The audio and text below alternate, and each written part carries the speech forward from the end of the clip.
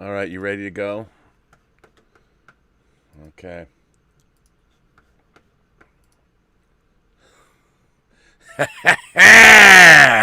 Yeah, here we go, metalheads.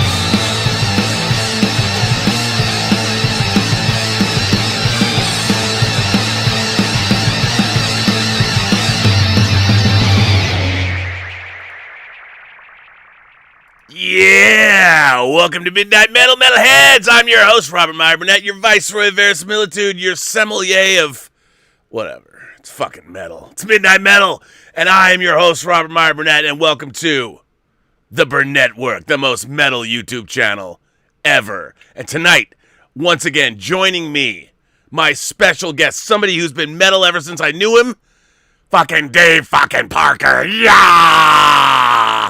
Welcome to Midnight Metal, Dave. Are you feeling metal tonight, brother?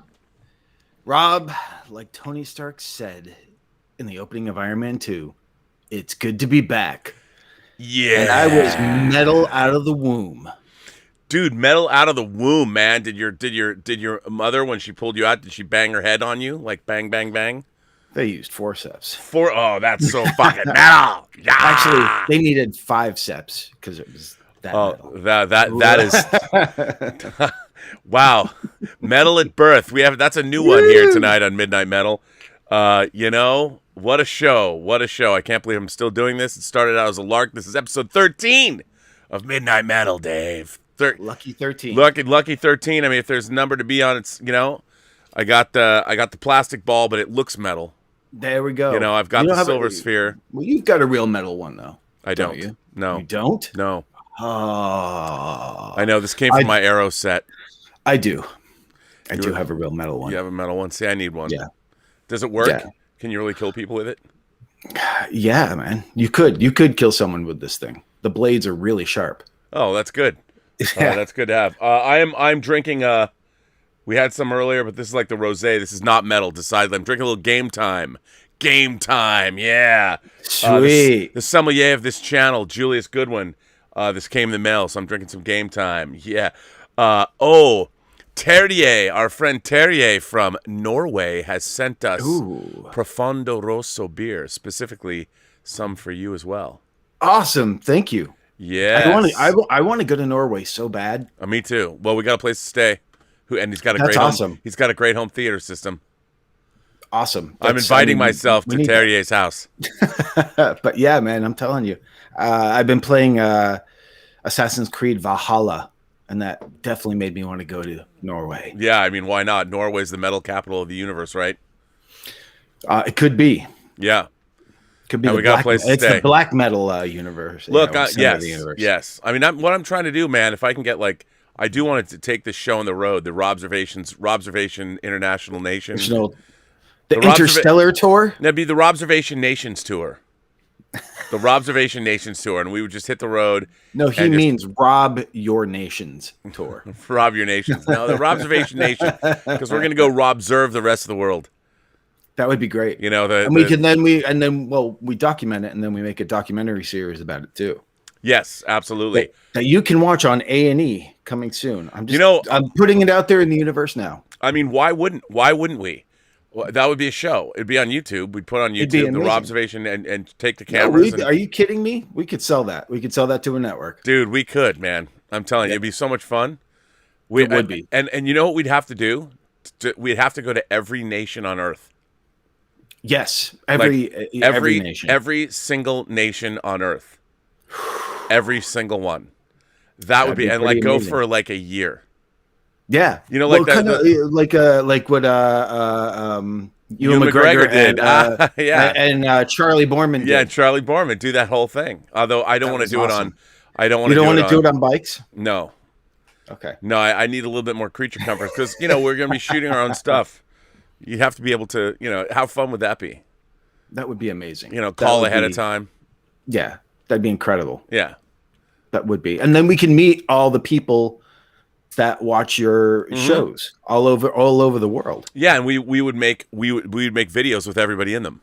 That would be and do profiles of them. Yeah, and we could do makes them your bring imagination connoisseur. Yeah, and we could bring our movies with us. So like we could go we're in the UK now, so it's a night with Dave and Rob.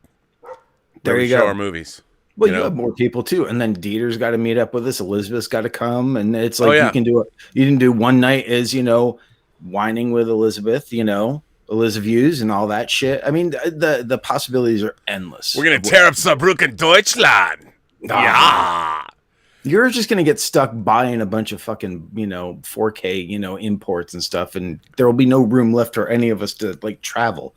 No. Fill up the bus. Terrier says when Norwegians are born, we are encapsulated in metal organic Cronenberg bags. I love it. What does that look like? I want a metal organic Cronenberg bag. I do too. I want to, dude. How excited are you for Crimes of the Future? We talked about it. Do you think it's Crimes of the Future? It's like, it's got to be, right? It's got to be, and it is. And it's amazing. It's amazing. I'm really, really excited about it. We're lucky that we're getting another one from him. I hope he just really dives into the protoplasm and really goes for. Well, there was some really strange. I mean, that script was bizarre. I loved it so much. I can't find mine though.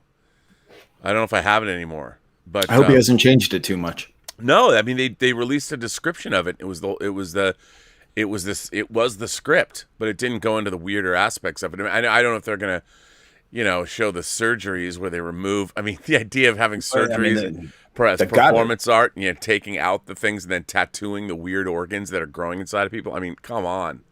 They got to do that. That's fucking metal. That would be so fucking metal. Zan187 sends in $1 super chat. Thank you for that, Zan. Every time I see 187, I keep thinking of Turk 187. Remember Turk 187, the movie with Timothy Hutton? No, I do remember. I remember Turk 182. Was it 182? I thought it was 187. Yeah, 187 is the code for murder. Oh, well, there you go. Well, then maybe somebody should make a Turk 187. Could be the sequel to Turk 182. You catch up with Timothy Hutton now. As a middle-aged guy, he's killing people or some shit like that. Hey, let me before we get going here. By the way, I got to give a shout out to my storyboard artist and my great friend and artist Zevius, who watches the show. Zevius added you to the Midnight Metal. I mean, I love this guy. I love his artwork. I love everything he does. And you sent me that picture, and he cut you in. It's amazing. Put you in. Thank you, man. I mean, isn't it great? It's so awesome, and I love that Stonehenge is behind us. I know, Stonehenge. It's very Spinal Tap. Look at this. Look at this artwork. Let's give it up for Zevius, man. I ask him to do shit, and he just does it. It's amazing, and I want to live like this. I want to live the rest of my life just like we look in this picture. For the rest of my life, Dave. Yeah, you look good. You look good. I'm losing some weight too. I'm doing the keto thing. Dropped a lot of pounds. Pretty good. I can get to. I'll live longer because my birthday's coming up and I'm gonna be dead soon. So people are like, true. I always mention people are like, Rob, you talk about death too much on your show. I'm like, do I? I don't really think about it that much. Man. Dave, death is everywhere. Kind of There's flies on the windscreen. I'm gonna have a black celebration tonight. We are the flies on the windscreen, man. Oh God, it's raining, but I'm not complaining. I love that song.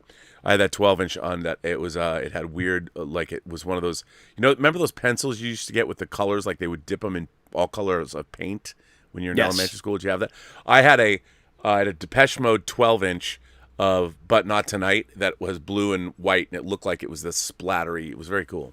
Okay, it's not metal though. Depeche Mode is not metal, pal. No, Depeche Mode's not metal, but they got some metal-esque songs. No, they don't. Come on, man.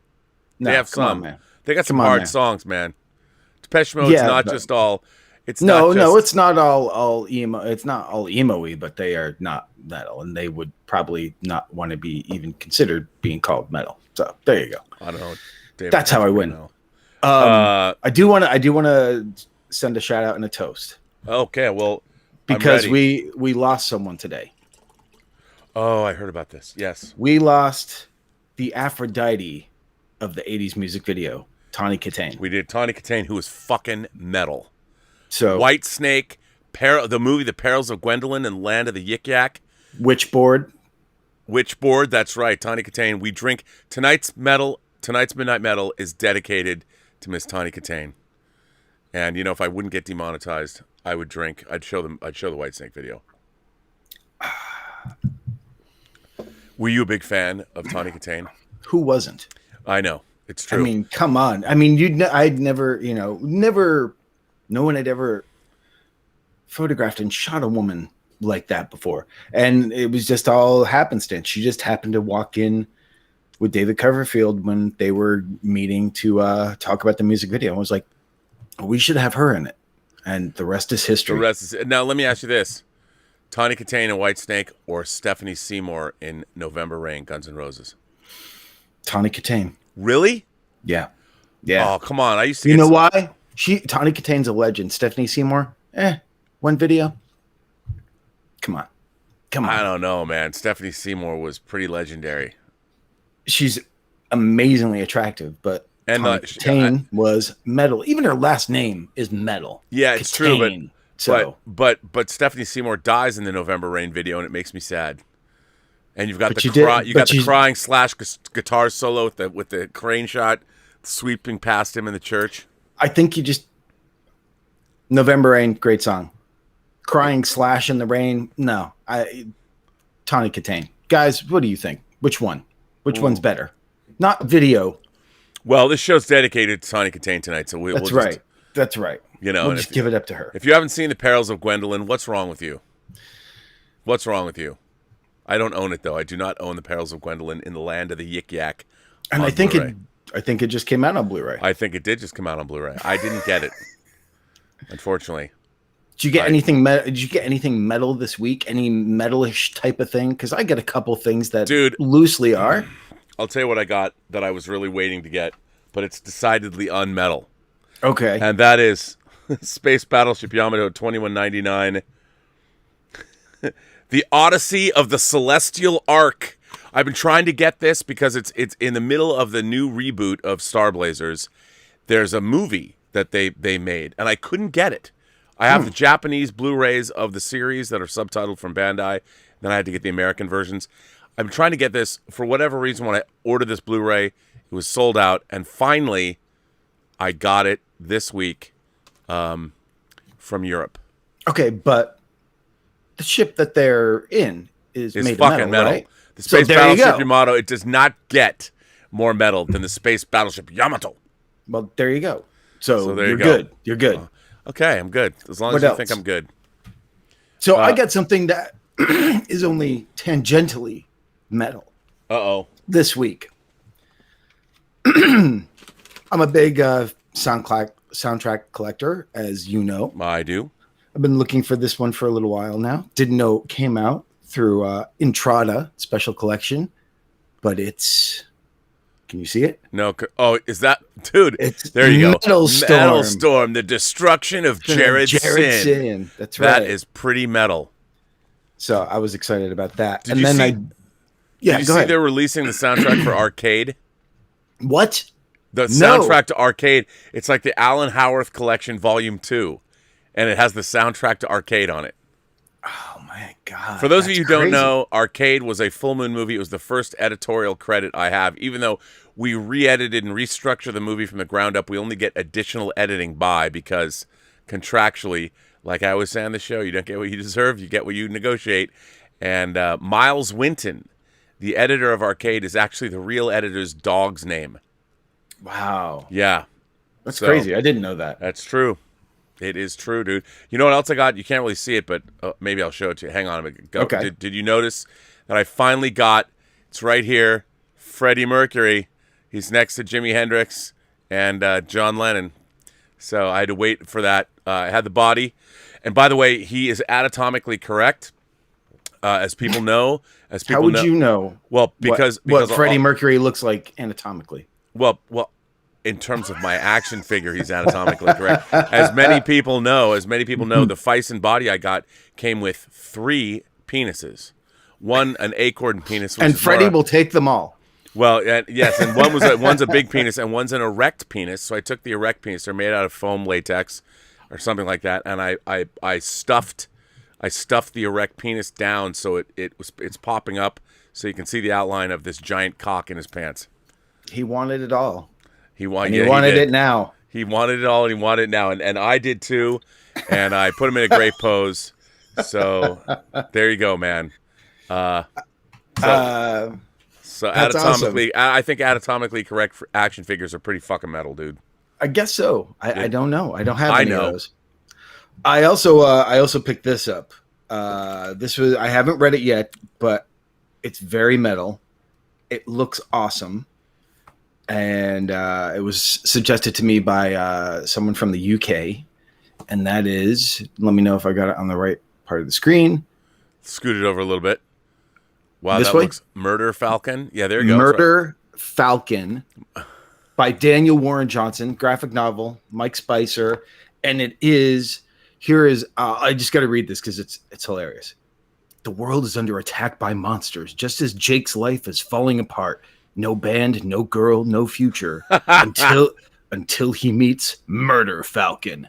Murph was sent from the heavy to destroy all evil, but he can't do it without Jake shredding up a storm.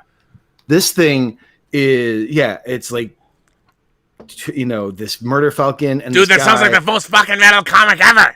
It's fucking amazing. Giant monsters, cosmic horror, and, guitar shredding. Dude, I mean, I don't know what more to say. It's the greatest thing ever. We have in the chat, we have is here. She was on the show last week. She says, "Hi, gents. Hello, Midnight Metal peeps. What do you guys think about the Hulu series about Tommy Lee and Pamela Anderson?" Well, let me just say, Sebastian Stan and Lily James look great as. I couldn't believe it, dude. I was like, Sebastian Stan is Tommy Lee. It's like, what? And then I saw the photo, and I'm like, dude, what the fuck did he do to his body? It's crazy. First of all, let me just say that if I don't have celebrity crushes, I don't, unless it's like Sharon Stone and Basic Instinct and Grace Kelly and Rear Window, but I don't have, right. But I have one of late, and that is Lily James. Okay. Lily James, whether she was in Cinderella, whether she's in Baby Driver, and now she's Pamela Anderson. I mean, it's interesting because I hope she doesn't get breast implants for the role because that would really bum me out. But she looks great. She looks great as Pam Anderson. Those pictures of them are. They both do. It's amazing. Amazing. I was like, crazy. I wonder if they're going to recreate the sex tape for an episode because I'd watch that. That's got to be an episode. It's got to be an episode. Yeah. That was a huge deal. Huge deal. Yeah. That was like the first big celebrity sex tape. Yeah, and people, there was a house robbery, which is how the people got the tape. Yeah, it is a whole sordid fucking history with just that tape and the problems that it caused in their lives and everything. So it's true. Pretty crazy. I didn't even know they were making this series. So it was like, what? Really? Okay. And then there is, A&E announced a 4-hour Kiss documentary that's coming out in June. I know. Yep. Which is not the biopic or bio series or whatever they're working on also. Crazy. You just sort of wonder like, okay, well, who's next? Who's the next big like metal band, music type that's going to get this sort of treatment? Is Ozzy going to get his own biopic? I mean, after the success of, Bohemian Rhapsody and Rocket Man, especially theatrically, but The Dirt on Netflix and everything, it's like, I'm sure a lot of these things are all being considered now. So it's pretty cool. I mean, absolutely. I think it is too. If you could do a rock biography type movie of someone, who would you do? Well, my first inclination would be to say Prince, but right. That's been done. It's funny. If I could do anyone, that's a good question. When I'd say I'd want to do some bands like The Cult. Sure. I love Ian Astbury. But do they have an interesting story? That's the thing. I don't know if they have an interesting story. And there's a lot of, I love, one of my favorite subgenres of things to watch is rock and roll documentaries. Mm-hmm. I love rock and roll documentaries. I mean, I'm not a fan of the Grateful Dead, but I love the Grateful Dead documentary. It was like 8 parts or something. When I was editing Tango Shalom at the late Joe Bologna's house, it was on, and I one day I was there on a Saturday, and I watched the whole thing, and I was fascinated. But I don't know. That's a good question. Maybe the Eagles. Okay. Just because shit went down and the time, the 70s California would be really, really interesting. And again, there's great Eagles documentaries. But it's funny because I don't. One of the bands I love that I've admitted here on Midnight Metal, I'm a huge Styx fan. When I was a kid, Styx was the first rock band that I listened to because they were science fiction. It was actually, that's not true. It was Kiss. Kiss and Styx were kind of at the same time. I got Kiss Alive. Like in the 4th grade, everybody got Kiss Alive. Everybody gave, and in the 6th grade, everyone got the Scorpions' Love Gun. Yeah, you go not the Scorpion. No, Kiss Love Gun. I mean, why do I say Love Drive? Pardon yes, me. The Scorpions' Love Drive. I always make that mistake. I always say Love Gun. And Styx was kind of the same time because Come Sail Away is a space song, but on the second side, my favorite Styx song is Castle Walls. That's on the second side because I don't know why, but it reminds me of Dawn of the Dead. It reminds me of the song. It's just the way it sounds. It's kind of got this synth sound that sounds like the Goblin score for Dawn of the Dead. I don't know why, but and then of course after Grand Illusion, Pieces of 8 came out that had Renegade and had Blue Collar Man and had Miss America and those are dope ass songs, man. I love that shit. No, Styx is great. And do you remember? That's interesting that you said that song reminded you of Dawn of the Dead because it just made me think about bands that have done songs not for actual movies but inspired by movies and stuff like that. And it reminded me that Europe did a song called The Seven Doors Hotel. You mean Europe, The Final Countdown? Yes. And they did a song called The Seven Doors Hotel, which was based on The Beyond. The Beyond. It was based on The Beyond, which is crazy. It was what? That is crazy. It's funny. I mean, I think about, it's funny. I'm looking over. I moved I have a one sheet for Paul Verhoeven's The Fourth Man that's actually mounted on cardstock, and I forgot I moved it over to a bookshelf, and I looked over, I'm like, God damn, that poster's awesome. I get that reframe. That's something I want on 4K. Have you seen, by the way, what's fucking metal, Dave? Paul Verhoeven's new movie, Benedetta, lesbian nuns. He's delving into that great 70s genre of lesbian nuns. That is very metal. Verhoeven's always been metal. Verhoeven has always been metal. He is so metal, and he's never better than when he's delving into his sex subjects. Yeah, he hasn't really done that in a while. Well, his last movie, Elle, A Woman Who Likes that was, Oh, that's true. Yeah, I didn't like Elle. I didn't like it. Elizabeth and I didn't like it, but Benedetta looks, or Benedetta, I think it looks great. The trailer dropped this week. God love him. He's like 80. I love these directors who are not giving up. They keep on going. The fact that they can. Well, I think that's the other thing. I think it's important because, I think when you stop and everything, it's like, well, what do then that's when you get sick and die, when you're still being creative and doing stuff and pushing forward, always pushing and pushing. Oh yeah. That's when, you're living, shit to the fullest. It's I agree. You gotta go. And I think that's a reason why it seems like some of these people and bands that I'm reading about all the time, it's like, and they talk about all the drugs they did and how they didn't sleep and this and that. I'm like going, how the fuck are you still alive? And I think it was just that adrenaline, that constant drive that just kept going and going. Well, also, I think that there's a joy to that too. Sure. People always talk about spiraling down into the, but you can be destroyed by a drug addiction, or you can use cocaine to fuel your creative life and keep going. I think that, and that's something people don't ever want to talk about. I think there is an upside. Now people talk about microdosing LSD, People are doing and mushrooms. Yeah, It's very big right now. Yeah, and I find that all very interesting as well. And you look at Keith Richards, man. How's that guy still alive? Well, I don't know if he does it anymore, but he also had the money to get his entire blood system transferred and everything too. So it's like, but I think more importantly, so we aren't really promoting as much as you want to be metal and promote, drug use. I think it's really more about doing what you love and what you set out to do. And totally agree. I think that's the important thing to take away from it. Yeah, they're just, children. They just don't know how to do anything else. It's a, party and play, and that's it, Yeah, no, I think absolutely that is the case. Because when they come off the road, their fucking life falls apart. Right. And it's hard to be a normal. And again, I'm not advocating, recreational drug use in any way, shape, or form. But no, I'm not. And it's just, you have to be able to, like anything else, you have to be able to manage your life. But I do think there is something to be said for never giving up that creative impulse. Oh no, and someone in the chat just said, drugs are bad, but they have inspired some of the best music. They've inspired some of the best art.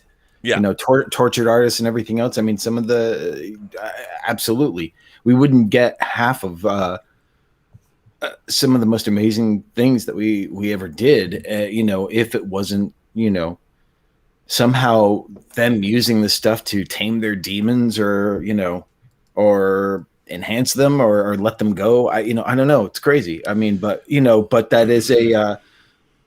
I've read enough of these biographies and watch these documentaries and stories. It's like it's a rough life. I mean, you and I, we talk about our struggles, not with addiction, right, as much, though we both probably drink too much.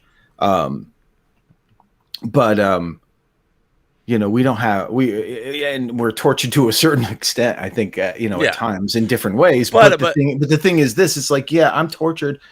But the other thing, I think the nice thing with wisdom is, it's like, well, you start realizing that the only person you're torturing and hurting is yourself by doing that. And it's like, yeah, you got to figure out the way to stop torturing yourself and actually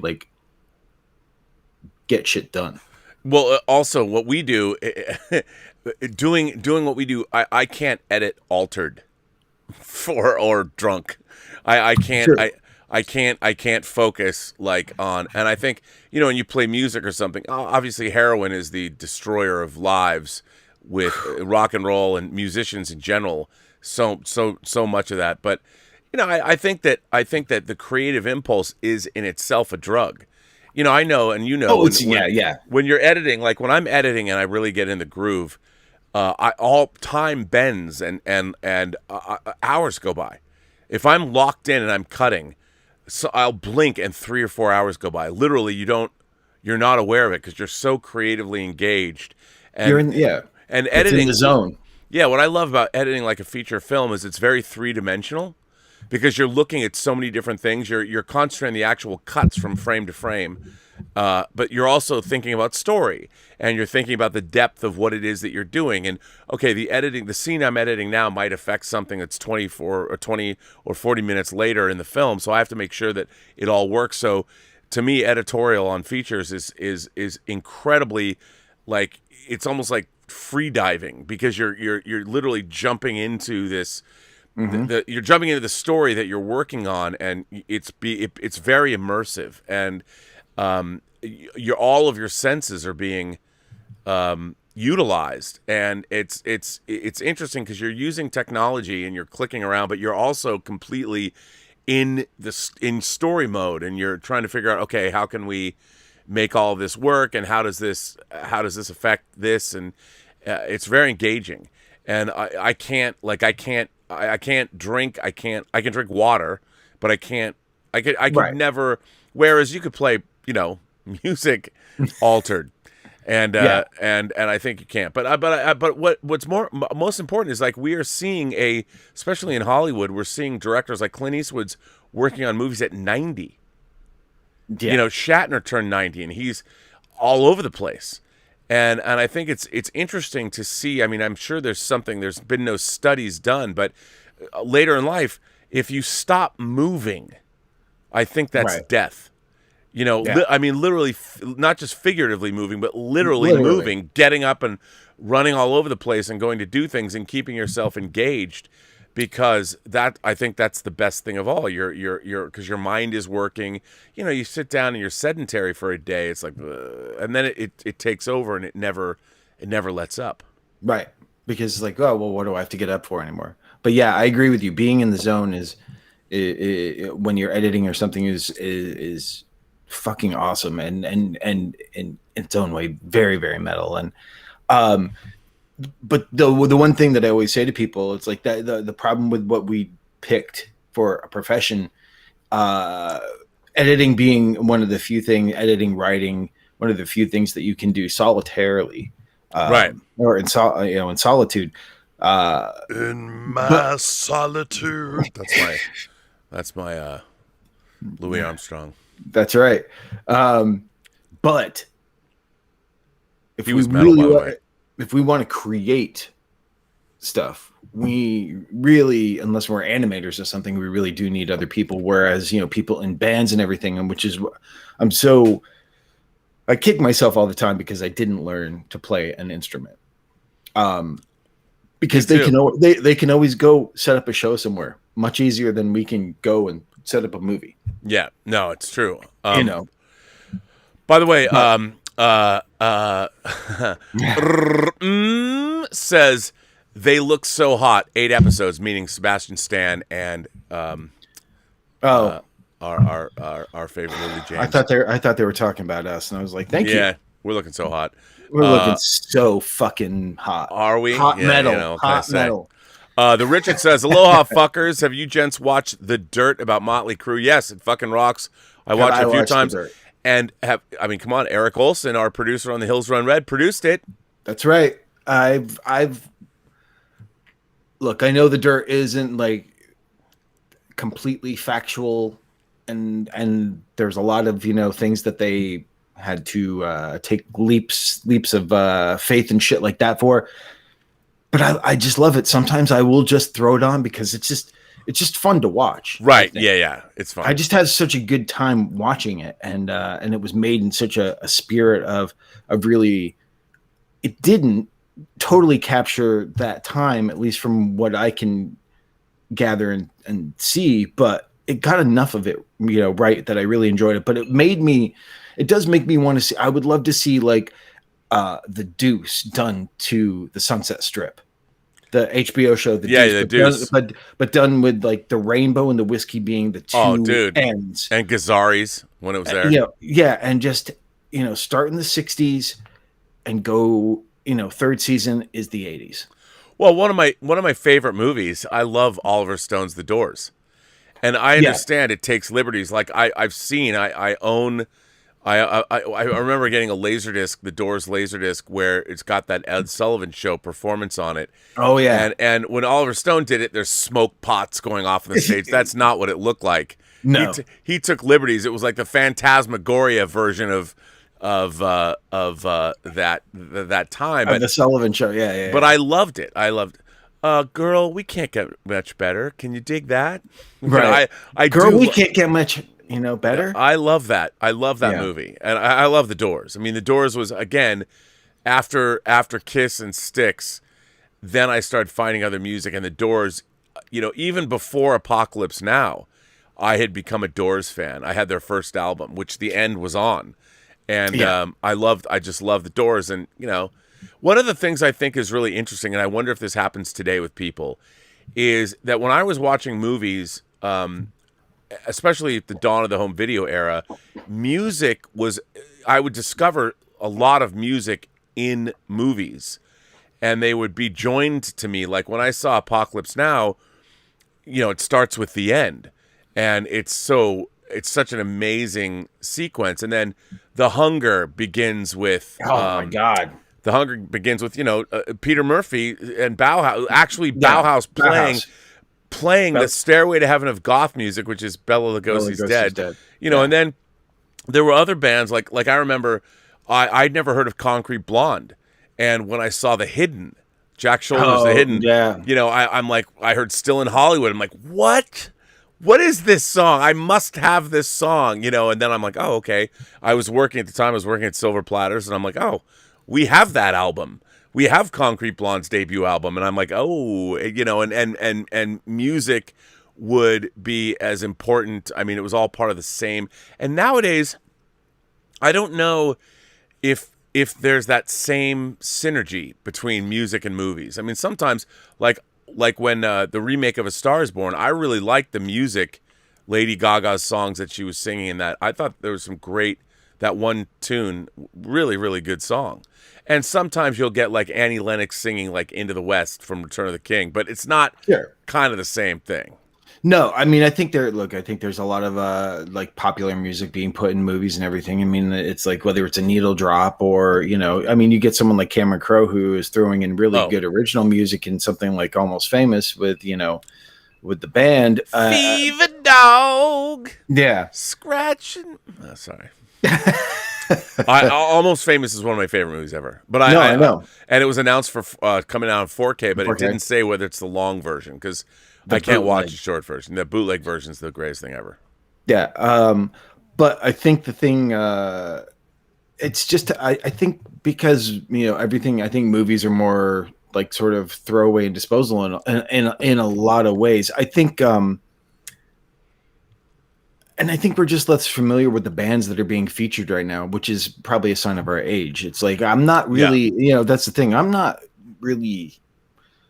hip to the current, you know, obviously I'm aware that, you know, there are fucking, you know, Justin Timberlake and people like that doing music, and Bieber and fucking Shawn Mendes and Camila, whatever her name is. And, you know, all these people, but, you know, it's not the type of music I listen to. So it's like, I hear less and less of that stuff. And, you know, then you get into, you know, then you get something like Deathgasm to come out of, you know, New Zealand. And it's got all this great fucking music that I'm like, oh, who's that? Who's that? Oh, or I'm watching an old movie, you know, now I'll throw something on and go, there's a fucking Anvil song in this movie. I never realized that before, which was really, it was cool. It was really fun, but.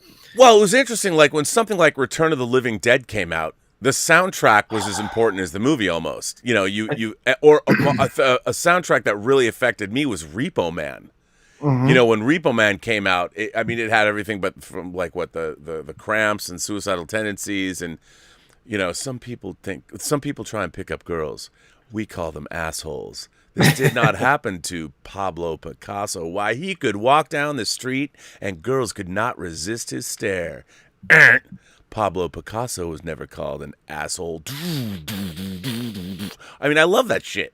Yeah. I you know, and the thing is, you'd watch Repo Man and then you buy the soundtrack and you play that shit, and I'm like, oh my God, I want to be in LA and be a part of the LA punk scene, because that soundtrack was all about the LA punk scene, and I loved it. I felt the same way when I watched Return of the Living Dead for the first time, because I had never heard any of those bands before. Uh-huh. And especially when I heard, you know, 45 Graves Party Time version for that, it was just insane. I'm like, what is this? And band? how great is that song? It's amazing. And that's the funny thing is that's the third version of the song. I know. Where they wrote lyrics specially for the movie. And then they have, you know, I mean, it was really the song originally was about child abuse. Yeah, it's a really dark song. The craziest thing is then, you know, flash, you know, almost 20 years, and here I am, and I'm hanging out with Dinah Cancer and working with her in her new band and everything. It was, you know, just amazing. It was just fucking crazy. So yeah, there was that one. The Texas Chainsaw Massacre 2 soundtrack was filled with the like Concrete Blonde. I think that was the first time I had really heard them. Because they were on that soundtrack. And that was 86. That was 86. So that was the year after. Yeah, and The Hidden was 87. Right. So Concrete Blonde was in that. And then so was Oingo Boingo. That was the first time I had heard them. That I think, except maybe, you know, I guess you'd heard Dead Man's Party. I heard that, because I'd heard that because of Back to School. the Rodney Dangerfield movie, where Elfman scored the movie and the band was in it. So I had heard them, but I think it was the first time that I was like, oh man, because you hear Weird Science is like, yeah, that's kind of fun and everything, but then you hear No One Lives Forever and you're like, what the fuck is this? This is amazing. And I remember the album Elevator. I think did Elevator Man start the album? I love the song Elevator Man. And I do do do do do do do. And I'm like, this is so. And of course, if you lived in LA, when I moved to LA, Oingo Boingo was like the LA house band. No, it was amazing. Like it was, and you had to go see like Irvine Meadows, going to see Oingo Boingo and Irvine Meadows. Halloween night, they used to play there, and then they moved to the amphitheater. I mean, it was like the two bands when I moved here in '88. It was Oingo Boingo and Depeche Mode. And Depeche Mode would come being promoted by K-Rock, and they're like playing at the Rose Bowl. So it was Depeche Mode and Oingo Boingo, but Oingo Boingo was Southern California based. So I always thought of I thought of Los Lobos and Oingo Boingo as both the LA house bands. Like if there were bands that just represented the Southland, it was Los Lobos and it was Oingo Boingo. Especially at that time, yeah. Yeah, it was. I mean, it was just something that and the thing was, if you liked movies, you also had to love music. And it was because like I was, when I was in high school, I was like Mr. 12-inch and Mr. Imports and going to Tower Records, and I would just buy shit I'd never heard, like especially when CDs came out. I'm like, I'll buy this. I don't even know what this is. Like that's how I found God, what's the name of the band? I can't even. Oh, there's a band called it's a guy. The Durruti Column. And I know, and the Durruti Column was on New Order's label Factory, and I'm like, I don't even know what this is. You know, Vinnie Riley was the guy, the Durruti Column, and I'm like, I'll buy this, and I was buying shit, and then one day, the Durruti Column has an album come out called the Guitar and Other Machines. And it was just, I don't know why I put it on. I'm like, this shit rules. I loved it. But there was nobody I could talk to about my musical taste. Because it was everything that I listened to had to, it had to be, didn't have to come from a movie, but it had to be evocative where I could see something cinematic in it. Like, I could put this in a movie or put that in a movie. That's why I loved electronica, like Tamita and Vangelis and Tangerine Dream and I mean I love they did all those scores but I also love their albums that weren't part of the score. So if you love movies, you had to love music kind of at the same. And in the 80s, I think the 80s was the best era of music in movies. They were spending so much money making music for movies and having bands and trying to break bands in movies and spending all that money, where it's like, now it's not as much of a business opportunity to do that. So you can't. I was lucky. I had an older brother who he was into Led Zeppelin, Bowie, the Stones, Black Sabbath, so I got to experience through his record collection that stuff. Yeah. And then I got so into movies, so it was a mix between the old stuff that he had, showed me and I listened to, and then the bands that I found, like Kiss and the Quiet Riot and Twisted Sister and the early 80s stuff. And then it was soundtracks. And sometimes they would, then you would get something like a Return of the Living Dead that would push me more towards some, punk music. Yeah. And, that was just, but you don't, I mean, that's the thing. You don't get you don't get soundtracks now, or at least I don't think. I mean, someone tell me if I'm wrong, where it's like, boom, here's, 12 tracks, all songs from a movie. So it's weird. Now they do inspired by the movie. Yeah. And I'm like, what the fuck is that? Yeah. No. I mean, and there was a lot of movies that we got that music was a big part of, like Fast Times at Ridgemont High. You'd hear the cars moving in stereo. Oh yeah. To the scene where Phoebe Cates takes off her top. I mean, when I hear that song, down. I know. I mean, I can't. That's all you picture. Yeah, that's it. And by the way, that song, Moving in Stereo, is a great song. It was never like a single song. It was like something else. And no, but that was someone who knew how to use it perfectly in a movie. Oh, I mean, like another movie that never gets enough credit for its source cues. Source cues are songs, not score. Risky Business. Risky Business has a great Tangerine Dream score, but the source cues, Prince, they didn't use like Little Red Corvette. They used DMSR. Everybody get on the floor. What the hell'd you come here for? Girl, it ain't no use. Might as well get loose. Work your body like a... I mean, that shit was awesome. See, you were older, so you got to... I think you appreciated that one a little more than I did. I think I was too young to appreciate the music. I think that music was a little more over my head, a little more sophisticated than my young brain could handle at the time. Well, so it was like... I mean, but they had like Muddy Waters. Mannish Boy. Da-na-na-na-na. It was so good. But the thing is, I couldn't appreciate Muddy Waters back then. I love Muddy Waters now, but I couldn't appreciate it. Your palate it can only absorb so much when you're young, and you get locked into shit, kind of like you did with Star Trek, except that one just never went away. But, I mean, the thing about what was interesting about a movie like Risky Business is the score was Tangerine Dream, which was great. But then they would use modern, like it came out in 1983, 1999 had come out the year before, and they used a fairly deep cut off that album. When Paul Brickman was picking that music, there's, of course, In the Air Tonight, Phil Collins. Oh, that's right. Yeah, which is like, I'm going to fuck Rebecca De Mornay on a train. Who wouldn't? To In the Air Tonight. So In the Air Tonight was like, I can feel it. It was. But the funny thing is, I remember that from Miami Vice. That's what I remember. Well, yeah, because I remember it. The Miami Vice use of it was great too. Yeah, but and that was used in a different way.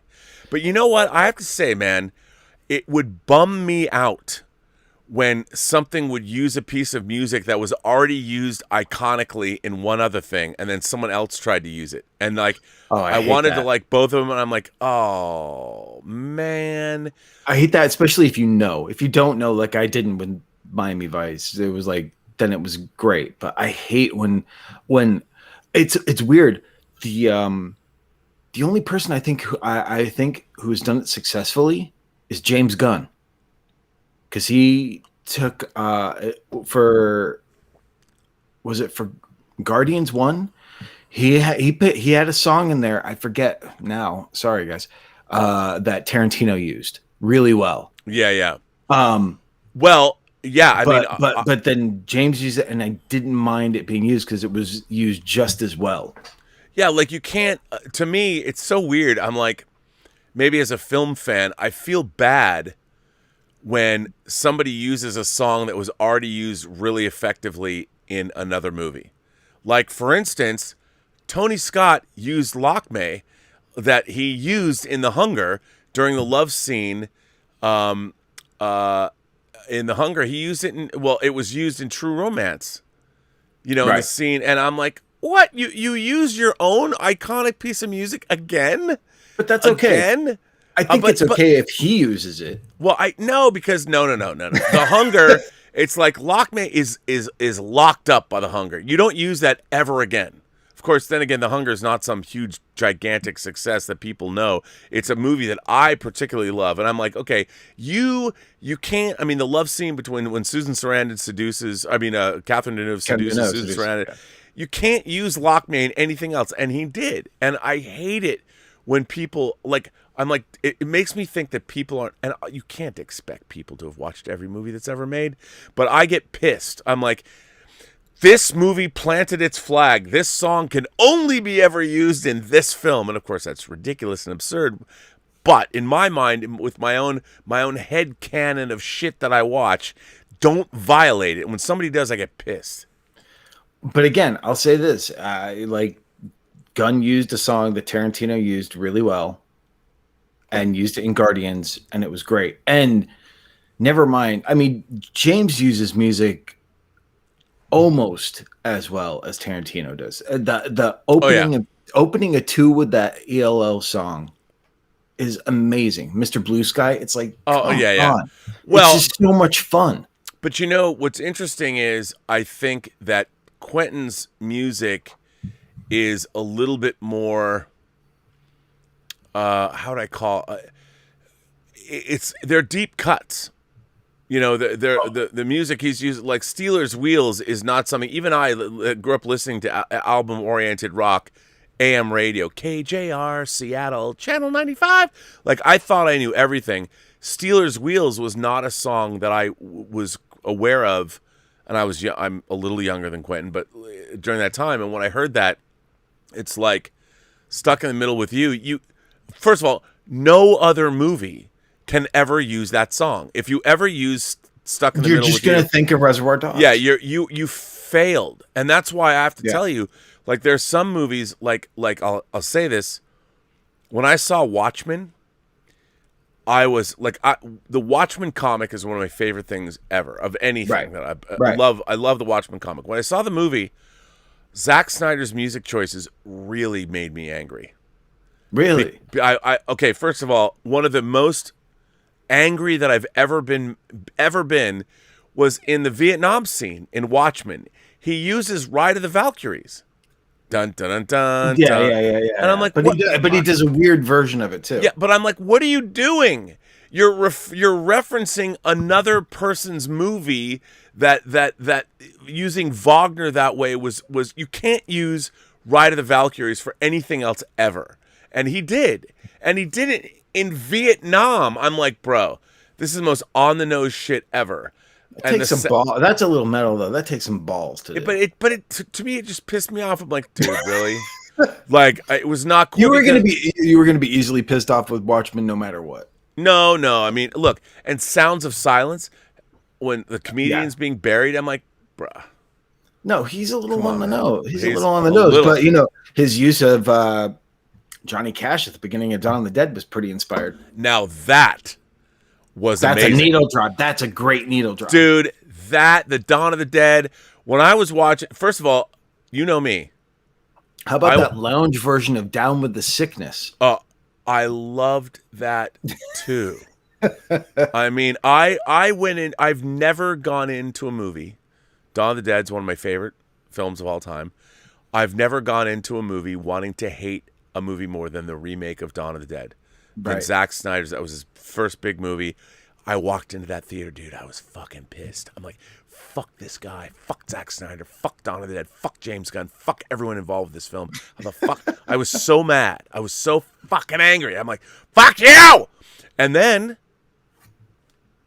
Sarah Polley shows up. Big fan. I love The Sweet Hereafter, so I'm like a Sarah Polley fan. Okay. That opening scene, I liked it. Yeah. And then that whole opening sequence, very different. And I was captivated. And then it cuts to the credits. Yeah. And when I saw the credits, the way they were done with Ken Foray's even in them, I'm like, I mean, it was one time where somebody actually won me the fuck over, dude. I was like, I wanted to hate that shit so much. And I went in there. I mean, I literally was like, when are you going to show me? I was so fucking mad. And 10 minutes into that shit, and when that opening credit sequence happened, I was like, okay, you fuckers won me over. By the way, you know what's fucking metal? Did you see the Second Sight talking about how they finished color timing Martin? Yeah, I know. I can't wait. And look, even more metal. The Hitcher. Yeah, but I have the Hitcher on Blu-ray. I don't. From Germany, but yeah, no, the Hitcher. So I don't. So fuck you. I know. You know, share the wealth sometime, pal. That's right. Share the wealth sometime, pal. By the way, you know what's really scary? They're like, no one can find the negative. Oh, it's so sad. How can you not find the negative for the Hitcher? And that prints are rare, even. Finding a good quality print is rare. It's like, what the fuck happened? The Hitcher is fucking awesome. It's such a good movie. And I remember seeing the Siskel Ebert review, and boy, did they hate that fucking movie. And I was like, oh man. So I was too young. I couldn't see it in the theater. So, but I did rent it when it came out on VHS, and it scared the shit out of me right from the beginning. But I knew I knew I was in for something different right from the start with the movie. Mark Isham's score, the way that movie's shot, so great. Yeah, it's that beautiful. movie is fucking great. It doesn't get enough love. The Hitcher does not get enough love. The script is great, the direction is great. You know, that Robert Harmon who directed the movie, he didn't really go on to have like this big career and everything. No.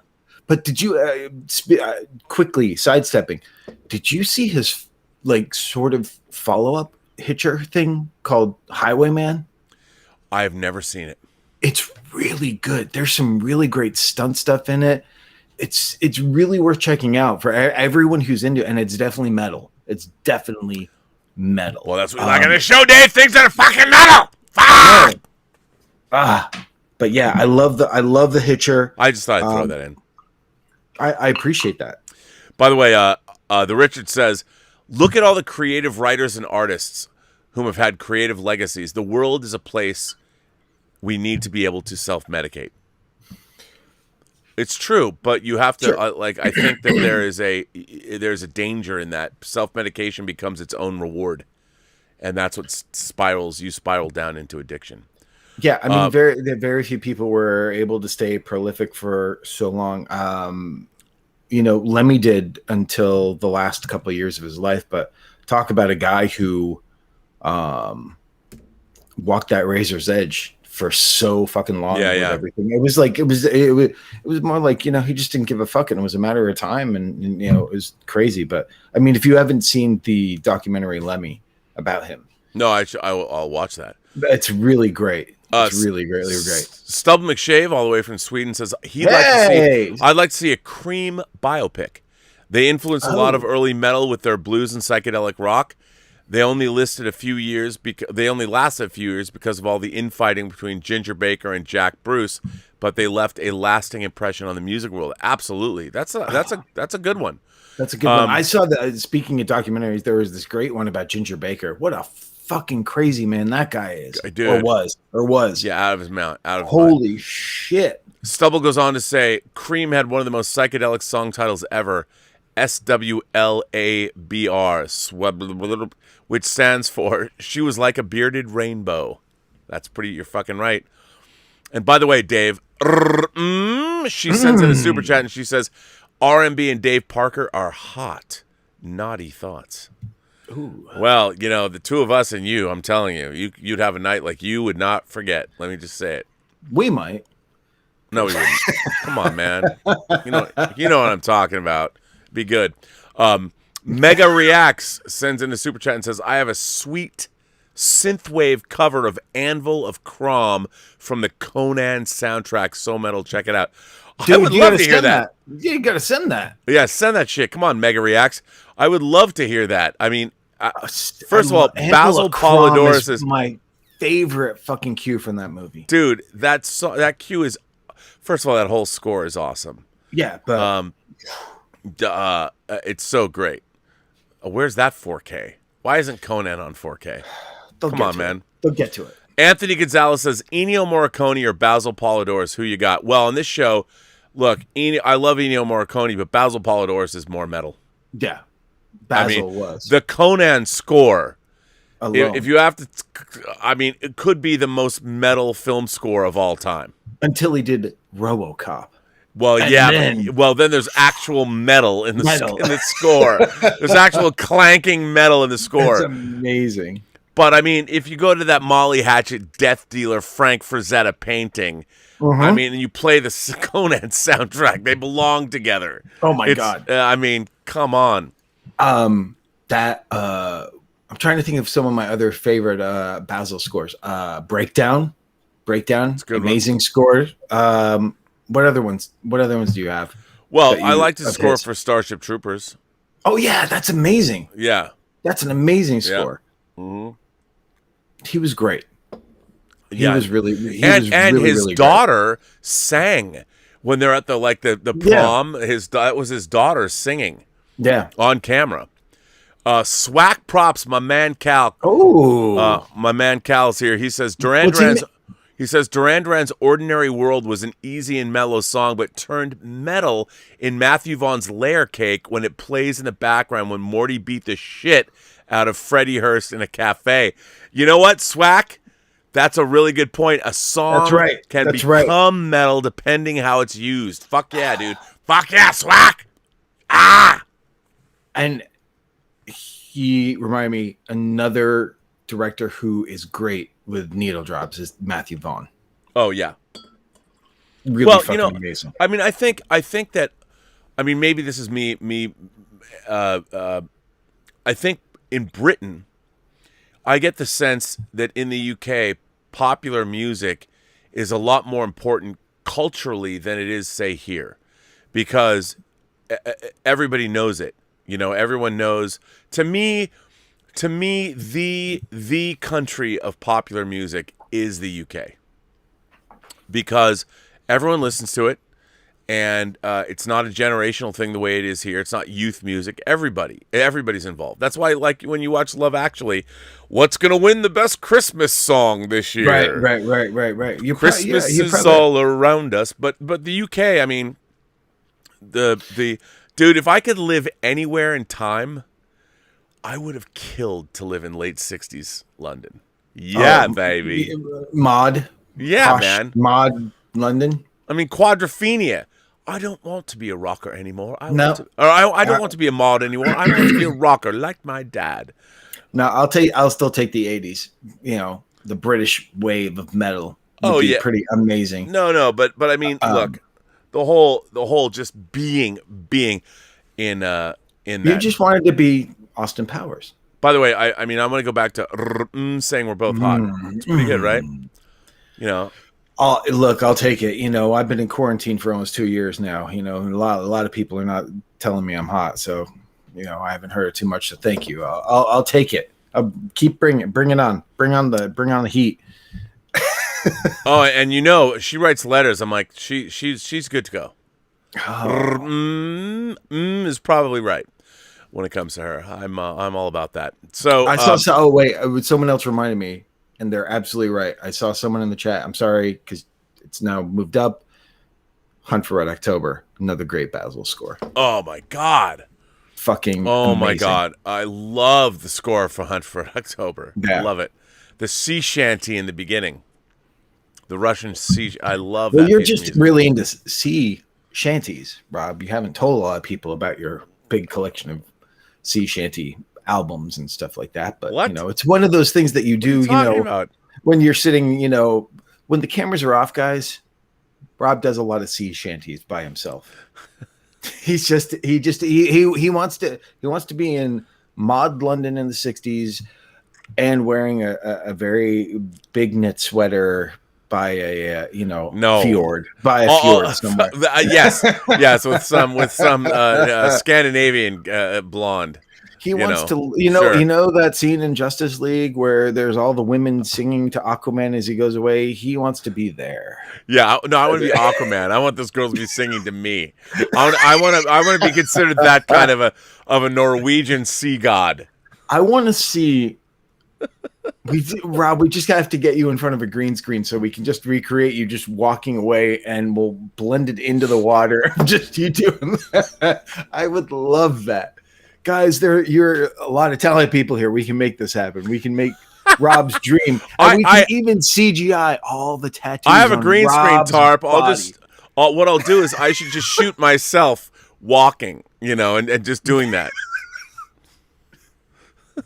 Amazing. Subba Shave says the music video maybe isn't dead now, but it's certainly on life support. Do you think starting out as a music video director is still a viable vector for breaking into movies in the way it used to be in the 80s and 90s? Absolutely not. Maybe with hip hop and rap still. There's still stuff done for dude, there. But I don't know, because they don't. You know what the problem is? they don't spend enough money on these videos anymore that you can do stuff. I mean, yeah, there's people that can, I guess. No, they're still spending money on music videos. I mean, Joseph Kahn still does music videos. There is money being spent on. Look at the Beyonce videos. Look how much money is spent on those. That's what I'm saying. So, but the people they're hiring to do those videos are already, they're Joseph Kahn. They're already like these huge established guys. Yeah, who've also made movies already. Right. And I think that but not successful ones. No. Even though I really like his movies. Detention, and then I got Bodied that he did. Dude, I am dying to see that movie. I got to get that. It's really fun. It's awesome. Eminem produced it. It's really great.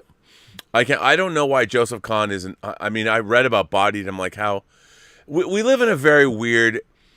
What was interesting about the 70s and the 80s, like somebody wrote into Robservations today and was talking about how much they love John Carpenter and was waxing rhapsodic about Prince of Darkness, which I have to say is probably my second favorite John Carpenter movie after The Thing.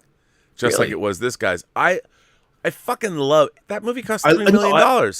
I love it too, and I love They Live. I love those two movies back to back. But and again, this like he said, this viewer said that the score. I love the Prince of Darkness score. I love it.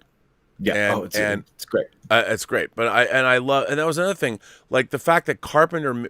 One of the things about John Carpenter movies was he would write the scores. And Varese Sarabande would put them out.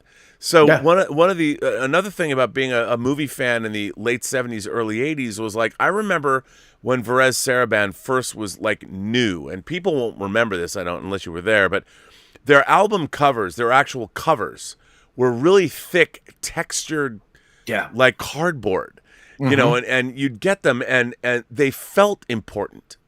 Like it was the first time that there was, in my mind, that there was a boutique genre label putting out shit. Like now we've got all kinds of that, like Arrow but Varese Sarabande like began.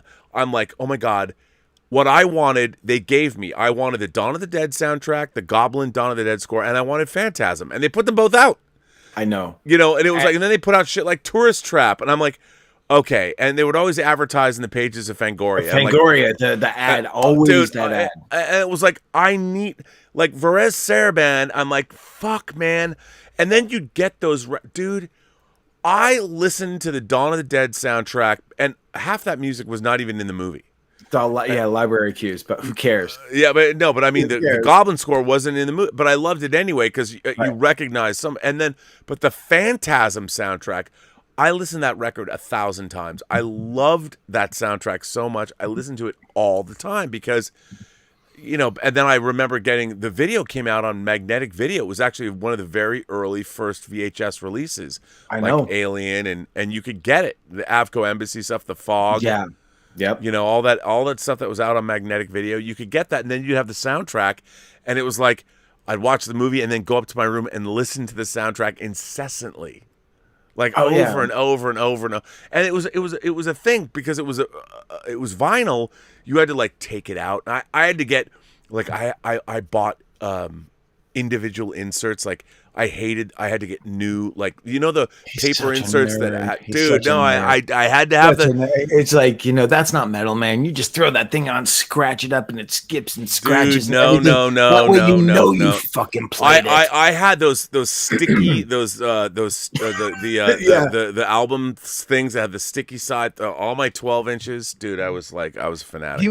What he's saying, guys, is he was anal back then, and he's anal now. No, you should see this gigantic mess I'm in right now. It's so crazy because I used to be incredibly anal, now. But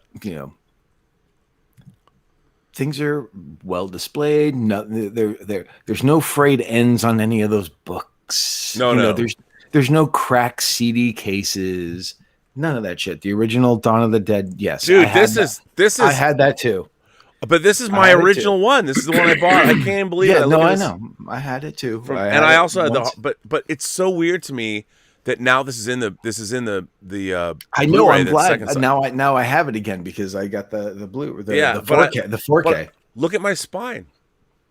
I know like this is the way Rob. This is the way Rob read things, guys. This is the way Rob reads things. Like this. This is it. Yep. No, you don't even. Wait, you shouldn't be like folding it back like that, Rob. No, I do. You should just no. I fold it back like this. But I hate. I can never just because this is art, man. This is art. I can't. I don't like if a spine is broken. I'm pissed. I'm pissed, man.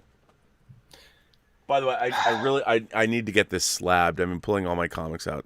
Spider-Man, Amazing Spider. That's beautiful. 300. Got to get it slabbed. That's the first Todd McFarlane? No. This is just I think it's the first black suit in Amazing Spider-Man. Because Web of Spider-Man, but yeah, right. Because Secret Wars is where it came out. Yeah. I know my shit, guys. Sometimes I remember my shit. Do you think that's what? Okay, I gotta ask this. I'm sorry, guys. I gotta bring this down to Nerdville for a little bit here because it hasn't been. We haven't been Nerdvilling out. Well, I still feel it's kind of metal and everything. And Venom's way more metal. Venom's way more metal than Spider-Man. So we'll just let's just put that pin in there. But Green Goblin's pretty metal though. But fuck that Green Goblin. Sorry. But no, you made the character, but this figure is really great. Just saying. It's great, but I hate the design, so I don't care. I hate that design. I always hated that design. That's not Green Goblin to me. That's a fucking Camden Rider, kind of looking thing. I know.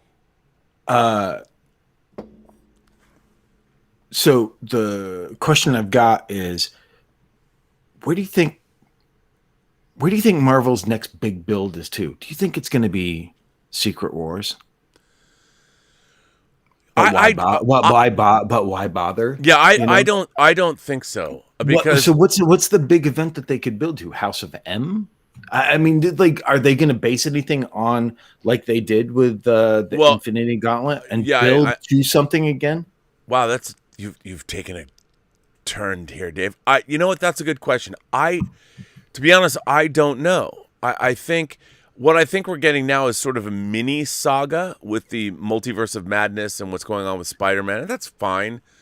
But is it mini though? Is it mini? Because does Kevin Feige ever have mini plans, or is this whole multiverse thing building towards? No, I don't think it's. Something? I think that what's really interesting. I think they're just going to have fun in this second iteration of it. Yeah, I mean, look, they're introducing it's. I find it interesting. We are in a total in our fan community, movie pundit circles. There's a massive Marvel backlash going on now that I don't understand. Really? I haven't heard this. No, there is. Like, people don't like the Falcon and the Winter Soldier. It's so woke and all this. I'm like, oh, fuck off. But that's the thing. I'm like the quality of this stuff that I think people are forgetting. Look, I am all about. We can recognize what's good and what's bad. And Falcon and the Winter Soldier is muddled because they had to change it midstream because of the pandemic and they reshot a lot of stuff, which I get. But it's still pretty amazing television, and there's a lot of really interesting, compelling stuff in it. Does it all hold together? No, but it reaches. It's like Casey Kasem. It reaches for the stars, and it really is. It has its feet on the ground, and it's reaching or keep your feet on the ground. It's good. So what we're getting is amazing. And the fact that they're doing this, the fact that Marvel gave us 23 movies in the Infinity Saga, and now they're doing something else. I think what they're doing, to be honest, is they're going to build up not to, like, they don't have a Thanos level villain. Oh, they do. Oh, they do. And I got to say, someone in the chat mentioned it, and I'm going to bring it up after you. I'll let you finish your thought. But they do, and I actually mentioned it. Someone mentioned it, and I was like, "Oh, I like that they're built. They're going to build towards." But this they thing. haven't introduced that villain yet, right? And they will, and they will, and I think that villain probably is going to be Galactus.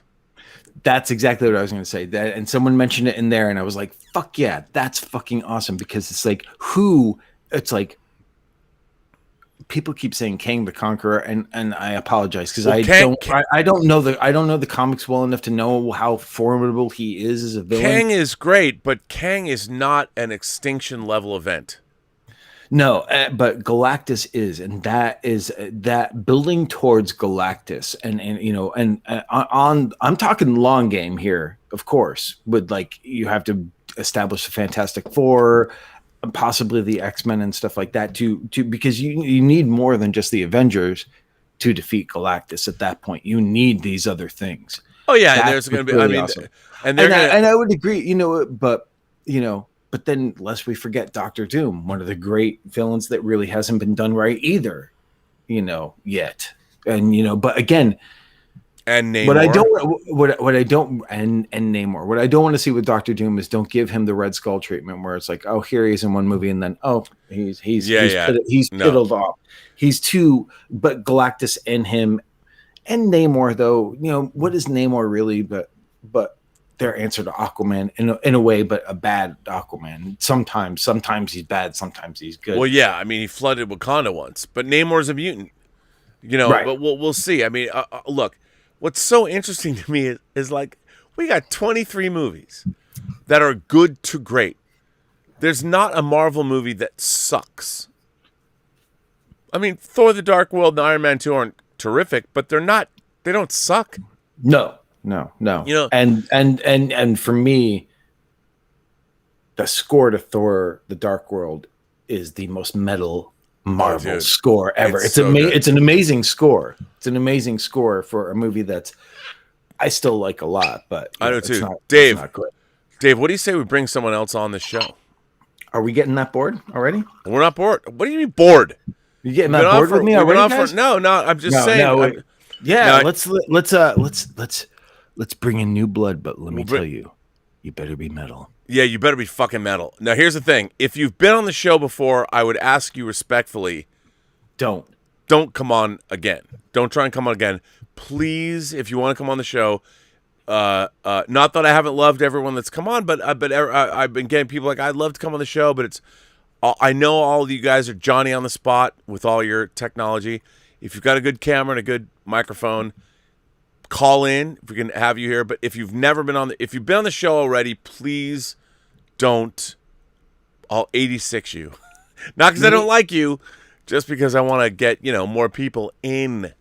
So I'm gonna put on a link. And by the way, we're not gonna bring them in like right away. We can only bring in one person because you're already one person. So some people say I'm two. Well, I'm. So if you've never been on the show before, I'm going to throw this. And if you want to tell us off, come on down. Right. So yeah. But if we start talking too long about like James Bond and stuff that he talks about raw observations, I'm cutting it off. Yeah, I know, right? Hang on. So the Richard says Tangerine Dream also did Near Dark. They did, which I remixed the movie quotes with Concrete Blonde's Bloodletting.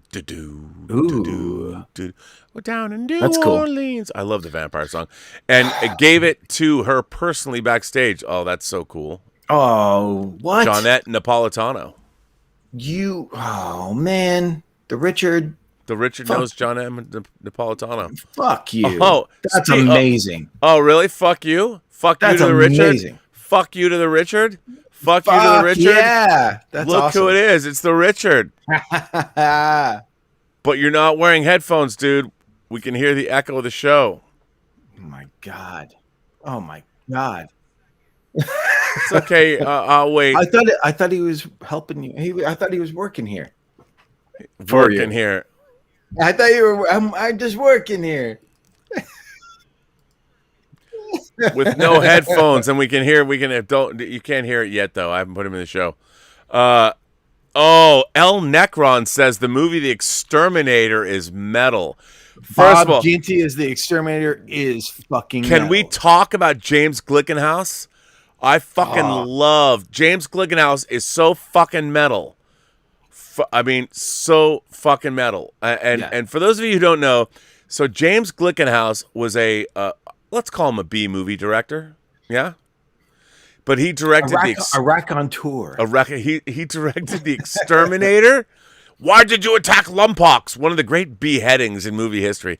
The Exterminator's fucking metal. And then he directed The Soldier with Ken Wall.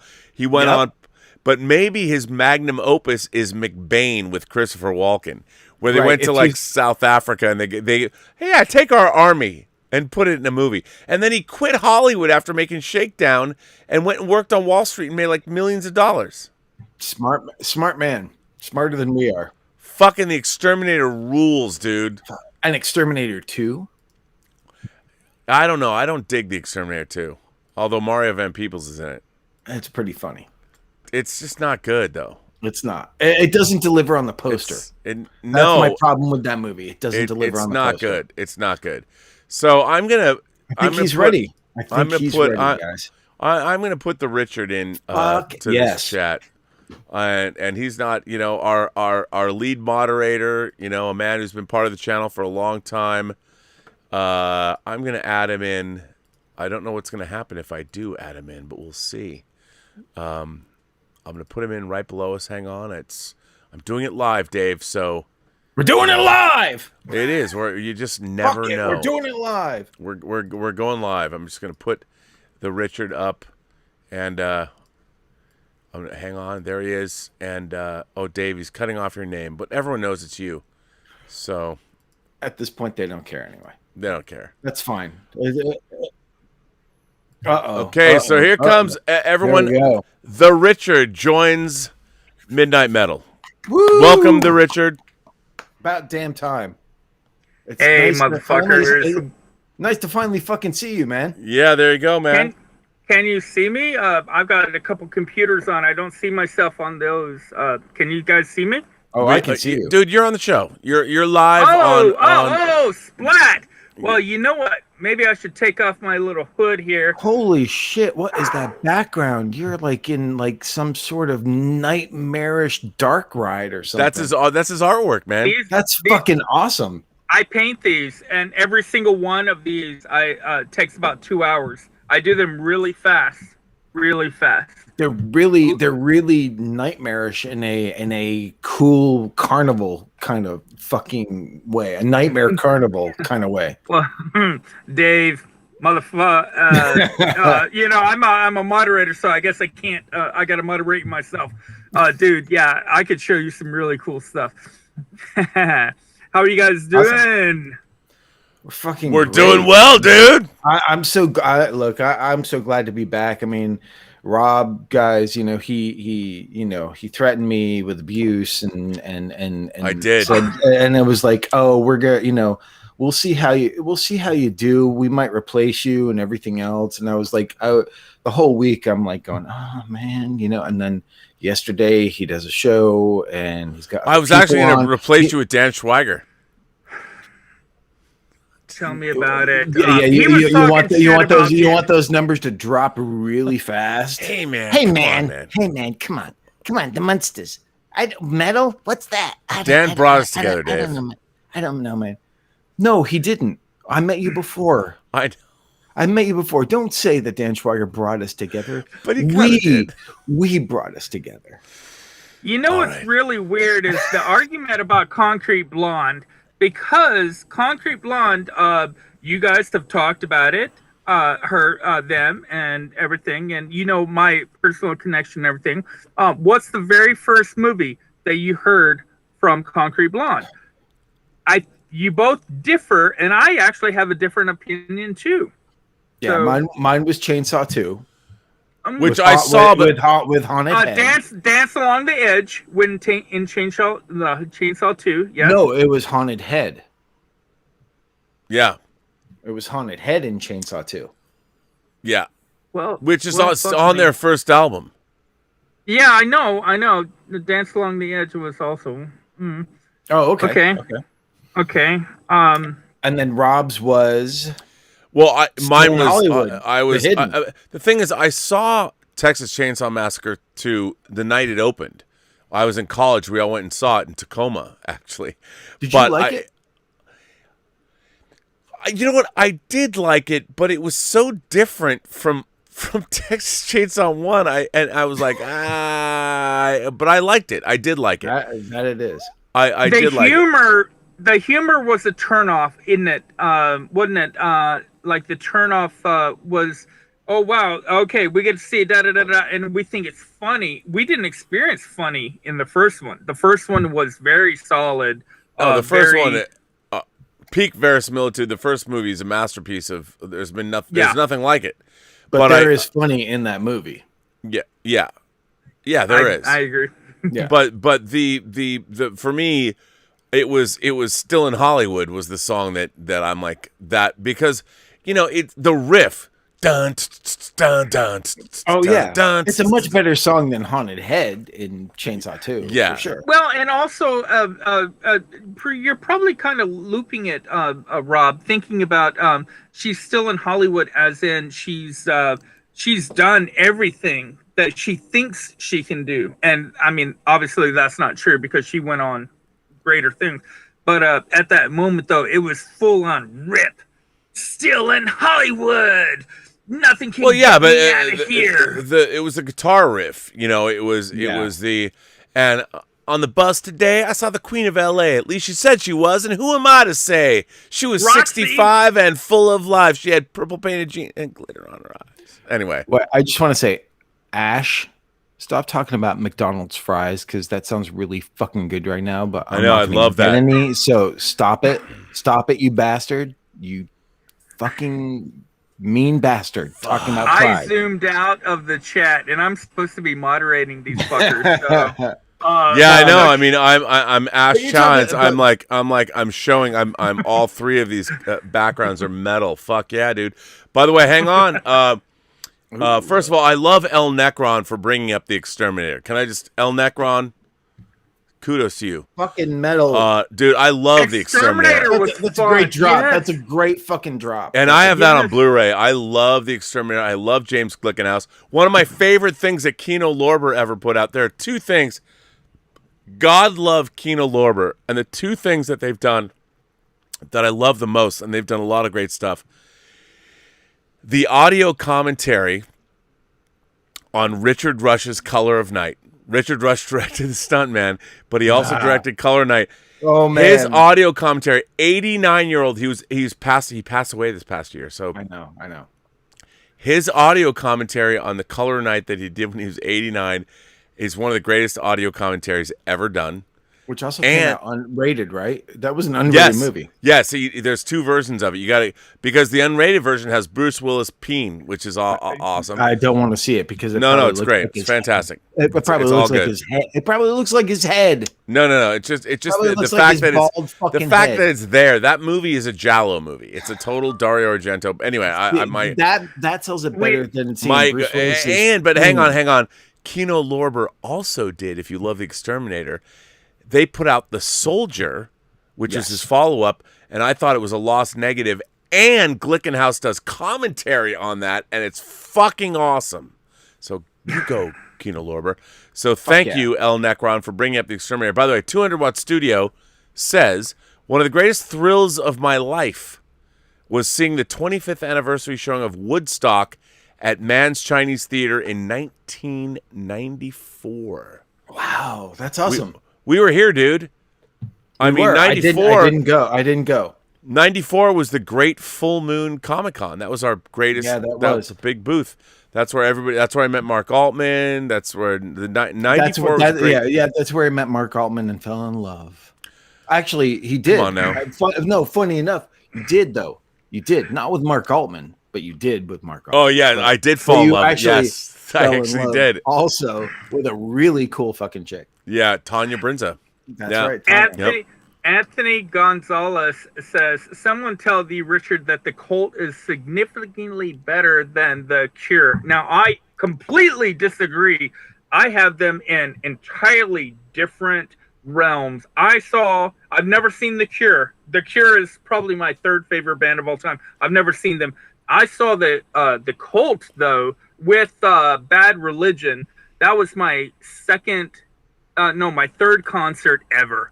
And I think the Cult and the fact that he took over the Doors, you can't get much more fucking metal than that. That is pretty fucking cool. Dude, I saw that first show, The Doors of the 21st Century at the Universal Amphitheater. And I have to tell you, Dick. so I may. Well, hey, don't call me Dick. I'm the Richard. Okay. I'm calling Rob a dick for no, okay. but dude, you know my story. I've got my Ian Asbury story. Oh, I know you got my Free Enterprise Ian Asbury story. Yes, yeah, of course. No, I love it.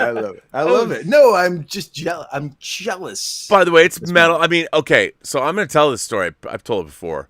Again, but RM wants to come in. I'm just letting you know. She says she doesn't want to come in because she's afraid you're not going to let her in. I'm telling her. Well, I can only because Dave's in. I can only let one person at a time. So if someone else wants to come in, I have to let you go, sir. Yeah. All right. Well, you know what? You got to hang out for a little bit, RM. All right. Just for a second. But hang out, RM. Just hold on, just a second. I know we want the. Wait, so, Mega Reacts just emailed me a track, the Crom track. Oh, the Crom track. Can we play this on air? I'm an asshole. I mean, well, we'll see. I won't say anything. I mean, the YouTube algorithm immediately. Music is the worst. I mean, it just destroys. It's like you're done. Yeah. Wait, I don't know if you emailed it to me. Maybe you didn't send it to me. Wait, guys, you have to remember. You have to remember that tonight is a test. If I don't make enough money for Rob tonight, then I'm not coming back. That isn't true.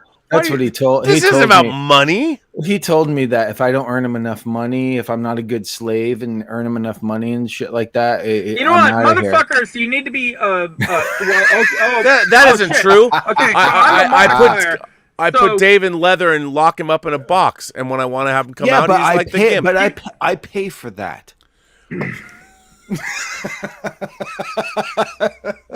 That's different, Rob. That's our play. That's our play. That's our play. Wait, it's our power exchange, Dave. Are we still on? Yes. I'm not actually getting any video from anybody, so I don't know what I'm doing. Yeah. Well, yeah. Freaks is the greatest movie. One of the greatest movies ever. Which Todd one? Browning, Freaks, the original Freaks. Todd Browning, Freaks, yes. One of us. One of my shirts, by the way. I thought he said Pranks, which is also known as The Dorm That Dripped Blood. And I was like, no, that's not really that great. By the way, Zan187 says, I was thinking of metal films that came out on my birthday year, and mine is Necromantic. You're Buckwright. You're Buckwright. Boy, that's that movie has never. It is certainly not diminished in its power. It ages like a fine wine. I don't know, man. Necromantic. That was one of those movies that I remember when I was in high school. It's like you have to, or college, you have to see Necromantic, and just because. And it's like, it's like you have to see Faces of Death, or you have to see Cannibal Holocaust. Right. Right. And then, like now, you guys are more of a filmmaker than I am, though I know a lot of the behind the scenes and freaking, Cannibal Holocaust wasn't actually that bad. Certain things weren't actually that bad. Faces of Death wasn't that bad, even though I was obsessed with Faces of Death. And they are remaking. How crazy is it? Like Legendary announces, we're gonna remake. Stupid. We're gonna remake Faces of Death, like because really? It's a title that people know. It's not gonna be anything. I mean, it's a title that people know. It's notorious, and I'm is that what you want to do? Sure. I remember seeing. I was in Hollywood like early 90s when I moved here, and the first time I ever saw Faces of Death, I never rented it on VHS because it was like, oh, I'm too scared. So I go Hollywood Boulevard. There's a theater that used to be a Pussycat Theater, which was a porn theater on Hollywood Boulevard, but now it changed to something else. And they had a double feature of Faces of Death, followed by Silence of the Lambs. What a fun night at the movies, guys. That is a fun night at the movies. You really go out of there feeling really good about life. Well, that's one of the things. I mean, you look at the marketing. I'm more of a marketing guy of all of this, and I'm seeing, that kind of makes sense. It kind of makes sense. There's a lot of things that marketing individuals do that kind of makes sense. And to us, fucking the bullshit. What the fuck? What the hell? What are we doing? Yeah, I know I'm a moderator and I shouldn't be cussing. What the hell are we? What the hell are they doing? You know, that kind of thing. And this is what drives me crazy. And then I don't want to go into all the Star Wars and all that stuff. I got my own opinions and everything. No, I'm thinking, wow, they're really not paying attention. They are paying attention, though it's not always in the best direction. That's all I'm saying. So like we do say like if it was Texas Chainsaw 2 or Phantasm and stuff at a independent theater of say Tarantino's theater or whatever, like everybody will love it, though the masses don't know about it. That's the thing. You know, but that's what's metal about it. You know, fuck the masses. The fact that there is a dedicated hardcore group of people that fucking love Phantasm that will go to the New Beverly at midnight to see Phantasm. Yeah. Is fucking the best thing. And the thing is this, if you haven't been to the New Beverly, you come to Hollywood and you're a fucking film fan and stuff like that, you really want to like feel it. If you're a real film fan, go to the fucking New Beverly. It's opening back June. It's coming back. I can't wait. That's the, you know what? As much as I would love to be at the Cinerama Dome, my first time back during this whole pandemic, I'm going to be at the New Beverly. I'm going to go there. That's going to be the first theater I go back to. And that I think is fucking awesome. I'm fucking upset because my theaters are all gone. I know. Yeah. I mean, all the theaters I've been going, my favorite, the ArcLight is, I lived there for 20 years now. But there is nothing better than being able to go to El Coyote, the Mexican restaurant, and then walking down to the New Beverly to see a movie. The last movie, and the thing is this: the last movie I saw at the New Beverly, was not Once Upon a Time in Hollywood, like you would think, but we did eat at El Coyote. It was during the day, and we went to a matinee of Deadly Friend. Oh my God, freaking Wes Craven! Yes. And that movie is fucking metal, and I would love to. I would love to remake that movie because I think you could make a really cool fucking AI fucking horror movie. Well, you could. About that movie now. Well, I was going to talk about how I used to work at ArcLight and how that's how I got to know Rob and everything over the years. Fucking, let's go to Deadly Friend. I really don't know if that's possible because of the AI kind of situation. That's what's weird. I feel like awkward about that because if you told somebody Deadly Friend, what is the commercial about? It's about a girl that comes to your house, a girlfriend. It doesn't say anything about what she actually is. No. So how are you going to promote it? By the way, gentlemen, I need to point something out. We were asked a question. Oh shit! By Sorry, Zan 187 said, "I was thinking of metal films that came out on my birthday year. Mine is Necromantic. What's your birthday year metal film?" And I want to say my birthday is May 15th. So you don't even know how fucking old I am. But I'm going to go back and I'm going to answer that question about what the most fucking metal movie that came out on my birthday year was. You know what it was? Cool Hand Luke. Fuck yeah. That was the most fucking metal movie that came out on my birthday year. I don't know. You got to look it up, dude. I'm too well. You look it up. I'm not good at this. I don't know what year you were born. Just make up a year. It's good. Can't make up a year. Make up a year when you were born. I know you don't want to say. Text it to me. Come on, I'll look it up. I'll find out. There's no metal movies that came out the year I was born. Dude, there's metal movies that come out every year. Maybe not as metal as Necromantic, like fucking dead people. No, yeah, he kind of wins, though I don't like that movie. But I do have to say that I have to point out because I was watching and I saw this and I was like, you're fucking right. Ash goes, what about Street Trash? Well, I have several connections to Street Trash, but we have one. We have a direct one. We have a direct connection to Street Trash. I love fucking Street Trash. That movie is what Troma wishes it could do. And not to bag on Troma, but Street Trash is like the best Troma movie that Troma never made. I would agree with that. Street Trash is rough. I love it. And it's awesome. But we also have Combat Shock thinks it's Street Trash, but it's not. When Combat Shock was an acquisition. Okay. From Buddy Giovinazzo directed Combat Shock, and that's a pretty great fucking movie. By the way, worked on Femme Fatales. He's a film professor, lives in fucking Berlin, which is fucking metal. I like Buddy Giovinazzo. Buddy is awesome. But fucking Street Trash, amazing fucking movie. It is. Ash. It's fucking hardcore. What are you going to tell? What are you going to tell him, Rob, on your birthday? Are you going to tell him that Street Trash is better than any Troma film on your birthday? And let's promote that. No, yes, I'm interviewing Lloyd Kaufman and Joe Bob Briggs. No, what? You fucking dude. That's why I've been asking. Come on, bro. You know what? You have to ask Joe Bob, because I really think he would appreciate Hills Run Red more than anyone else. And I wonder if he's actually seen that movie. You better bring that fucking thing up. Do you think I'm not going to bring it up to him? You better. That's and if not a bad idea. If he hasn't seen it, we could have a whole third life thanks to Joe Bob. But listen, the thing I've got to ask Joe Bob Briggs about is his review of American Ninja. You were talking about fucking American Ninja yesterday. I love one of my favorite reviews he ever wrote, because he was published in our local paper in Seattle. So Joe Bob Briggs' column, I read it, when I was a kid, and younger than I am now.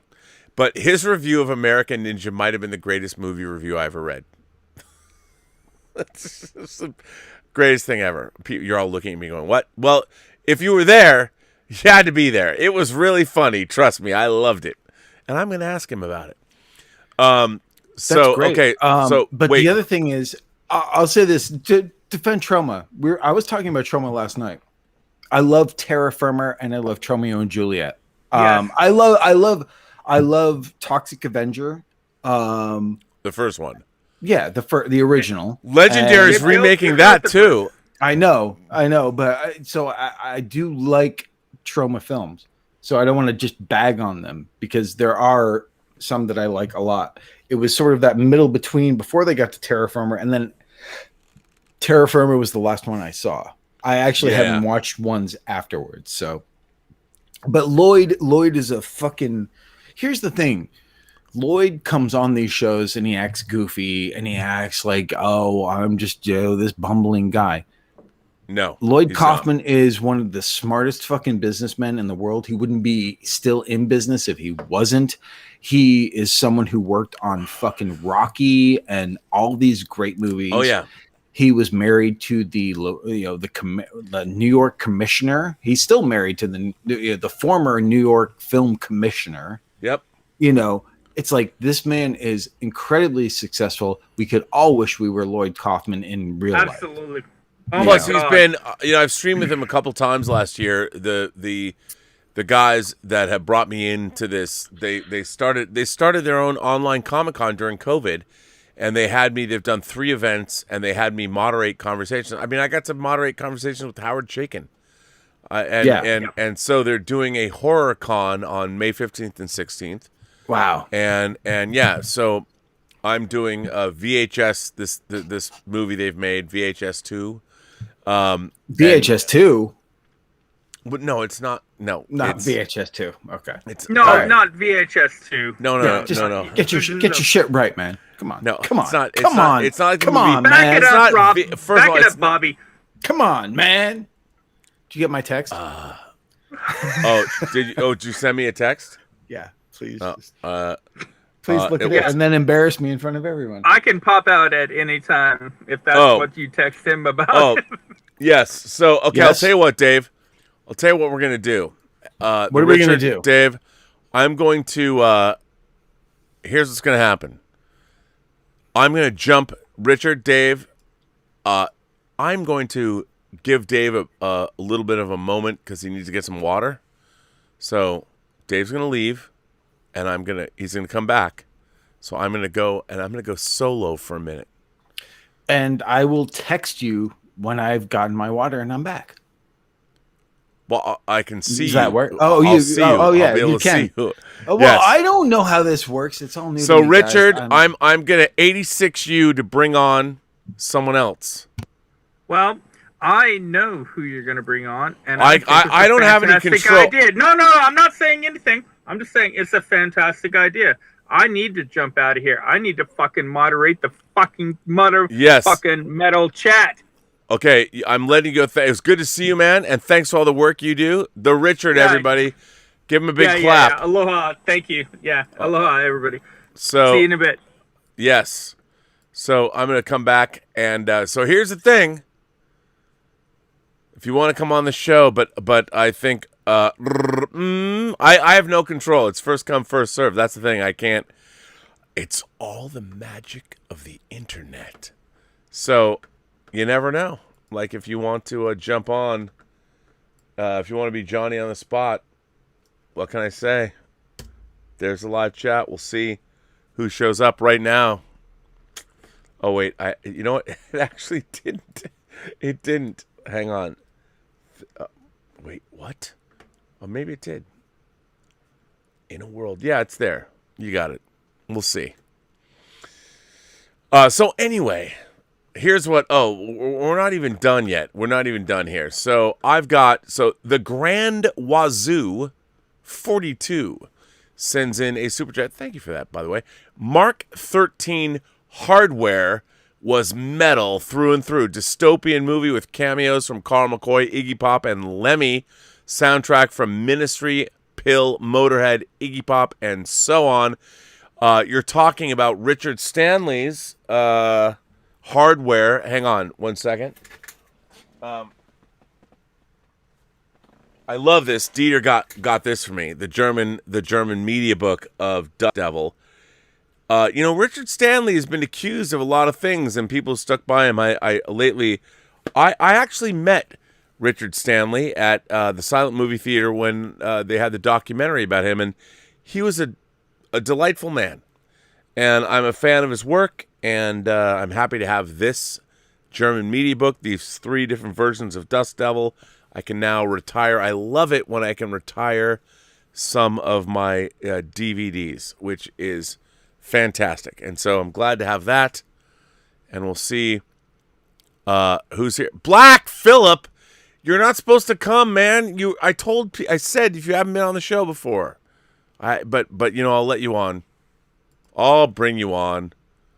Black Phillip, I told people, you're not, if you come on before, you can't come on, but you can come on. But I know. All right. Since Dave Parker's gone, I don't know where he went. Yeah, I know. I'm starving. I would love, but I'm eating keto, so I can't eat. I'm doing keto. Elizabeth has me, but I got to tell you, the whole keto thing, it works. It works. It does work. It's amazing. I've lost like 15 pounds eating protein, which is great. Stuff I love. I can't drink though. So, how are you tonight? Hang on, I'll put you in.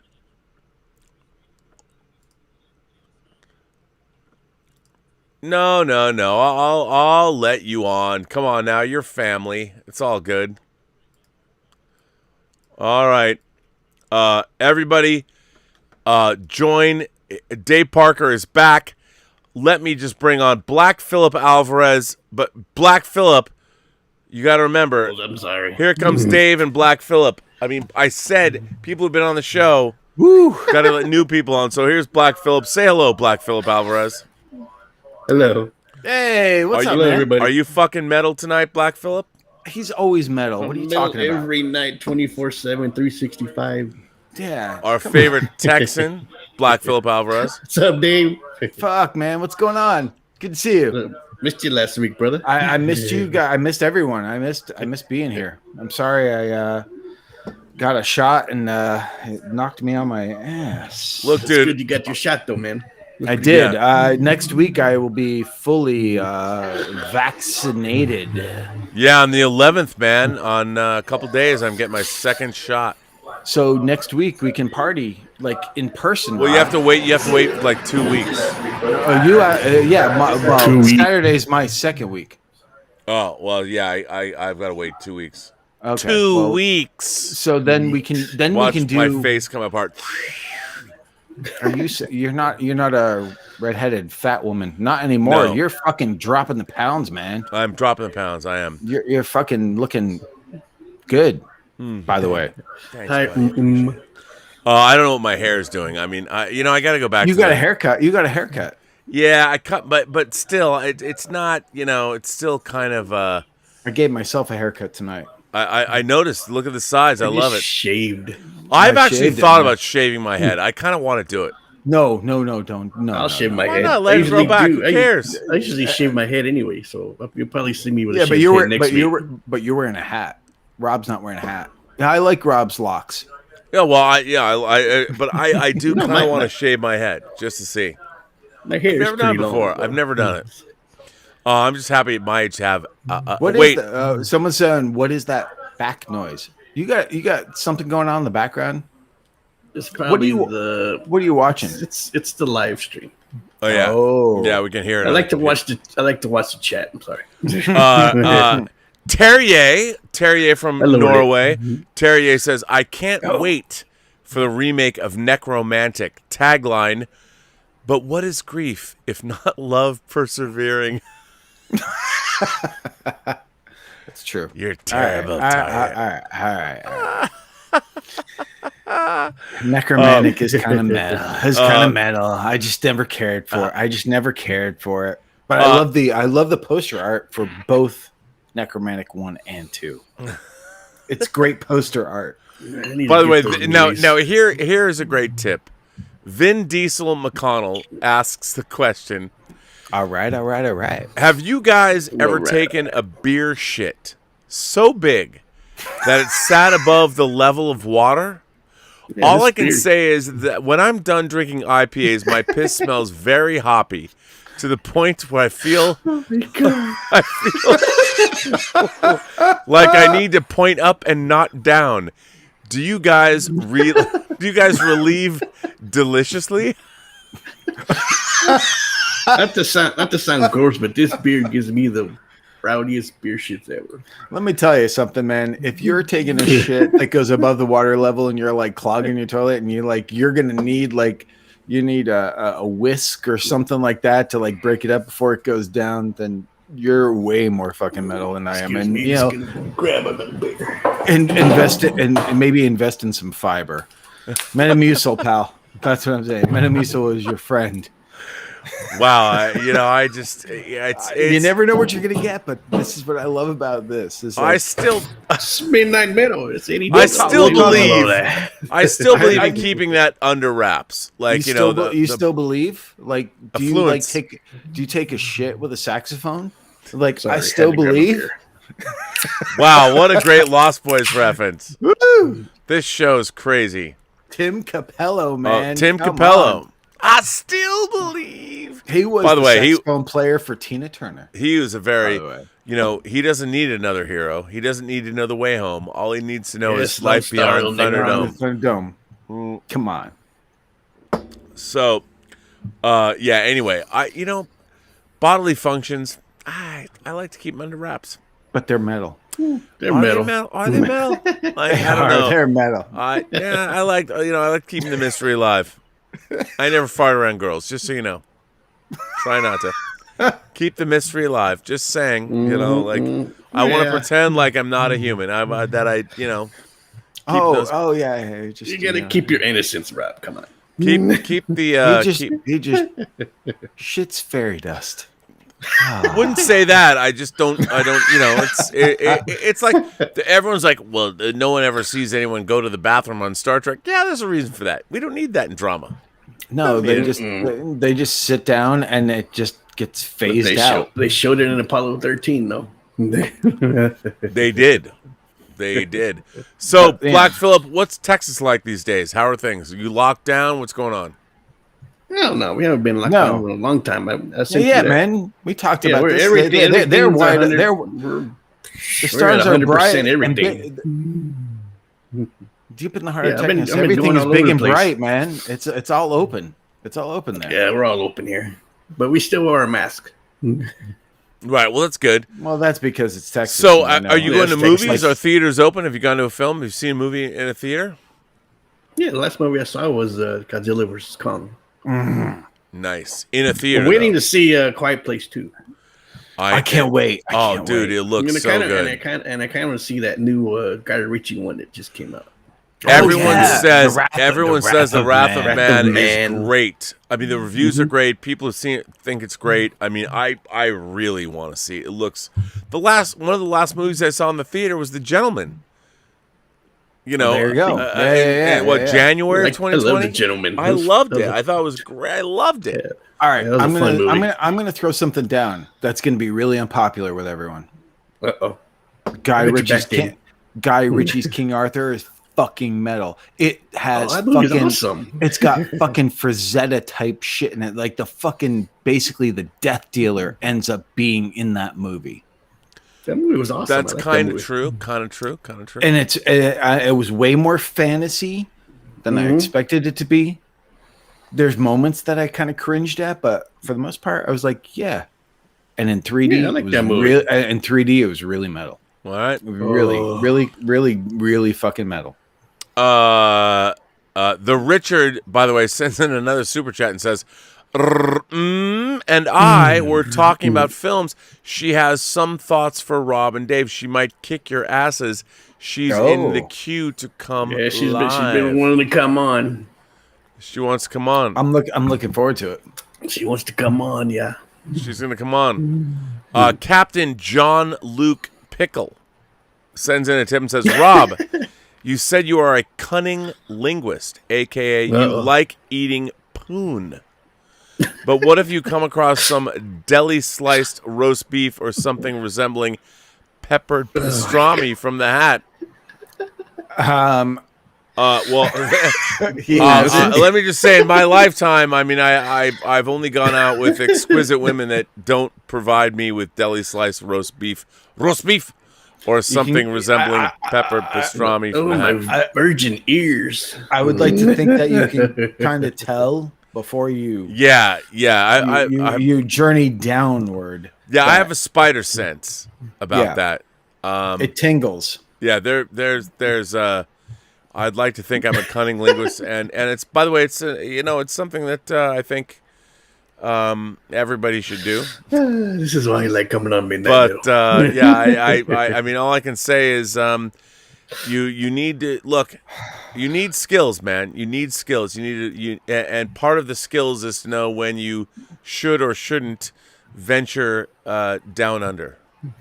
And if you encounter something that looks like Arby's roast beef, maybe you just want to leave. Yeah, and by the way, you might just want to go, well, look at the time. I have to say, if you frequent YouTube now, a lot of people Arby's stink, Dave. a lot of people, if you notice now, there's a lot of ads for manscaping products. All the time, and they creep me out. I subscribe to Manscaped. Yeah, me too. And you know what? I wholeheartedly endorse Manscaped. It's fucking great. Dude, I'm with you. I got to just say that I'm going to tell you something. This is a true story, by the way. In the late 80s, early 90s, let's call it grooming. Yes. Grooming. Let's call it grooming. The grooming among the female persuasion was very much a West Coast thing. Maybe it was because of porn or whatever.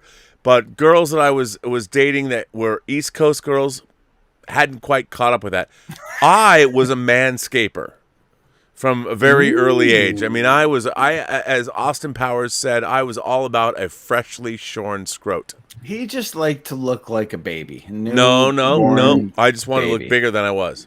So that was it, man. Ooh, come on, Rob, don't sell yourself short. No I you know what? Reality is reality, man. You got to deal with your reality. That's why I became a cunning linguist. So the thing is, what you got to do And it was a very interesting thing. Nowadays, now the main there was one girl in particular who I was quite fond of, who thought it was really weird. The first time we hooked up, that was really weird. She's like, and she was from New York. And she's like, was not down with escaping, not down with the manscaping. She's like, I've never seen that before. It's weirding me out. I'm like, well, That's what I'm saying. I mean, like, look, man, when I go out, I'm prepared to do the work. And what she wanted was unbuckle the belt, unbutton the button, zip down, and welcome to the jungle.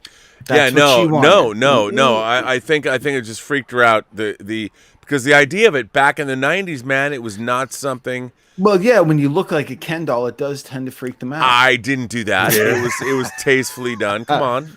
Did you have the landing strip? What? A little bit. Oh yeah, that's how you did it. Oh no, A little tough to action, a little tough. But you keep everything else. You keep the taint. You keep the balls. You keep the ass crack. The taint? Fresh.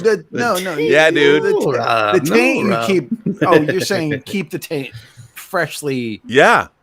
Yes. Because the gooch is all of it, man. Because you want the ladies to be ready to do whatever you want to make. And this was something I thought is part of the decorum. That's something you did.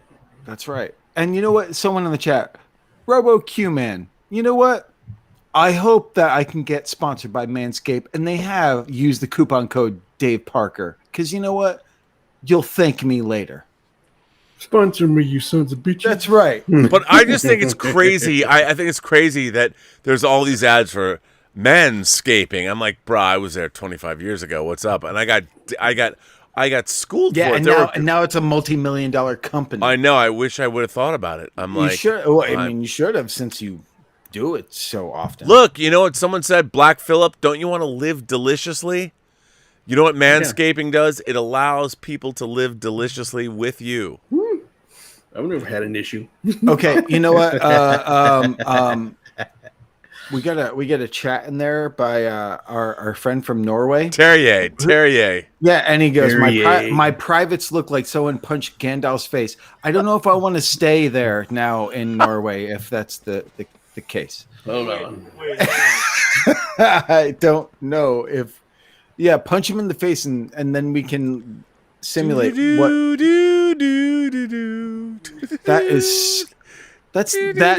that might be the epitome of nerdy. And I like a lot of nerdy shit, but that might be way too much. Come on, man. dude. You know what it is? It's the little gate with the ferns. It's like, come on, man.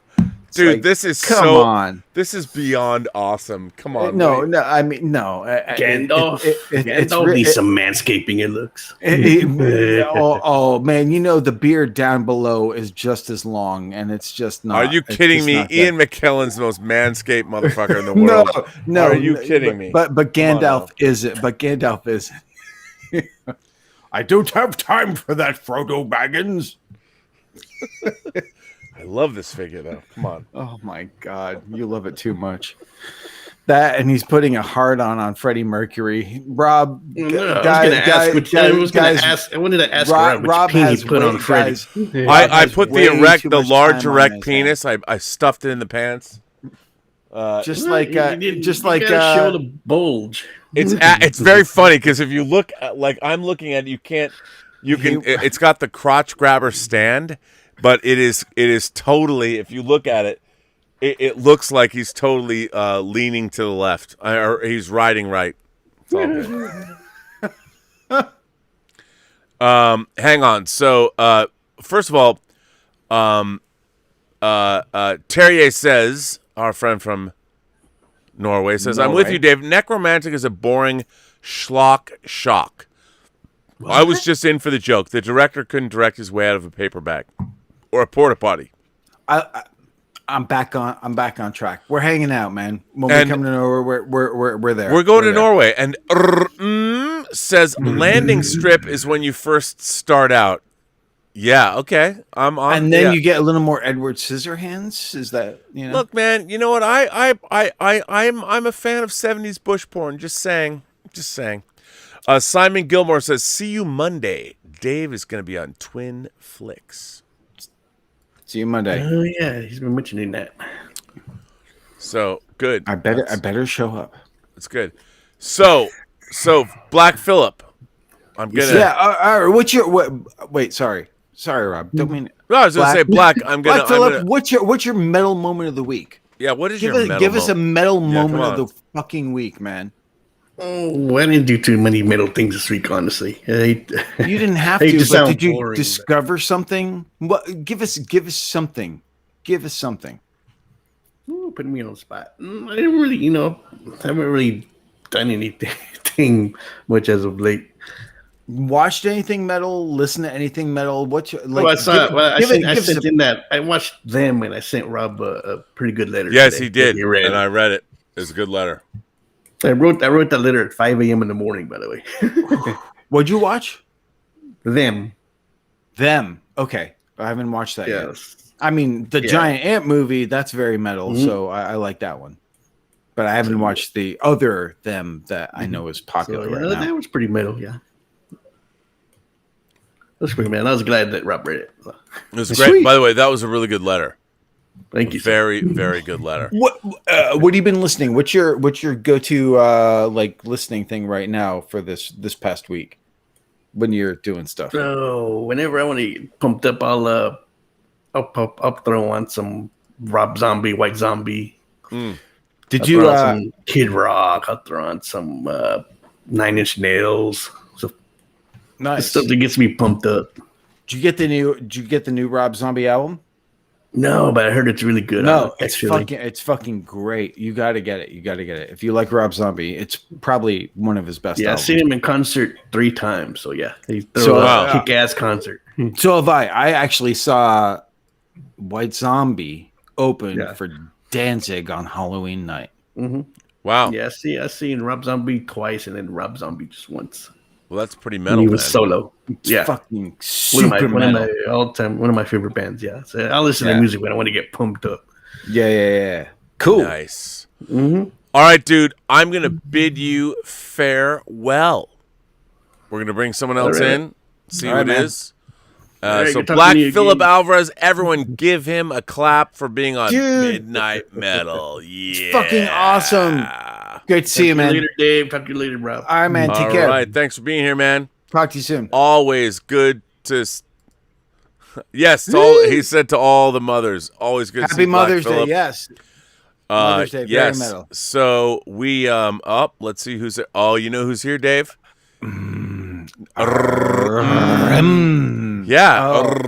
Is here. She said we were both hot. I can't wait. Could be a good thing. We're gonna add into this chat. She's listening to the chat though. She's got to mute it. Well, she'll mute it. She's got to mute it. Well, she'll mute it. I'm a little nervous right now. Why are you nervous, man? Come on, don't be nervous. I don't know, because she was one of my guests last week. Don't be nervous. Well, I wasn't here last week. I know. So I'm gonna bring her on. She knows it. So wait, do you have? Can you turn down? Oh, you got it. You got it down. It's good. Because we can hear the chat. That's the thing. She'll mute it. Yeah. Oops. I'm gonna bring her in. Yeah, because we can hear you. Do you have headphones? I can hear you now. As long as you can hear us. Okay, now, welcome everyone. Is on the chat all the way from. Are you in New York City? You're in New York City. Yeah, I'm in New York. I live right outside of New York City, so I'm in New York. I'm in bed because it's 5 o'clock here, and I'd normally be in bed at this time of the morning. And of course, you're just getting home from a party. Come on, that's right. It's like, come on. And where else would you rather be?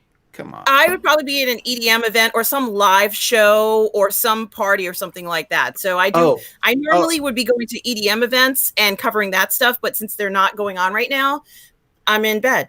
So wait, so she settled for us, Rob. Is what you said. The two of us.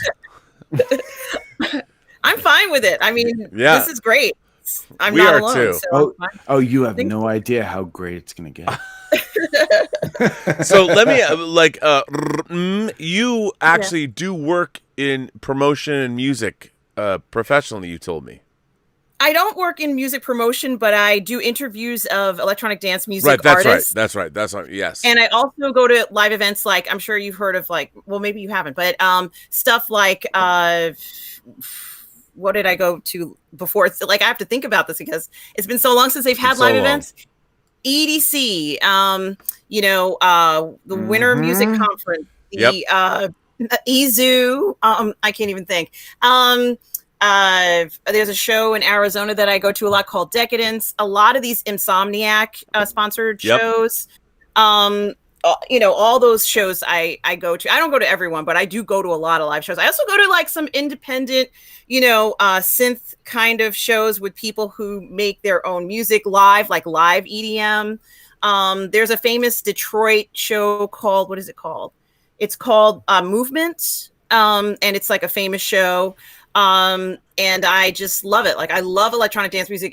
It's got a lot of energy and it has a lot of passion, and it's just fun. Like I'm hyperactive, so I have to be around other people who have that energy too. You guys are kind of like fun that way. So I really like coming on here. I don't want to be pushy. I feel like I pushed in, Robert. I feel like I pushed it on your show. No. It's not, you're not pushy. You were here. You were a great guest last week. We had a great show last week. It was fantastic. It's good to have you back now. Thank you so much. I'm sorry I missed it. It was great. I'm so glad to meet you now. This is awesome. Oh, it's a pleasure to meet you, Dave. Wow, like I've been watching you as well on TV and on YouTube, and it's fun. You guys are great together. You have a great chemistry, and that it inspires us. And I was telling Robert last week, Dave, that this is the type of show we need right now to get the excitement back into entertainment. Like we've had a lot of downtime and it's been very dour. And I'm like, screw that. We need to get back into the funness of going out, enjoying each other. Fuck yeah. We need that energy back. And this is what, like, this show to me, like that excitement is in the show. So that's why I just keep coming back for it. And you guys make it fun. That's the experience we're looking for. I don't want to be, like laying down and being quiet. Like we need this back in our lives. Can you write this down and actually get it notarized so I have an endorsement to send out to people? I would just like to hear this on a loop, because it's like, Rob and I are looking at each other going, wait, us? I mean, fuck, what, really? What the fuck? I mean, we're just like, this is like making our night.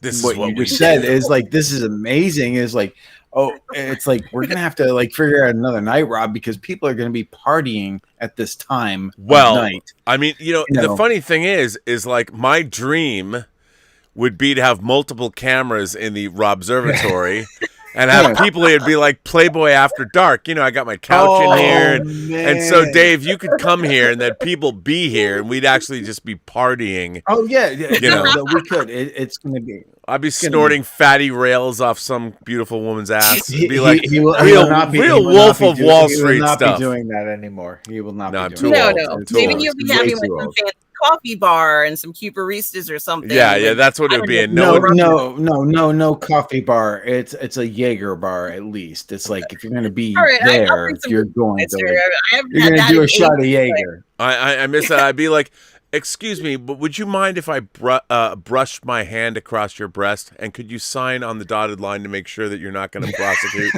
I mean, that's what we'd be. That it would be such a weird, like, you couldn't.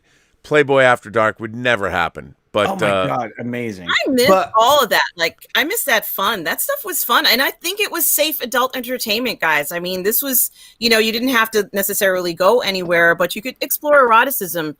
And, I think we're missing that in a lot of films. And we were talking about that last week, Robert. Like, how do we get eroticism, in this day and age? How do you represent it in this day and age? And I think that one example of something that we saw, although it's a few years old, was when Lady Gaga was in American Horror Story. Right. Did you guys ever watch? Yeah. Did you ever watch that? Yep. I mean, if you did I watch that? Yeah. Of eroticism, and I think like capturing that spirit. She's a great actress anyway. She's a fantastic performer. But that level of eroticism, it was real. I mean, I don't care what anybody says. I know she's acting, but it was real. It was real for me, and, pretty much unmatched. It was an entire season where she was on that show. Yeah. To get to that level, I think emulating something like that is the key to showing eroticism in this modern day and age. I think eroticism has been completely bled out. And when I say eroticism, like you can get pornography, you can go to Pornhub, but you couldn't make Fatal Attraction or Basic Instinct. Oh my God! Today, you couldn't do it. No, I mean real eroticism has been. Are people even like? It's so weird that. This is why Paul Verhoeven went back to his homeland. Yeah, or he went to France and he's making lesbian nun movies there, right? With Charlotte Rampling. But he moved away from here because there is no freedom to explore that stuff anymore. We've gotten so conservative, and I agree. It's like, why in America are we so afraid of sex? And we have been for hundreds of years in all its forms. I mean, not just straight, but gay, trans, whatever. It's like, why? It's like no one's forcing you at gunpoint to go watch any of this stuff. But why is it not available where in Europe and other places, it's like, who cares if you're naked? Who cares? But Europe, they've been human beings a lot longer than we have here in the States. We're a young country. Well, that's true. Europeans have been Europeans for thousands of years. But all you're saying is like the sad part is like, oh, the people that wanted to escape and get freedom were a bunch of fucking repressed people who didn't want to see any of that shit.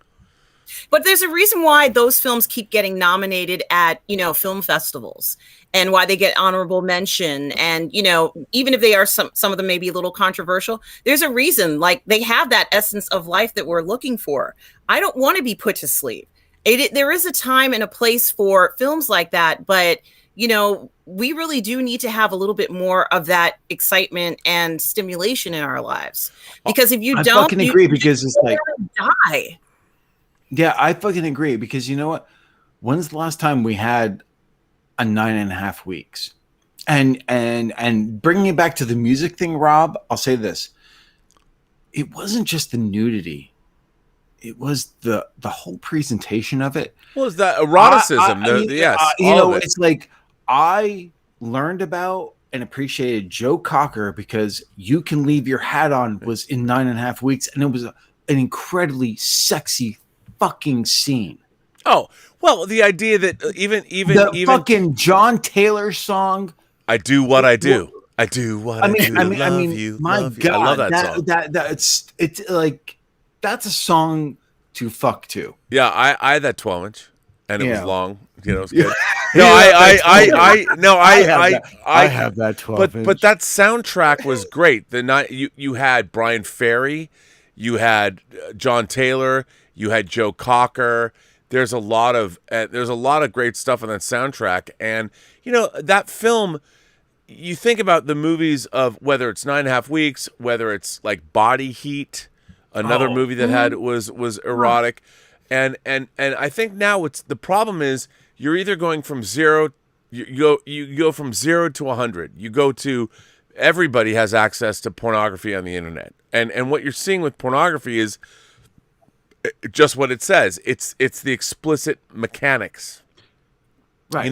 You're not seeing what's erotic, and even our culture, like we've completely bled eroticism out of our culture. It's like you no longer go to we would go out, Dave. You'd go out in LA in the 90s, and you never knew what was going to happen.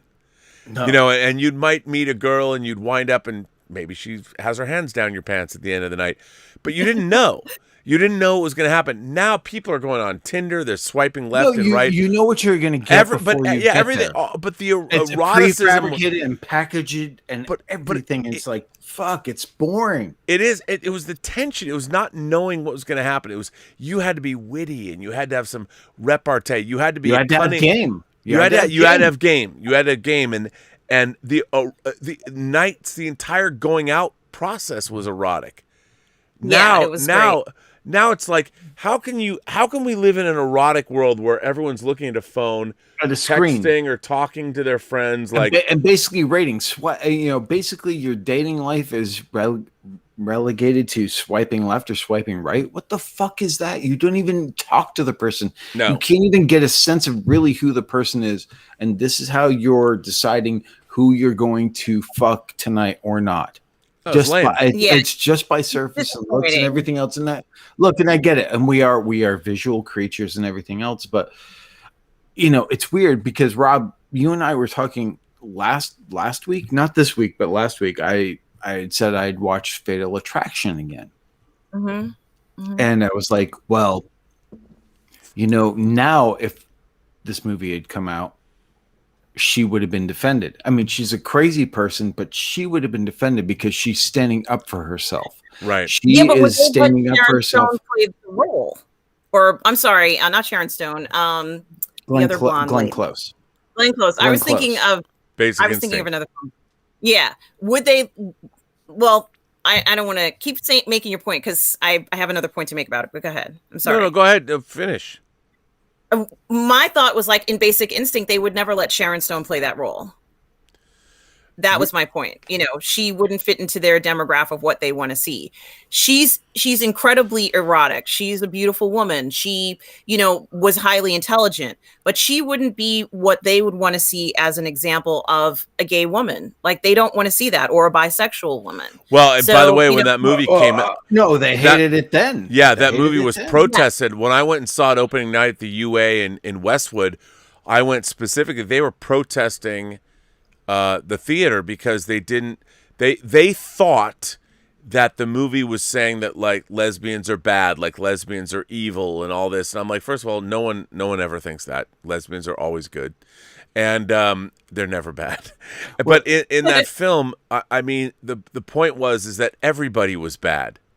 Everybody had, it wasn't just because the idea that you're going to equate gay sexuality with being villains. They're killers, they're psychopaths, like Silence of the Lambs and all that. And I understand where that comes from. Well, you go back to Cruising and you can go, gay people are bad. But Dave, what were you saying about Fatal Attraction? I was saying with Fatal Attraction, watching it again, it was like, now the way things are now, which I think is really fucking out of whack, is people would be on Alex Forrest's side. The white cis male is the villain. Right. Michael Douglas is the villain, the total villain of the movie. Because, but he is. I mean, he does cheat on his... one of the things about Fatal Attraction... He gets his comeuppance, though. I mean, it's like... But Anne Archer is so amazingly beautiful. Like, there's a scene at the beginning of Fatal Attraction when she's, like, sitting and they're, like, getting ready to go somewhere. And she's like in her bra and panties, and she has this incredible body, and it's her exposed midriff. And Michael Douglas comes in and like kisses her and stuff, and you're like, that woman's exquisite. Why would you? But then again, all guys know why they would cheat. They get it. They understand it. But again, it's finding also... some strange is something you can't help. But on the other hand, it is a stretch when you meet somebody. She does come off as an adult. She comes on him. You're here alone. That's obvious. That whole, she's great in the role. And then she actually sells him a bill of goods that she later takes back and becomes a crazy person. It turns dark. Like, it didn't have to turn dark, like, because I think that people are doing stuff like this all the time, but they just kind of like part afterwards, Yeah. Like, it's like maybe you have the person's phone number in your phone, but then you're people know, both people understand. Like, understand what's happening here. We're going to go our separate ways. We get it. But in this movie, doesn't happen. And that's why it's called Fatal Attraction. But that's the thing. It's like, yeah, there's the temptation and everything else. But that's the thing. It wouldn't today. It's an 80s concept that would not be accepted today. It's like, you cannot be that way. You cannot be tempted or have any of these desires for someone else when you have this whole thing there. You're not allowed. It's like, Well, that's not how human nature works. Right. But again, it's just weird. You're it's like fall in love with people, no matter what. Like, I don't think people really have control over that. Honestly, like you're going to fall in love with people. Sometimes you get to be with that person. Sometimes you don't. But it's not even falling in love. It's falling in lust. It's like, hey, this opportunity is here right now. It's like, look, we are not meant to be monogamous creatures. I don't think physically, especially, maybe emotionally, we can be. But physically, I don't agree with that. So it's like, so I understand Michael Douglas's taking the opportunity to be with her, but then she gets, then it turns into the nightmare version of this. Yeah. Of this. But the thing is, scenario that many of us have all had. Yeah. But he does. I mean, if you really look at it, he's a man that has everything. He's got a great family, a beautiful great wife, job. And he does something really stupid. He does something bad. He completely transgresses against his marriage, his vows, everything. And I get it, I mean, I understand it, but he shouldn't. What he does is so bad, especially because they set it up like he has such a great family, and what he's doing, you watch this movie now, like, what are you doing? And by the way, I did get the new Paramount re-release of Fatal Attraction, right, Blu-ray, and you watch it and you're like, bruh, no, come on, why are you doing this? You have this incredible wife, but the problem is his wife probably doesn't like anal. So he wants to find somebody new, or whatever his thing that he wants. That little, I mean, you'd be surprised. You know how it is. You're with your lover or your partner, and there's that one thing that they won't do, or whatever, or they want you to do, and yes, that's true too. But that's sexual incompatibility. Right, and but the thing is, you're not thinking about that when you're just having a quick tryst with someone, and again, I'm not saying when you're married, anything goes.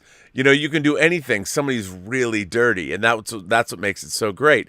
And I'm sure, as Glenn Close's character, I mean, you don't really get into the actual mechanics of it all. But there's the elevator scene that suggests she's down for all of it.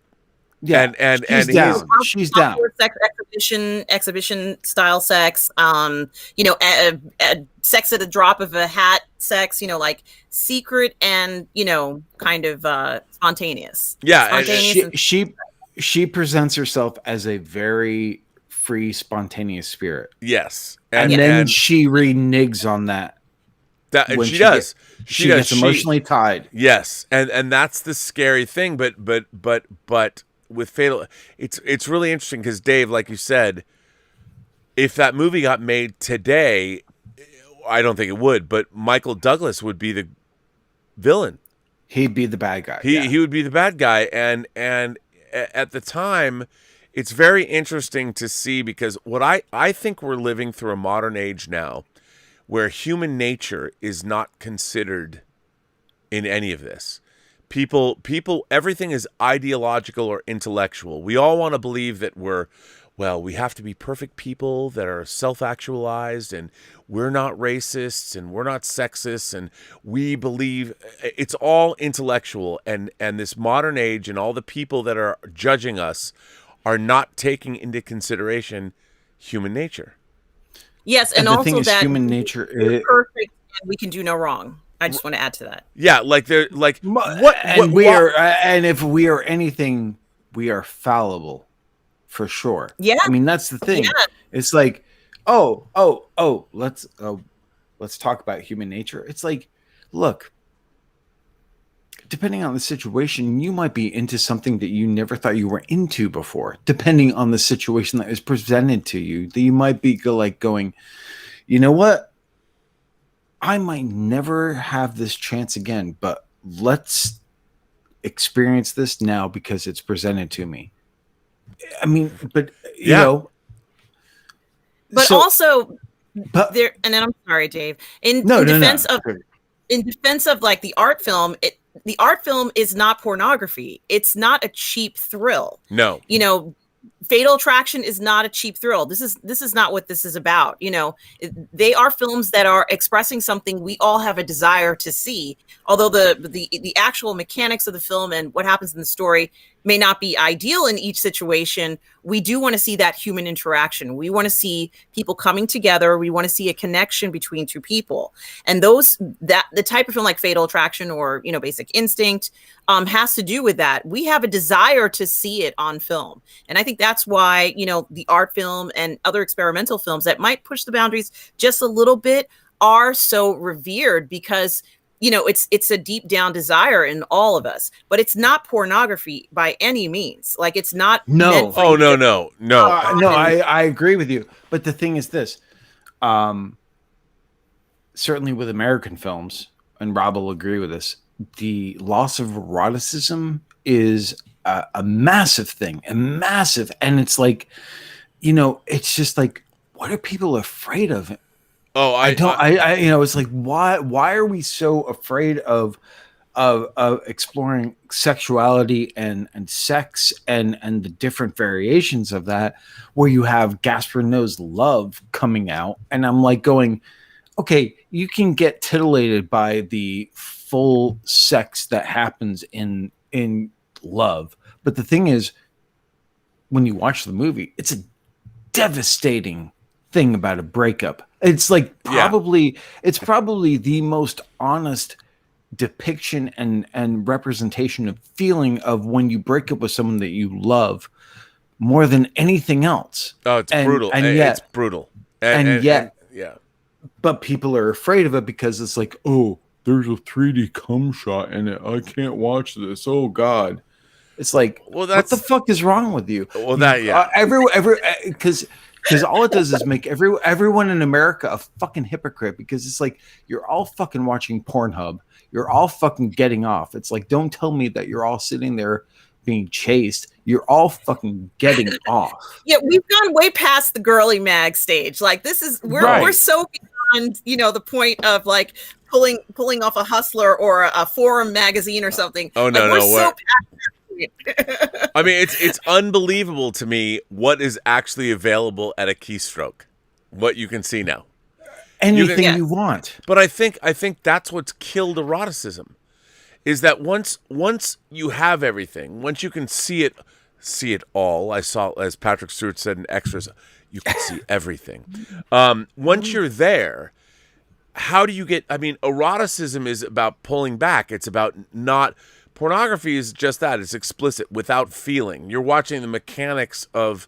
You're basically watching mechanisms. I agree with move. You, because it has deadened the fucking sexuality of the entire fucking world, being able to see anything, and even having it on demand, where you can interact with someone and tell them what you want them to do. Oh yeah, or you know, you can go to Chatterbait or whatever, right? And go in there and pay. But there's so many of them. There's so many. Or OnlyFans, right. You know, OnlyFans. You know, it's so bizarre.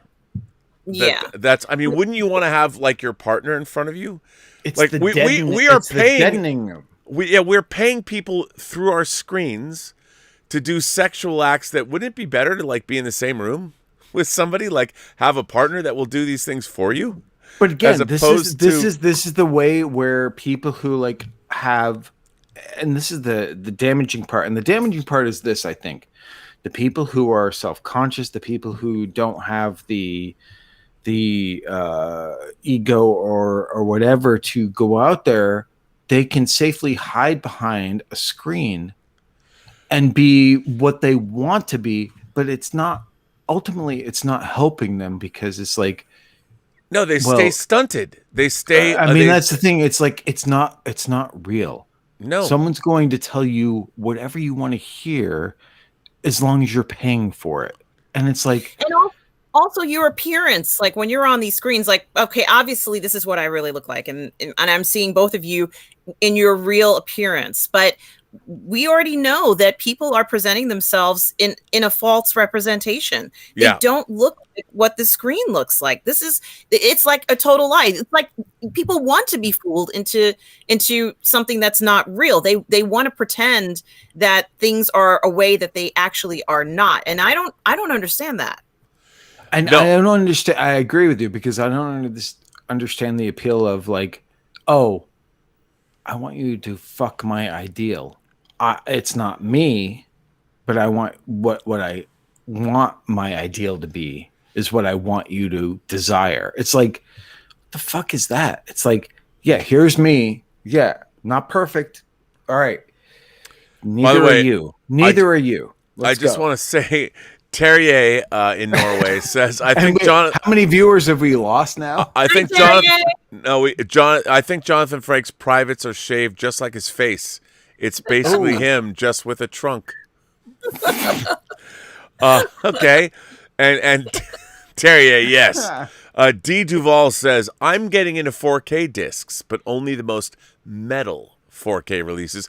Top Gun and Jaws are incredible 4K discs, and the steelbooks make them literally metal." I have both of those steelbooks, and you are correct. I do have the Jaws steel. I have the Jaws steelbook. Yeah, I have both Jaws. The Top Gun artwork is great. At first, they had the wrong plane. They had I think an eagle and not a tomcat, so they finally had to fix it. But Terrier says Norway made a movie about a female school teacher having a very sexual relationship with a male student just a couple of years ago. I'd watch that. Yeah, but that's why didn't that happen when I was in school, though? But that's old news. Yeah, that stuff is old news. Yeah, totally. I think like it depends if the student is 18 and over. Like if she's a professor and she has an affair with a student that way, I think that's okay. But like under 18, I don't know. That's no, it's weird. But I still, if I was 14 years old and I was banging my 26-year-old school teacher, I'm like, who's losing that? I mean, I'm winning at life. And let's be honest. Between the two of you, and I know this, and I'm sure the viewers know this, it's a taboo subject, but it's a theme that comes up in film over and over and over and again. In life. I mean, you look at the, but I think our modern culture has completely infantilized all of us. Everyone's being treated like kids. I mean, even what we're protesting is done at such a basic level, such a rudimentary level. There's no nuance, there's no subtlety, there's no real understanding of any of it. It's like you're either on this team or you're not on this team. And guess what? There's a lot of hypocritical shit with that too, because it's like you look at what people are talking about. Oh, like what's the most popular shows? And it's RuPaul's Drag Race. It's like, who's watching that? the coast? No, it's Middle America. What the fuck? Oh, I hate gay people and stuff like that. You're watching RuPaul's Drag Race. It's one of the #1 shows on fucking cable. What the fuck but is even that? That show are people who are dressing up in a way that they don't actually appear. In other words, but it's still they're not slapping on just some lipstick. You know what I mean, Dave? Like they're not just putting lipstick on and taking a shower and going out. It's a complete transformation, which I admire. Like I love drag queens, but they really don't actually look like that. And that's something that's very interesting is they have a huge amount of entertainment value because they make themselves look so beautiful. You have to be like a really, really good at makeup and at, fitting on your body. If you're a man to look like a woman in that way, it's hard to make a man's body look like a woman's body, but they managed to do that. And then on top of it, able to copy mannerisms of a woman. And, for the most part, they're actually very feminine looking in a lot of cases. So I think that their effort, they definitely get like an A++ for effort. But, I think one thing that's very interesting is that, the average person would have some great amount of difficulty making a transformation like that. It takes them several hours. There's a lot of work, like a full-time job.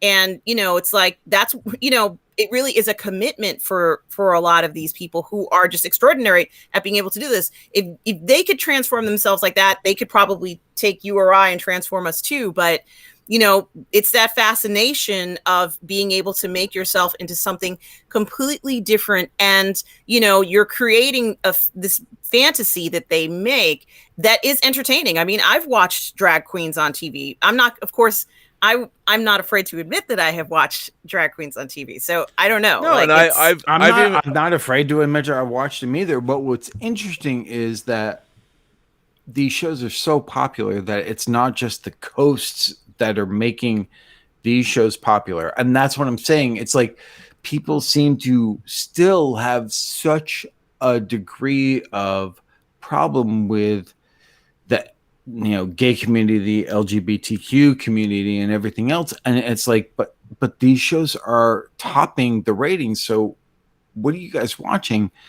And maybe you're right. Maybe it's because the transformation is so drastic. They're like going, oh, well, it's just like costumes and stuff. It's not threatening because it's like these people don't look like real people. I don't know. It's very interesting and curious to me. It's like that these shows are so popular. Well, I personally find those drag queens very erotic. I think that they push the limits to a level that is extraordinary. Well, also, I mean, obviously there is a rise in like transgender porn is something that has skyrocketed as well. And what's interesting about that to me is as a culture, on one hand, we're more accepting of a lot of different things. I mean, our sexuality is, when you come right down to it, I mean, I've always said, like, okay, let's say I really like scratching here on my hand, just right here between the webbing of my fingers. Like if I scratch this, I'm like, oh my God, this feels so good. I love this. Oh. It's just my fingers. No one cares. If I put my hands on another part of my body and do something, then or someone else's, or someone, yeah, but as long as it's consensual. But I mean, then it becomes something different. What I find so interesting is we annex parts of our bodies. We like, this is PG or this is G. Maybe if I take my shirt off, it's PG. For a girl, it's definitely PG-13. No, like our entire in our world, it's R if she takes her shirt off. That's true. But if she's not wearing anything. But our bodies, how we're born and come into this world, especially in this country, we've annexed our body parts. We've said, this body part you can see, this body part you can't. Oh, God forbid you watch a woman breastfeeding in public, which should be literally the most natural thing in the world.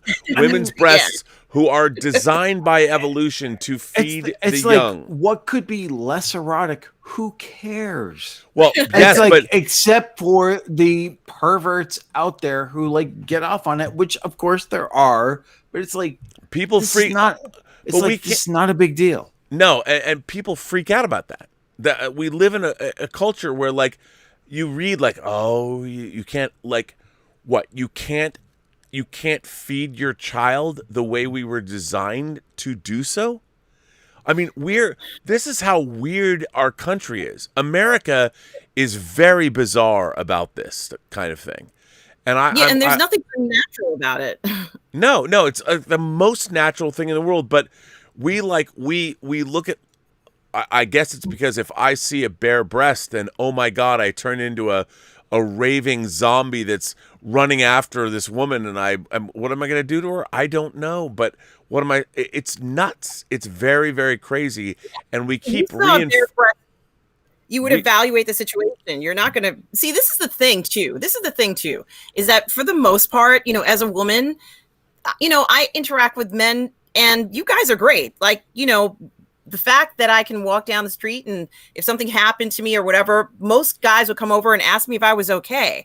There's a general regard the way that men treat women in this country. And it's really good. This is a great country and the majority of men are that way. And I actually expect that. I expect that behavior will continue. So, the idea that, seeing something like that would be so disturbing to a man, I can't believe that that's anything any man came up with. I just don't believe. I don't know who came up with it. No, but it might have been a religious based thing. Right. It's so strange. And even religion, like the idea that sex itself, sexuality, is somehow wrong or taboo, or like that's how we all got here. And yet, like once you when you move the actual sex act away from procreation, and it becomes something that becomes recreation or imagination or creative things that turn us on, and it's just like this. I mean, I mean, if I like scratching my finger, and if someone else comes in, it's much better if my partner knows, oh, you like your eye, and they scratch me there, then suddenly it takes on a whole new meaning. And yet, isn't that all good? Like, isn't that all amazing? Like, shouldn't we be celebrating that? We don't. I mean, and now we live in a world where I never thought about it, because I grew up, I did not get up in the morning and I didn't look in the mirror and go, oh, I'm a white male. Like I never really thought about that. And of course, now people would say, well, that's because your privilege was there. You had all this privilege. And I'm like, that's what it is. I'm like, privilege, like have you ever worked in Hollywood? There's no fucking privilege for anybody. It's a fucking nightmare trying to get anything done. And now we live in a world where Robin DiAngelo publishes books, White Fragility, and it's all about, it's been like, all of you are racists. It's going too far. Yeah, but all of it is the repression, the extremism of it. All of it is going too far, where it's just like, it's like society's got to dictate, oh, here's how you have to be. It's way more than it used to be. And then you're just like going, wait, can I make up my own mind? Can't we? No, it's like, now it's like, no, everything has to have a letter of consent. It's madness. We're so far up our own asses. Like, we live in this society where, like, bring on a cataclysm or a war. I don't want people to get hurt, but like, we need to step back. The luxury of bitching and moaning and complaining. We live in a society where we can bitch and moan and complain about meritocracies, or you look at what's happening in academia. You've got kids that are complaining about Halloween costumes that offend them. Like, man, we need a war or a giant meteor to like land in the South Pacific and something, because we are so far up our own asses about all of this stuff and being offensive and worrying about, oh, I'm so offended. I'm like, are you really? Are you really offended? Do you walk around being offended by every little thing? Really? I mean, is that living in a city? Is that how you're going to be now? You're going to be offended by what? By somebody who said something that bothers you? Are you looking for that kind of thing? I'm not. I feel like people are looking and acting offended to get likes on social media, to get more support and everything else. That's virtue.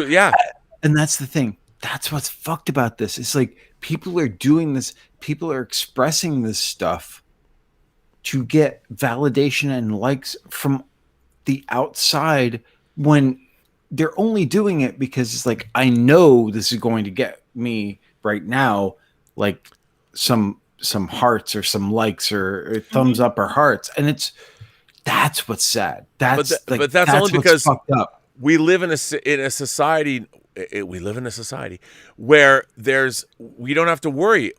Like, what if we went to war, or what if there was a cataclysm, or what if global warming really does kick in, and all of this, all of the outrage, all of our weird cultural moment that we're having now is the most. People talk about privilege.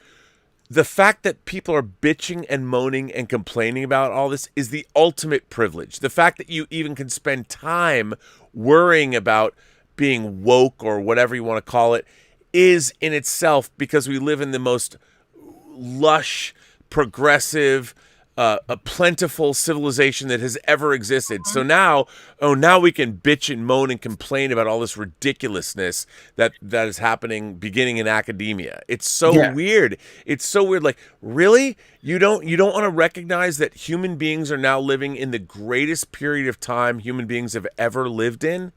ever. Yeah. We have everything we want. We're technologically advanced. We're doing all this amazing stuff. And you guys, because your lives are so empty, you want to be outraged and feel like, why not go make something? Come up, dream something up and go make it.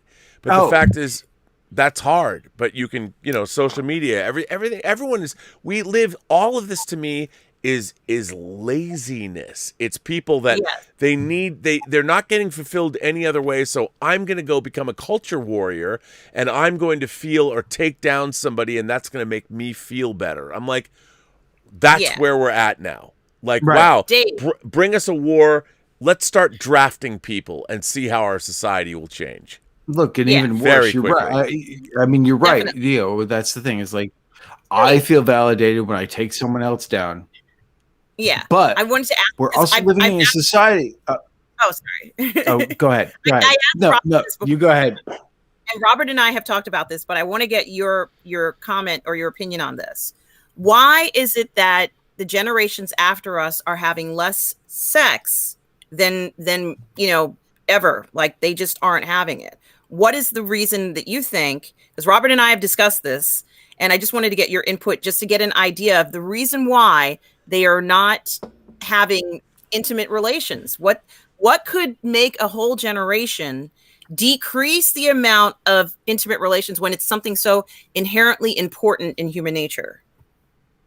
I think what happens is what is happening is that these people are watching, they're looking at for their social validation, Vine, TikTok, YouTube, and what they're seeing is the prime examples of humans who are either rich and powerful, which makes them attractive, or they're physically attractive, and it makes these people feel very self-conscious and very unvalidated, and it's easier to look online for their physical ideals and their fulfillment that way.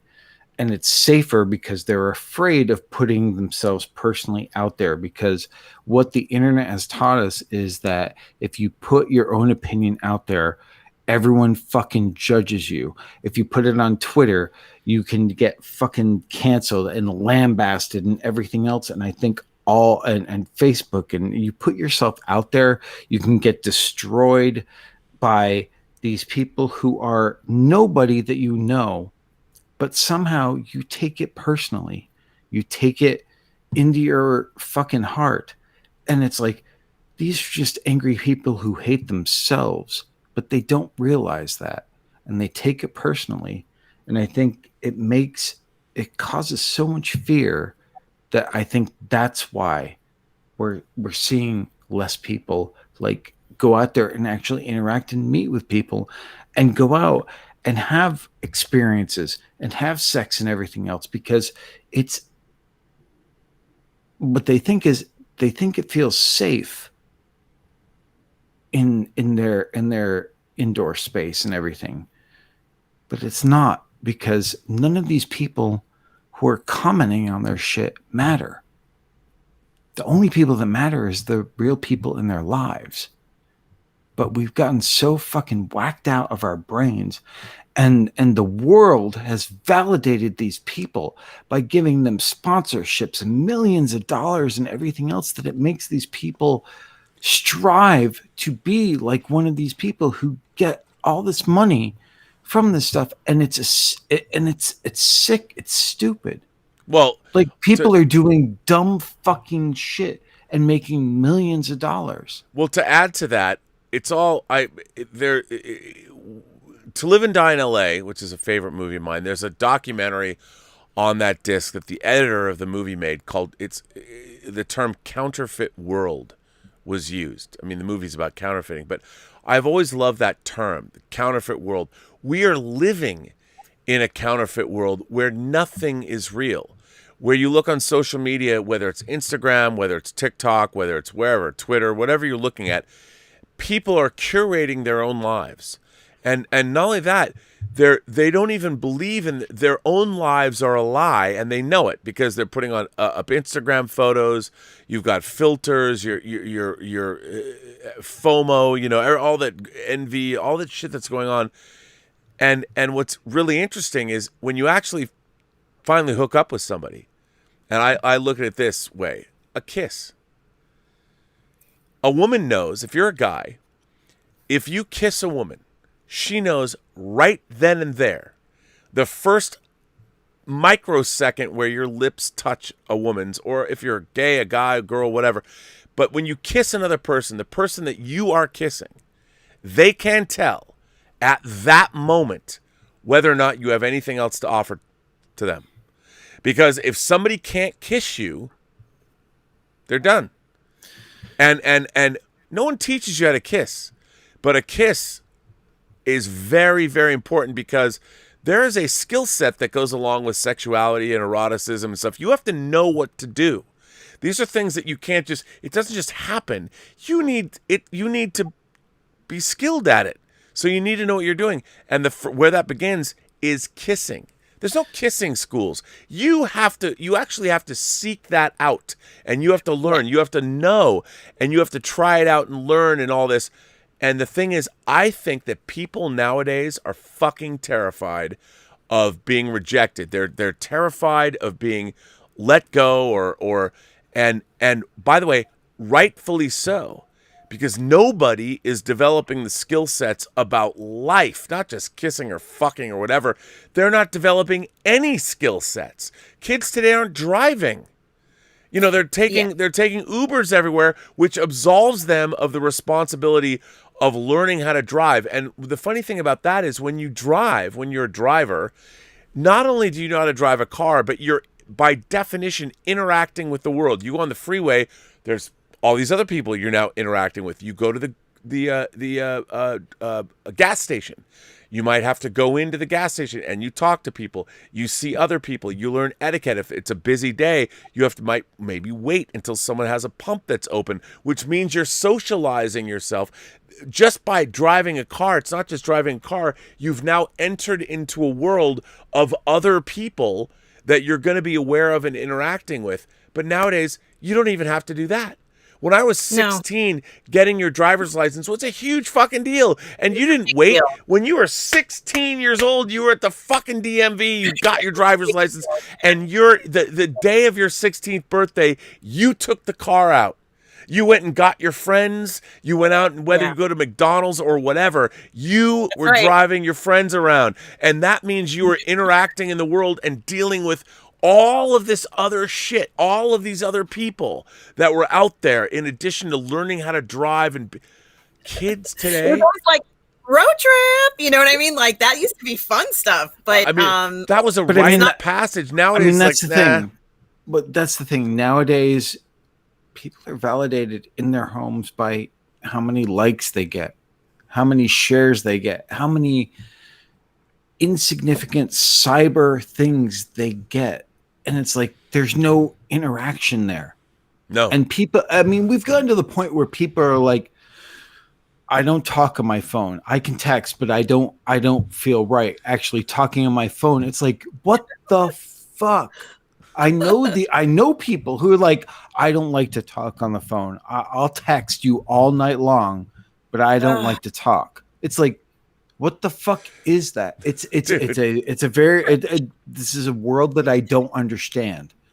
They've even made memes that parody that, where it'll say, you called me, but isn't it something you could have put in a text? And I'm thinking to myself, how rude is it to tell somebody, why would you call me on the phone? You could have texted me. I didn't need to waste my time talking to you. Like, that's what it's saying. By the way, I'm going to jump out for just a second. Oh, sure. Yeah, no problem. Oh, Robert, I can't hear you. No, he muted himself. I'm just going to bug out for just a second. I'll be right back. Yes, absolutely. Hurry. Okay. But no, I agree. But that's the thing. I agree with you. But it's weird. I don't know if anyone else out there like thinks the same way. But it's like, boy, let's bring the metal down really low at 3 a.m. But but yeah, it's weird because it's like, how I don't know how it's like people meet each other over the phone now. That's how it happens. And then maybe after how many times does it take before you actually meet in person? And then what do you talk about? Yeah, you don't have anything to talk about because everything you've said online is fake, and you don't look the way you actually do. So that's fake. So everything that you've been talking about and the person that you presented is not real. So it was all a lie. Like you could never have gotten away with that before the internet. Like you couldn't. If you met someone, like if you met him, like I know as a woman, if I met a man, he would be into me. Like I knew this man was interested in me. I never had a doubt that he was interested in me, as I was telling Rob before. And the reason why is because he didn't have like a laundry list of alternatives. Like, oh, this person's your alternate, if it doesn't work out. Like it wasn't like that.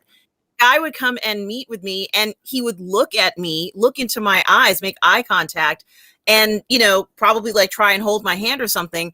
He wanted to make physical contact. Now I'm noticing that's not so like really common nowadays. There's like an apprehension to actually making physical contact with someone. And honestly, this is like part of my whole thing is that I love to see interaction of individuals on film or in plays. I like to see that connection that people make. It's like, you're a director. This is the whole spark of what your film is that a person is supposed to feel something when they watch something you've made. If they don't feel anything, if they're kind of like, yeah, it's okay. That's not what any director wants from their work. No. They want a person to respond. Yeah. And I think, like, for example, early on we were talking about the documentary about Tommy Lee and Pamela Anderson. And, it's like, while it's true that it's unfortunate that somebody stole all their stuff, that couple, like, they were an exciting couple. And, while she had, she was not a bad actress on Baywatch. She wasn't bad. But I think that, she was kind of like the Emmanuelle of the 90s in a way. Because, she was, all the women on there who were beautiful were in these swimsuits, and you had good looking men too. Like the film was a fantasy, it was, the show Baywatch kind of fulfilled a need that a lot of people had. And I watched it honestly to watch, David Hasselhoff, but I also love seeing Pamela Anderson too, because that's your own problem. Well, to be honest with you, I'm trying to look at it from the point of view of, how popular would a show like that be today? They would twist it into some online, texting challenge, or, like they would. But the funny thing is, where if they just presented Baywatch the same way now, people would like it. People would still watch it, just presented the way they did back then. It wouldn't matter. They'd be like, yeah, cool. Oh, we don't have to tell anyone we're watching this and watching and oogling at people in bathing suits and everything. But I'm really kind of into it because it's just presented as like being right in your face. And it's like, well, yeah, because it's like, it's weird where you feel like we've gotten to this puritanical repressed era again. And like, wait, when did this happen? Yeah. And why? Yeah. And why? Yeah. Yeah. And this is a good question. When Baywatch was on, and I'm sure a lot of the other people in the chat agree, like people watched Baywatch all over the world. It was like the number one show in the world, I think, for a time. And people confessed to just watching it.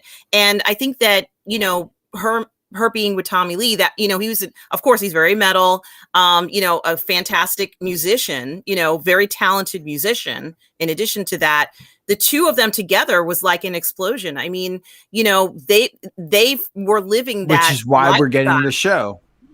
Yeah. Yes. Where are we at now? What have I missed? Rob's back.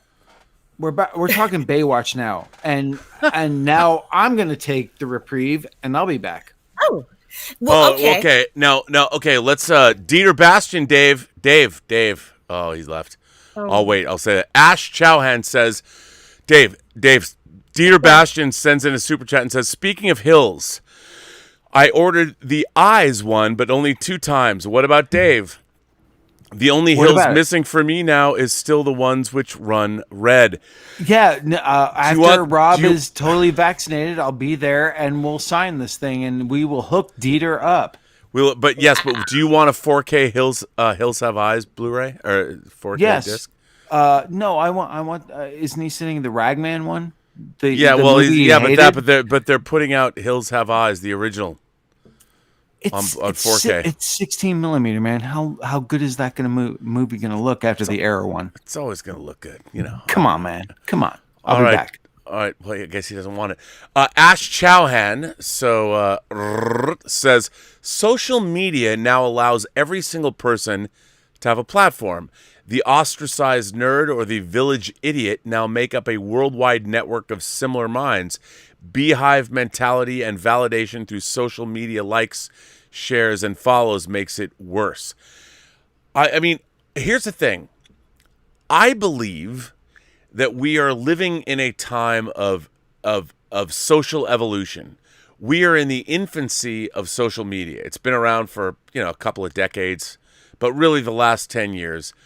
We're learning how to get through all this, and I think ultimately we're going to be done with it in its current form soon.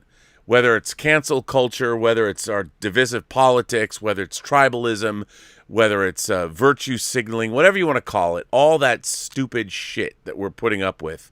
Because what we're doing is we're robbing ourselves of the human experience. But this is something new, and we have to go through this evolutionary process. I wish that at this point in my life we didn't, but we're going to have to go through it. And we are going through it. I mean, I have to say, the idea, we talk about OnlyFans and talk about the death of eroticism, when you can watch some girl vacant-eyed staring at you, masturbating or doing what you want her to do and all that through a screen. I mean, this has to end ultimately, because this is not good for anyone. And I'm not saying if you want to do it, it's fine. But what I mean is it's not good for the soul of mankind. And what we're doing is we're commoditizing our desires, and we're also interaction with people is being debased, and it's gotten to the point where, and it's making us all very immature. We don't even know how to talk to each other anymore, like face to face. We do not know how to communicate anymore. We are becoming we are devolving, and people are the skill of being able to walk into a room, read that room, whether you're at a party, whether you're going to a bar, whether you wherever you're going. Human interaction is the key to life. It's to understand human beings and how to interact with them. If you don't know that, and I think a lot of people aren't, we're devolving in that way. We're making sure the pandemic has accelerated. We're just talking to people through screens. You don't want to talk to. It's worse because this is the thing too. Because who are we talking to really? A lot of the time, sometimes it's like this, where you're actually seeing the people, but sometimes it's a photograph or something, and people are and then you're getting the people who are following the really popular people who are unrealistic body examples and everything else. These people who are like, they're all in it for the money, so they're of course going to look the best, the greatest that they can possibly look and everything, because it makes them money, and it gives everyone else this false sense of body image. It's like everyone looks like a fucking model, because what they're following is the people who make a bunch of money, who are these people who are the prime examples, and it's fucking up the entire fucking whole social ecosystem in a way. Well, eventually, yes, and also like, and I'm sorry, getting back to Pamela Anderson, and it's true that someone stole her and Tommy Lee's honeymoon tape, but also at some point there was, and this is not bashing Pamela Anderson. I love that woman. You know, she's still alive. I love her. I think she's great. Somehow there was a video made with her and is it Bret Michaels? Before she was with Tommy. Yeah, and essentially what they did to her, what really happened with Pamela and I guess Tommy and Bret is that I personally believe that somebody, you know, obviously stole these videos and they kind of like exploited the situation because they knew they could make a lot of money off of Pamela. Pamela is not a porn star. She's not. Like, this is not something that Pamela would ever do. It was a private moment between her and her husband. And, you know, while it's true, like I've seen maybe a small part of it, what they could show, you know, at the time. You know, it was a very intimate moment. No one was supposed to see that video. No one. Right. Now, no, of course, none except them. Yeah. It's very interesting that as time progressed, people started to make these videos and I suspect release them in a certain way. Like, you know, I think that the notion of trying to grab onto that sort of notoriety, because you're never like Pamela Anderson is so cool. She was with two of the most metal rockers, you know, and maybe even, you know, I don't know all of her relationships, but she was with two very metal guys. Like, you know, she was with two of the most popular. Well, she was with Tommy, the most metal of them. Yes, yeah, for sure. But I guess, okay, yes, Bret is maybe more of like a glam band thing, but for the most part, no, they're, you know, both you killers. know, yeah, she was very, you know, had some real relationships. This wasn't sort of like, you know, a 1 minute relationship. These guys wanted to be with her. They were committed to her. Like this was, she did, you know, the impossible, you know, what I think a lot of people would say, but she herself was very unique. And I think that they tried to take that uniqueness of her and exploit it with these videos. So, you know, it's like, you know, and that was unfortunate. And then now we have society where people would look at that and they've kind of emulated it through the years. What is it? 20 years later now, we've seen people who have unfortunately said, oh, I didn't know that video was made out of, you know, a video of mine was released this way. It's almost become like a normative thing. And that in itself, that's how they can get more, they get more followers and more likes and more money. Exactly. Yeah, whether now it's Paris Hilton or it's the Kardashians, you know, and all that. Now they're using it as a tool to get them more. Well, what's also happened too is that when the Tommy Lee, I remember the Rob Lowe sex tape was scandalous because he was with a friend of his too, and then there was the Tommy Lee thing. Well, now, because we now live in a world where you have OnlyFans and you have Pornhub where people are uploading their own amateur videos with or you can go on live and see people interacting on the idea of a sex tape has become normalized. Oh yeah. It's like, and you can get away with it. You can do whatever you want. And but what's interesting about that is now even sex itself, with all of our smartphones and everybody making videos of themselves having sex with their partners or whatever, those videos, the actual sex act has become commoditized in some way across the board. And judged and rated and everything else. Yeah, which means, I mean, you're diminishing, like when I was younger, my younger days in LA, catting around the town, when you would go out and you never knew what was going to happen at the end of the night. Like I have, people would never believe it. I could write a fucking book about all the crazy shit that happened. Good times, Robert. Really good times. But and he will. But the reason that they were good is because you were not worried about sharing it with anybody. It was all about you having an experience. Well, it wasn't about like you didn't care if anyone knew. It was about you. Will I get more likes or dislikes? No, how many followers will I get? It wasn't. See, the thing is, it wasn't about sharing because it was a personal, intimate experience. Yes, it was all about you, and maybe you might tell your friend, but even that, like my friend circle at that time, we never told anybody what we were doing. Like guys, we didn't brag about what we were doing. It would be like, so how was last night? Well, you brag to your friends, not everyone even that. Everyone in the world. But even that, people would be like, it was pretty great. And that's all you'd say. Like, no, like I didn't, you know, when I was going out with Sean, my friend Sean is no longer with us, but we didn't tell each other intimate details of everything that happened.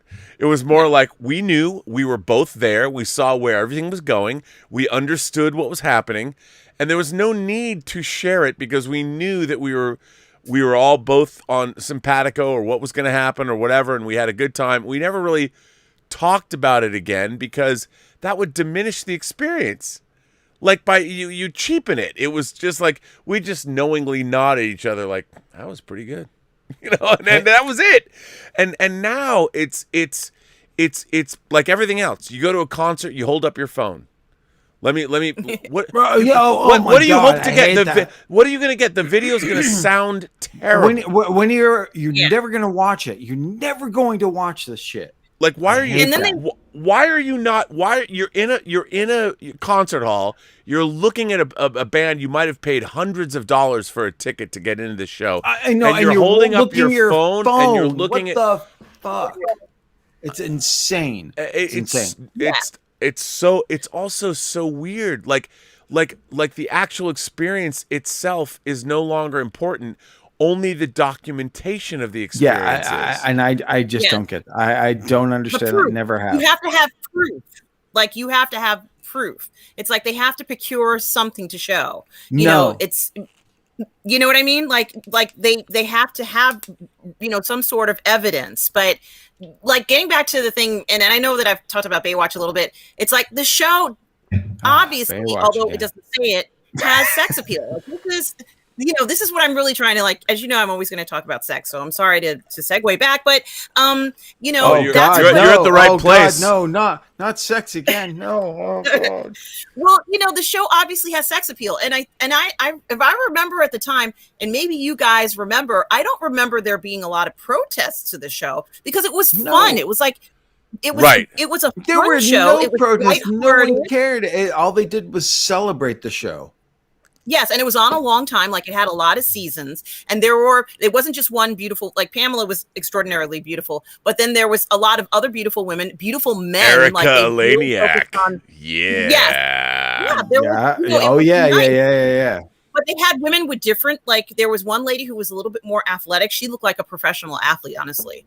I don't remember who she was, but I was like, she must be an Olympian or something. I like looking at her. That was the woman for Alexandra Paul who was in Christine. Yep. Yes, that's right. And she has this beautiful athletic, like, the athletic body has its own beauty. And you could just tell, you looked at her and you were like, she is fit, like you could just appreciate the beauty in her as well. So I think that the point that I'm making is that, we need something like that again. It's like, but comparable to today. Like, how could we even relate to people? How much fun it was just to be able to look at something like that. You're looking at beautiful people. There is a little sexual undertone there. There is a sexual undertone, and we know that. We knew it was there, but it wasn't. It was brilliantly done. By the way, I just want to say, Black Phillip Alvarez sent in a tip and says, is killing it tonight and dropping some serious knowledge. This is how you properly go on Rob's show and conduct yourself. Woo! Yes, you are metal, girl. Alvarez. There you go. Metal. There you go. Well, it's so funny. I gotta point out, Rob. Yes. There's someone named David Pryor in the chat. Okay, first of all, if it's the David Pryor, is it? Can we talk about the Empty Man just for a minute? Right. Is this the David Pryor? Please tell us. Is this the David Pryor who directed The Empty Man that we know? By the way, who came to my old office? Well, he came to the we've known that David Pryor for a long time. By the way, I have to say, before The Empty Man. So everybody needs to watch The Empty Man. I mean, look, it's not like we're the first people to say this. Based on a graphic novel, too. This is a total aside about the story of The Empty Man is now my favorite modern story of a movie getting made. It lost in the shuffle with the Fox. It is him. It's him. David Pryor. How do we know? It could be anybody. But he says it's him. I'm just saying it's him. It's like, okay, prove this. David, that book you lent me, I still have. If you can tell me why I borrowed that book from you, then I will know it's actually you.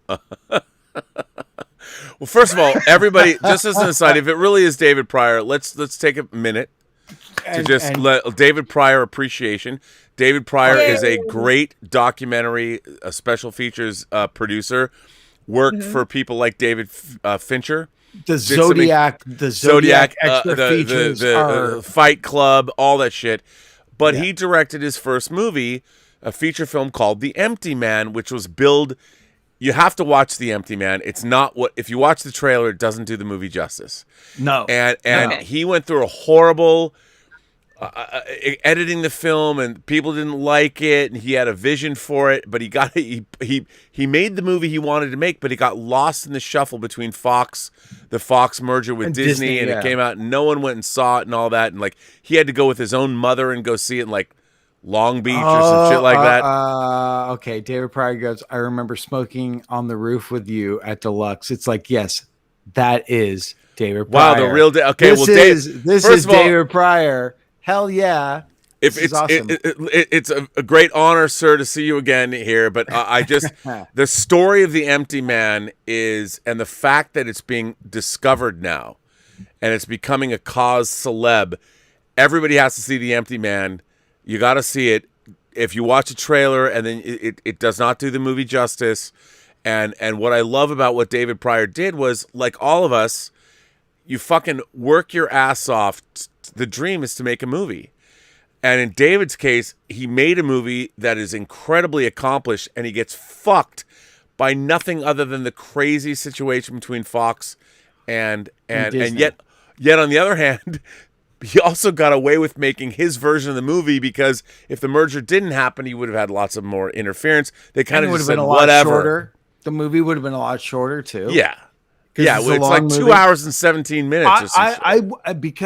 Because I like physical media so much, I bought a copy out of Redbox, because that's the only way you can get a physical copy of the movie. I'm like, where right now is Arrow going to show up? And I mean, I need Arrow to show up and and do The Empty Man 4K or like The Wretched, or they'll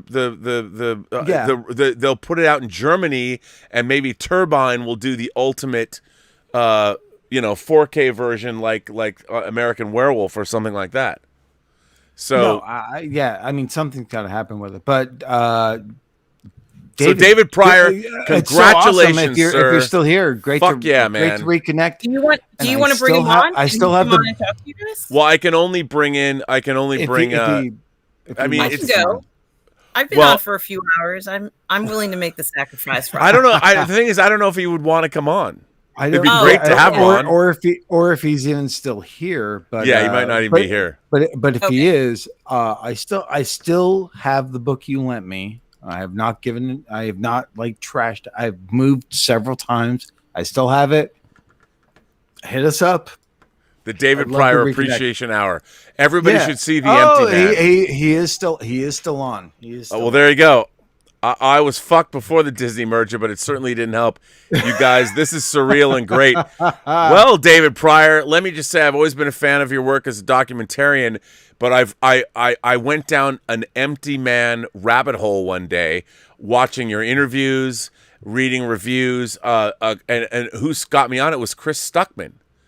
I don't know if Chris Stuckman is a YouTuber, and I, for whatever reason, I like Chris Stuckman as a reviewer, and I watched his review of The Empty Man, and he was like, "This movie is great," and I'm like, "Oh," and I was aware of it, but I didn't see it obviously when it came out, and then I went down this rabbit hole about what happened and read everything that David was putting up with, and again. First feature. He's been spending years in the trenches. Man, he made a great short feature that he can talk about too. And he said he'd be happy to chat with us. You just got to invite him on, man. I will it, but I don't have the ability. I can only get 2 people on at once because I know I'd have to upgrade my software. Well, I don't know, David. Are you up for? David, he said he's fucking up for metal. It. Okay, you're up for it. Do you have he must have a connection. So. Would you defer? Would you defer? Would you leave so we could bring David Pryor on? It's 6:30 in the morning here. Oh, that's right. All right. Well, All right, David, if you're up for it, I'm going to put a link. By the way, you motherfuckers out there, you metal motherfuckers, let David Pryor get this link if he's here. Don't anyone, because I will bounce you if you're not David Pryor. Dave, it was such a pleasure talking to you. Oh my God, Robert. it was awesome. I love being on your show, so I don't have to say that, but it's just always great. And I'll come on anytime. You know what I'm going to talk about, so sex. Fuck yeah, you're welcome anytime. Remember, we're trying to answer the question, sex in this modern era. So, it leads to a lot of discussion. So thank you so much for letting me come on again. Well, you know what? I want to thank you for supporting the channel. It's been delightful getting to know you. Yeah. And it's awesome. It really has. We had a great conversation about the repression of America. It's awesome. Love it. Take care, guys. I will let you go. Bye. And thanks for being here. I really appreciate it. I know, and staying up late. Okay, so now I gotta say too quickly. Richard was like, David Pryor, mention my name if you meet Kevin Tenney. It's like, yeah, Richard. Guess what? I know Kevin Tenney too. What do you want to tell him? Come on, man. Come on now. So David Pryor, if David Pryor's out there, David, how cool would it be? I want to talk about the Empty Man so bad. Okay, so here is the link in the chat. There it is, David. If you can jump on that. We are going till dawn. We like we said, like living. I thought, Dave, you're like, midnight, I'm not going to go for 4 hours. I'm like, you're like, I'm not going for 4 hours. I'm going to cut off. I'm not going to do it. God, I'm making it for Mr. Pryor. I will make a very special exception. Well, David was remember when we had a Christmas party at Ludovico? Of course. The office, and I had I flew that night. I flew in from New Zealand. Yes, I remember. You did. David was there. Yeah, he was at that party. I know. Those are the days, Dave. Now we're waiting. Now we're waiting in anticipation. Wait a minute. Oh, wait, Tim Possible. Oh no, unless it's no to Tim. You can't. Unless Tim Possible is what David Pryor's nickname is, I won't let him in.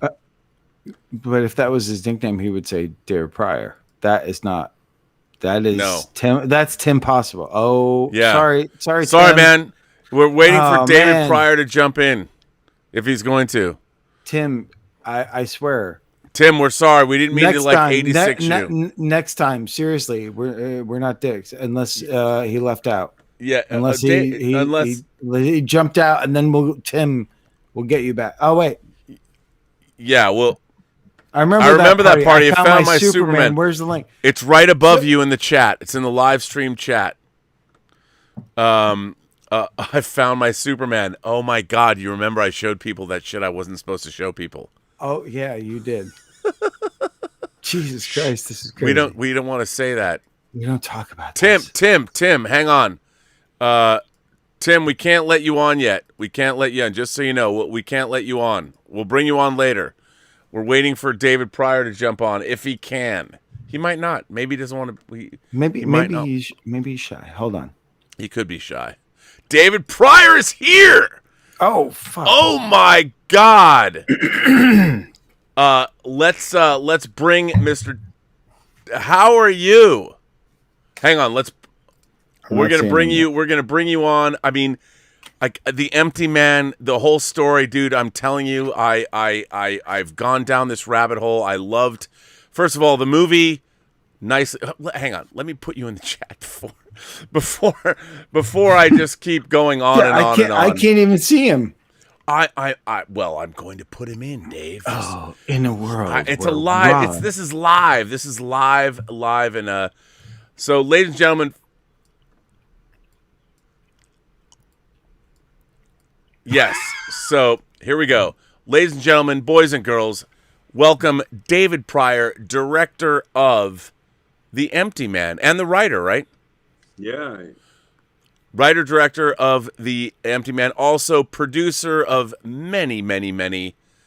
You probably watch, if you are an imagination connoisseur like we are and a physical media fan, you have seen a lot of his work all the way back to one of the great DVDs before there was Blu-ray. The DVD of Fight Club was perhaps one of the greatest DVD special feature or the special editions ever. It's true. I don't And know Rob, if anybody guess what? can hear what I'm saying. I can't I'm hear hearing him or about see 7 layers of dialogue. I see him don't- on the stream, I- but I can't fucking hear him. Wait, say something, David. Hello, test. 1, 2, 3. Yeah. I cannot hear I'm him. hearing You can't hear him? playback. I'm hearing a lot of playback. I from don't know other what you've stuff. done. What do you mean? What have I can What hear him have just you fine. done? I can hear him just fine. Is this any better? Then I will sit silently as you. Test. 1, No, 2, 3. I can literally hear him perfectly. I can't even hear him on the stream. Can anyone else hear him on the stream? Hello. He's live. Test. I know. I see him on the stream, but I cannot hear anything. David, give me a sound level. Can you say anything? Okay, Oh. this is the built-in microphone. Yeah, I can hear you. Dave, you can't hear him at all? There we go. No. That's so weird. Well, I could hear.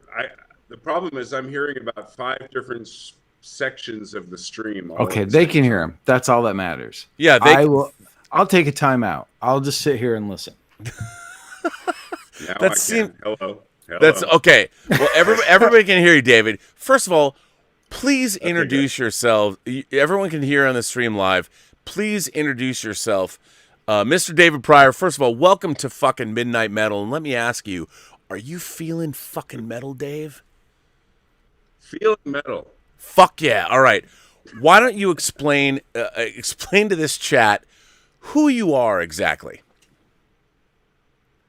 I'm sorry. One more time, Rob. What was that? Please explain to the chat. Introduce yourself. I've already people have know that you are you produce special features, but you have written and directed your first feature film, The Empty Man, which had a middling release from Fox, but it's actually an extraordinary film, and people are rediscovering it, and people are writing about it, and it's become kind of a cause celeb on the internet. If you want to find out about it, Chris Stuckman did a great review. There's all kinds of articles about it. But besides that, if you could, David, introduce yourself and tell our audience who you are and where did you come from.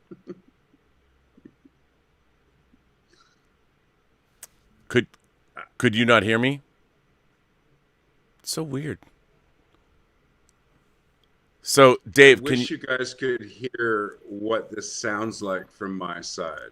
I wonder why it sounds so odd. Can you do me a favor and maybe log out and log back in? Yes, I'll try to log back in. Okay. It's totally crazy what's going on right now. That's so strange. Hold on one second. So it wasn't just me. No, I could hear you, but I could Apparently not. There's a time delay, so I could hear 7 different versions of you. Wow, that's bizarre. He was always a man of mystery. I'll tell you what. Log out. I will disconnect you and then log back in. Yes, and hopefully Dave will come back. This is so rad though that Dave Pryor's here. No, it's great. It's great to reconnect with him. It's been years and years and years and years. Yeah. And then when The Empty Man was coming out and like going, David Pryor did that? Oh, it was like, what a surprise. And a very cool surprise. And it was like, well, this sucks that this movie was thrown away because it's really, really interesting. It's really different and it's really cool. And yeah. Oh, it is. But I'm glad that but the thing is, it's one of the nice cases where word of mouth is actually buzzing about this thing. Well, and what's really interesting about The Empty Man is I think that one of the things that worked against it was okay, David's back. Okay. Now, David, can you hear us? I can hear you. You can hear me, Dave. Can you Parker, hear me? can you? I don't see him or hear him. You don't see him really in the No, he is not. He is not popped up. I don't see him or hear him. That's so weird. I don't know what to say because the software here it works in a certain way. And can you see him? Can you see him on the stream? Yes. So, and does he look good? I can hear you, but yeah, I'm he looks also, fine on the again, stream. I couldn't hear him on the stream, but I did see him. This is so riveting for everyone else. I apologize. Well, David, let me ask you something. Yeah. I know you're hearing 7 different things. I can hear you. If you could, because everybody in the chat can hear you. You're good live. So what's going on? Could you, first of all, tell the audience a little bit about your career? Like, how did you, where did you come from in terms of, like, did you, obviously, film school, and then your career, DVD, producing DVDs and Blu-ray special features? I'll just talk for a little while and hope that it all kind of works out. Yeah. I left high school. I tested out of high school at about 15 or 16. I started working in visual effects, building miniatures at a company called Intravision. This was after having been a childhood actor. And Tom Nod. Tom Nod, absolutely. Tom Nod. And Andy Nod. Yeah. So Andy hired me originally to redo the miniatures from a TV movie called Poor Little Rich Girl. And then my first actual film as a visual effects guy and model builder was 976 Evil, Robert Englund's directorial debut, which he did on cocaine the entire time. So, one thing leads to another, and I ended up, after many years of strange little side jobs, doing a DVD for Fox for a movie called Ravenous that I just loved. Guy Ritchie. Ironically, I mean Guy Pearce. Guy Pearce, yeah. And ironically enough, in a sad way, was another example of Fox making a really interesting movie by accident and not knowing what to do with it, and dumping it in the marketplace with a unrepresentative trailer.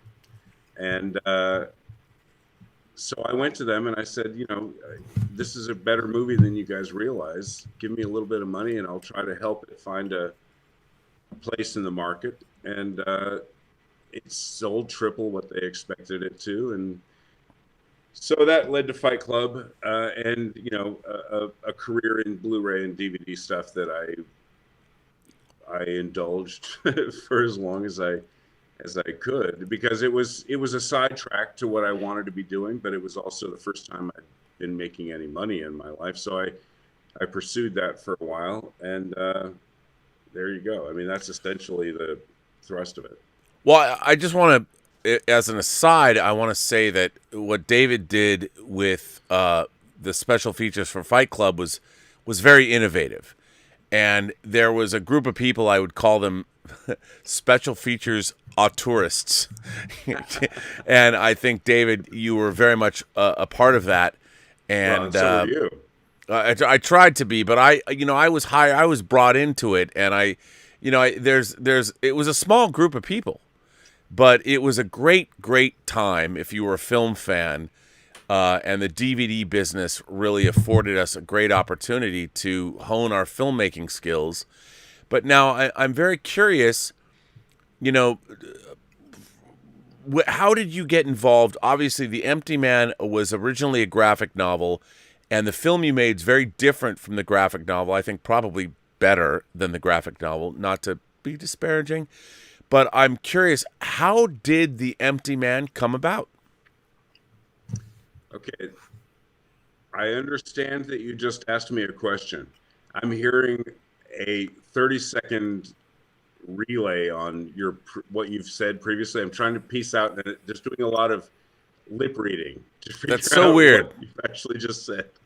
I think what you've just said is, that the movie is based on a graphic novel, and you're asking how the movie came about. Okay. Yes. So, yes, sir. I'm trying to ignore all of the extra voices I'm hearing in my head.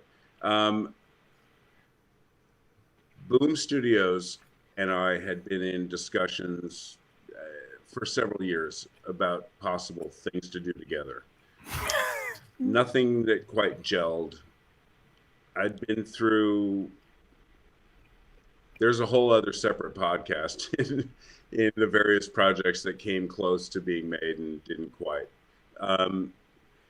But finally, I was at a point where I felt like I need to just, it's been 10 years of trying to find something and turning down bad vampire movies and developing things that came close and didn't get there. I've got to find something to do. And they sent me this comic book called The Empty Man.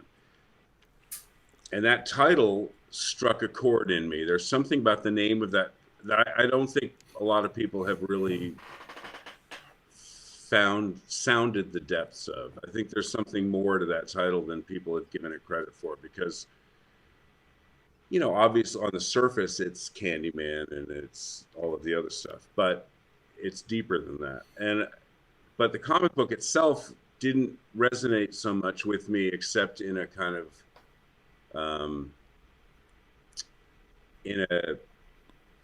it's hard to describe. There's a kind of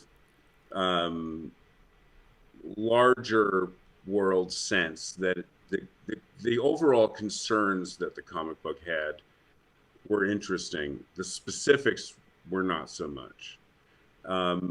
And so I kind of amalgamated a bunch of things that I'd been thinking about and things that sort of rhymed with what Cullen Bunn was talking about in the comic book that seemed to make sense. And I presented it to them and said, look, I don't know how to do a faithful adaptation of this comic book, but if you're willing to let me riff on it and kind of do my own thing under the rubric of this, you know, IP, then here's what I would do. And they said, okay. And there we went.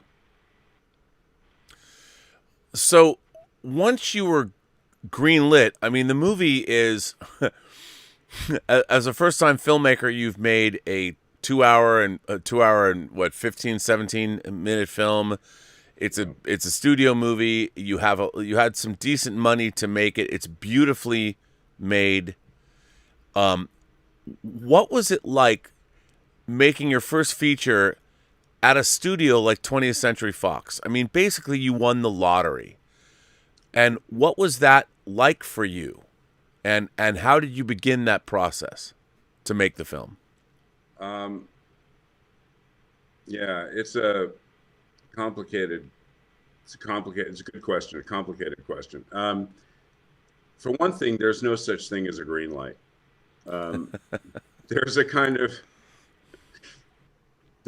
of rolling no red light. So all you know is that when you find yourself on a set with actors in front of your cameras and you're shooting, you know that no one has said no. That's the essential. That's what a green light is. But you know, you do the things you have to do. I mean, I went through. There was a very strange. I remember a moment where I had to go to a meeting. I was told I had to meet with the marketing team and the distribution team and all of the other executives who'd been part of this committee that greenlighted a movie. And I'd already pitched the movie 5 times by that point, you know. And so I walk into this conference room at Fox, and they're not knowing what to expect, and there's 45 people around a table. And I go, oh, okay. And they sit me down and they go, so tell us your movie. And I said, okay. And so you just kind of spin and you come up with a bunch of crap, and you know, you get halfway through the idea, and then you go, and you know, you're going to have to buy a ticket to see the rest of it. Like, you know, you whatever, you keep the plates spinning as much as you need to. And the idea, I think it was, I'm going to try, and the executive, I have to give some credit to Mark Roybal, who was our production executive at the time. He was very much in lockstep with me about the kind of movie that we were trying to make. This wasn't a kind of, you know, we weren't trying to do a Blumhouse movie. What I sold them was, this isn't a James Wan movie. I love those kinds of things, but we're aiming for bigger game than that. when I mentioned The Swimmer, and he said yes. I by the way, nice pull on that one. That was something that, for those of you who don't know, The Swimmer is a cult film that stars Burt Lancaster, and they've been re-releasing there's a new Blu-ray that just came out. From Grindhouse. Yeah, from Grindhouse. If you haven't seen The Swimmer, I mean, I don't know how modern audiences will take it, but the fact, David, that you brought up The Swimmer in relation to The Empty Man, kudos to you, sir. Nicely done. That's what they call a deep pull. That's a deep pull. The fact that I did it in the context of a student, I don't recommend this. This is a really bad idea. But to have gone into a major studio and said that we're trying to do the horror movie version of The Swimmer, it's not a good plan. Wow, the horror movie version of The Swimmer. But you know what? Again, unbelievable. So good that you did. But so the executive, though, Mark Roybal, so I talked about The Swimmer, I talked about Mulholland Drive, I talked about Don't Look Now, I talked about a couple of other things, and he was completely on board with that idea. And he sent me reviews for a Korean movie called The Wailing. Which I own that on Blu-ray. Yeah, and he said, if we get reviews like this, then we're gold, right? So he only survived halfway through shooting. He was gone by the time we were done. So I watched this narrative unfold, which was very similar to all of the horror stories that I've heard Terry Gilliam go through, where the people who have, of course, and the people who have stood behind the movie are just, either summarily fired or gone to better pastures, whatever the thing was. And that's before we have a merger with another corporation and a pandemic. So by the time we got to the pandemic, we already had 2 studios who hated the movie. So it was kind of a perfect storm of, there's no way this survives. Well, let me ask you this. Why did they hate this movie? I honestly believe I'm hearing my own voice. Sorry, I apologize for the delay. So this is about 30 seconds before. Anyway, it's twofold. One is obviously the test scores. We had that one test screening that we were forced into when the thing wasn't ready to test screen. It was about 2 hours and 49 minutes long. Wow. And it wasn't ready. I begged them not to test it at that time. We had just barely finished shooting 8 months after we had been delayed because of weather. So I sent a scene from The Hamster Factor to Scott Eversano, who was the executive who replaced Mark Roybal. And I was like, I know this is what's going to happen. And it is exactly what happened. Let me just stop and say, for those of you who don't know, The Hamster Factor is a documentary about the making of 12 Monkeys, Terry Gilliam's 12 Monkeys. And it's an incredible documentary and an account of the making of the film, and also what it's like to work with Universal as a studio. So if you haven't seen it's not just Universal. Yes.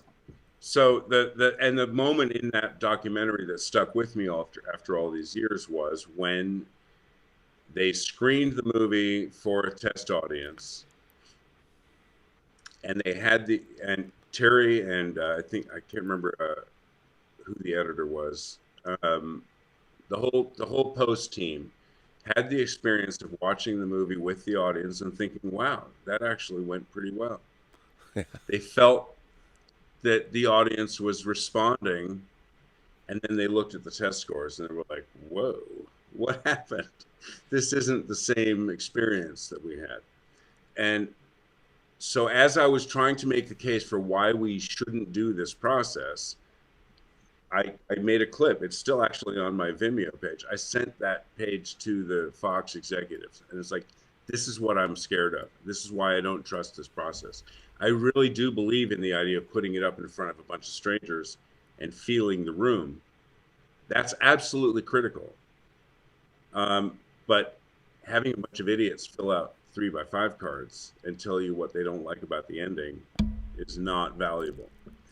So what ended up happening was, even though I didn't think the cut was ready, it was 2 hours and it was way over long. We had just barely finished shooting, like I said. The feeling in the room was actually not so bad. My co-editor thought we were going to score somewhere in the 70s. Everybody thought we were going to actually do pretty okay because they were all paying attention. They were laughing when he wanted them to. They were scared. They sat up. You know, we had an IR camera in the front of the audience, and you know, whenever there was a moment of nudity, you could see everybody kind of sit up straight, which was amusing. But when we got the actual scores, it was unbelievably different. It was totally low. And we never did get a proper test screening of the final cut. Wow. So the narrative around this movie being a failure was written right then. And there was also a section where, you know,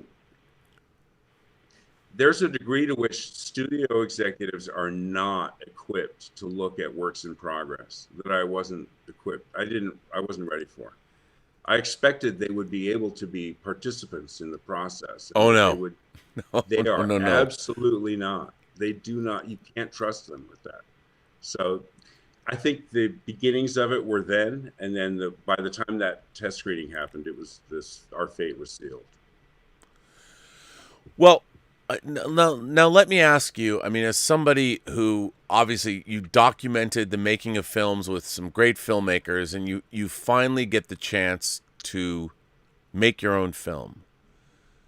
And you've made a film that by all accounts, and people are now rediscovering it and finding out that there's a lot more going on than it originally appeared from the trailer. Do you feel validated or vindicated that your movie is getting, I don't know if it never had a first life, I don't want to call it a second life, but that your film, maybe like Blade Runner, you know, or like other movies that are being rediscovered because of home video or a second life, do you feel vindicated and validated by the tremendous online response that the movie's been getting? Yeah. I think it would be unbelievably, embarrassingly hubristic to compare my movie to Blade Runner or The Thing or any number of movies that we all cherish now that were hated when they first came out. But it does give me a little bit of armor to have withstood the initial response. The initial response was brutal. And a lot of times the only way you can console yourself to sleep is like, well, people hated Blade Runner back in '82, and they hated Tron, and they hated The Thing, and they hated so many other movies that I adored then and I adore now and that I still think hold up. So it's it helps fortify you to know that people who are better than you have withstood worse. But that said, yeah, the response, the kind of the renaissance it's been going through has been unbelievably gratifying. I can't tell you how much it's changed my perception of the world. I think the idea that I would ever say thank God for film Twitter is is amusing to me. But I literally thank God for film Twitter. These people have really taken the movie up on their shoulders and carried it forward, and I'm so grateful. I can't tell you. It's hard to express. Well, I mean, for those of you who haven't seen it, the movie is very ambitious, and it's not. I mean, the whole opening sequence. It's not what you would expect. I mean, it really takes you on a journey and takes you someplace that you don't know what's going on, and especially from the opening sequence, and it pays off. And I have to say, this is going to seem strange, but The Empty Man. There was another movie, and you horror fans might know this movie. I'm curious to what you're going to say with this. Martyrs.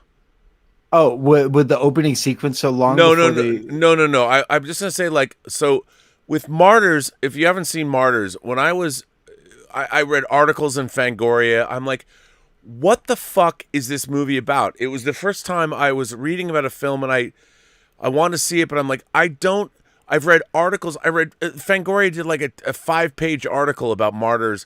I read reviews, and I still didn't know what the movie was.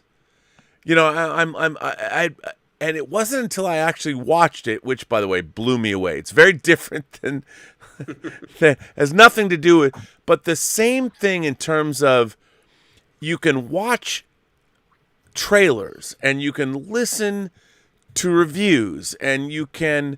All of these things, you think you know what The Empty Man is. And as an astute horror viewer, as I am my whole life, Martyrs was a movie that when I finally saw it, blew me away. I was like, oh my God.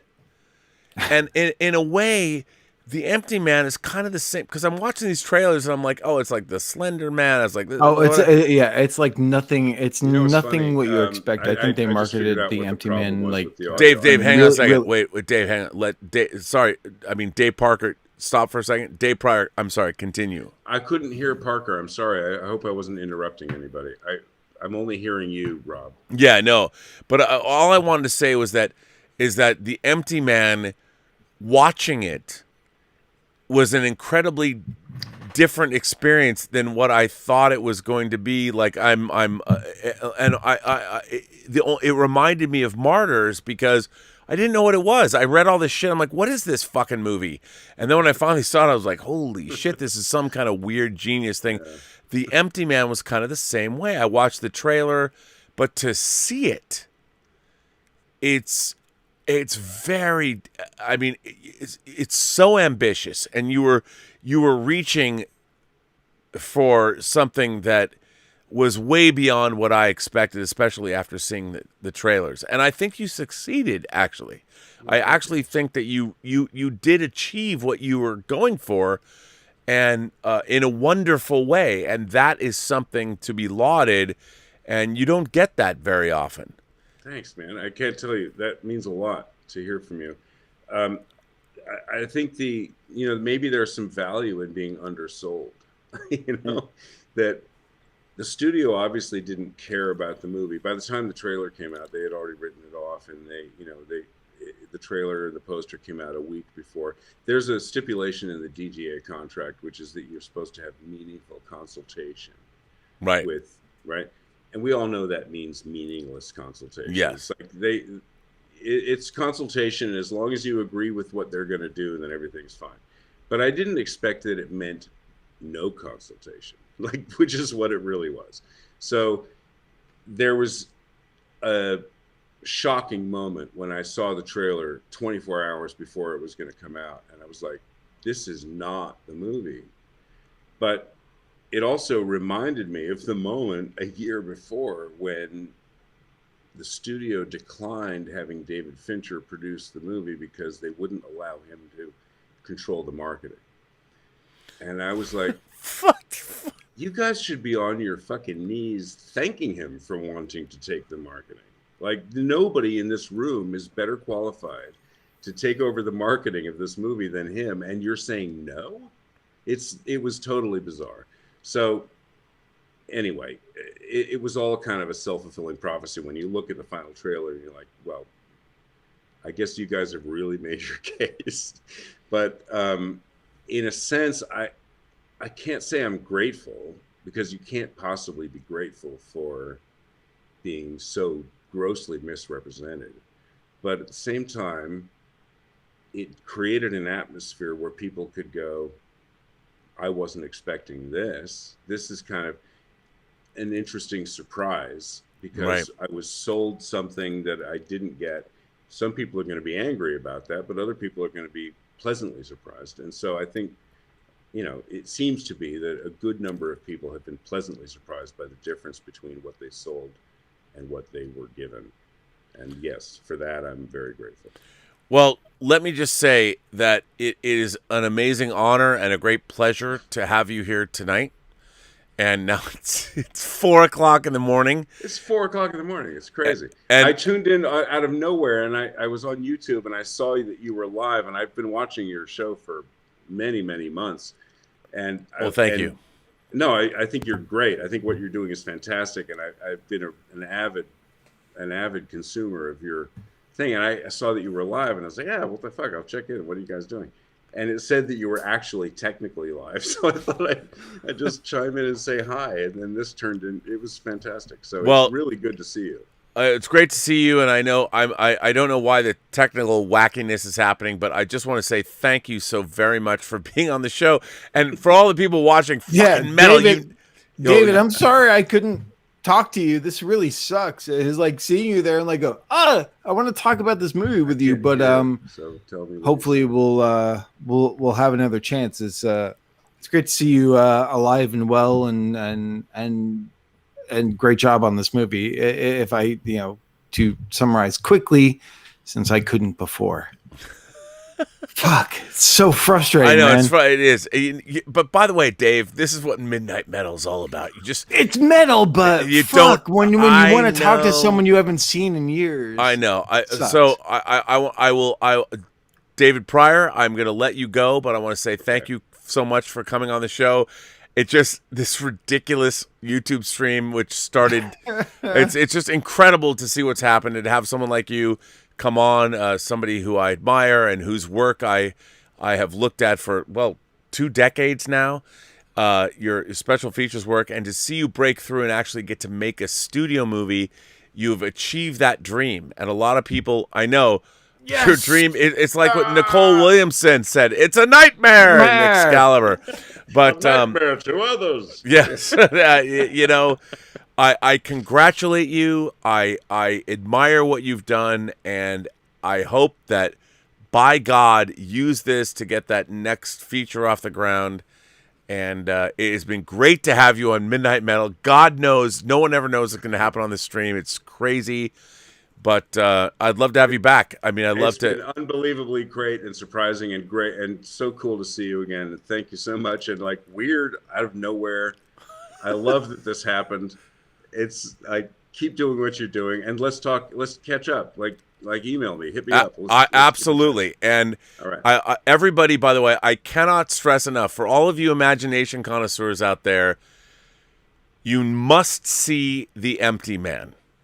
And don't watch the trailers. Just watch this film. And when you see people climbing across rope bridges in the beginning, you got to go with it. Just go with it.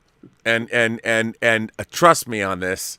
It's a wonderful film that will surprise you and delight you, and also scare you and creep you the fuck out, which is what we all want. The adventure is bold. You're awesome, Rob. Thank you, man. Appreciate it. Well, Mr. Pryor, I'm going to let you go, but I will thank you. Thank you for tuning in. My pleasure. Take care, man. Hopefully I'll get to talk to you actually at some point. Yes. Good to see you, though. Boy, that was amazing. Dave, hang on. Let me just fix this. I mean, Jesus Christ, man! I've been sitting here for 20 fucking minutes. I know. I'm people sorry. are like going, how's it feel to be silenced? I don't know. I don't know what that was.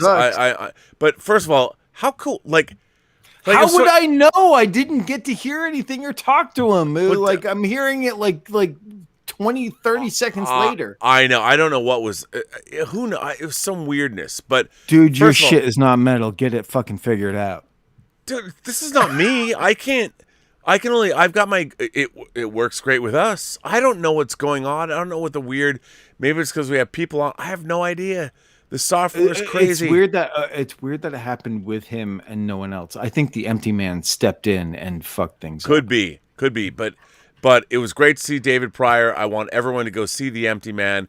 And I just want to point out, Dave, you said there's there's no way we're gonna go 4 hours. And we've gone 4 hours. It's 4:04. It's Mother's Day. 4:04. Happy Mother's Day. Happy Metal Mother's Day, you motherfuckers. It is you Metal Mother's Day. Motherfuckers. Oh, look at, and Rob still has some more wine to pour. In a world. Just to keep him warm. Well, first of all, here's what I love about the show. This weird late night thing, like to have David Pryor. I mean, I can't tell you the Empty What is Man. he? What bottom line is also, what the fuck is he doing on at 3:30 in the morning? Well, and then the same thing we're doing. No. At least look, you're getting the fatbacks, the bucks, the things. We're not getting rich here. I mean, it's But it's like, what is he randomly doing here at 3:30 in the morning, just on and like, oh, I just happened to like watch. It's awesome, but it was like, wow, what is wrong with us?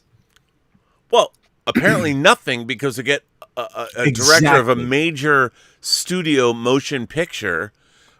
Who's also worked, that we've known and worked in our same field. It's amazing, and worked with before. Yeah, he's great. He's great. It's great to see him. I can't recommend like giving The Empty Man that shot like that. No, and people like, what the fuck is this? It's like they aren't promoting it. The poster. It's like most people will find it Redbox. It's just a black thing with the title "The Empty Man." Yeah, give it a shot, guys. Really, you'll be. I think you'll be glad you did. Well, it's and also, if not, fight me.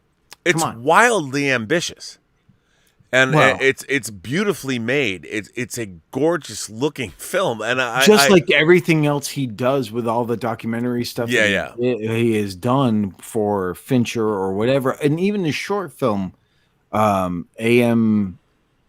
I wanted to ask him to plug the short film too. It's really good. And where can we see that short film? Is it on? I will have to find it out because I'm not remembering the exact title right now. So I'll find it out and make sure for next week. Right. I'll have that link for you guys. Yeah, bring that in. It was great. I mean, what's interesting is that The Empty Man is not what you think it is.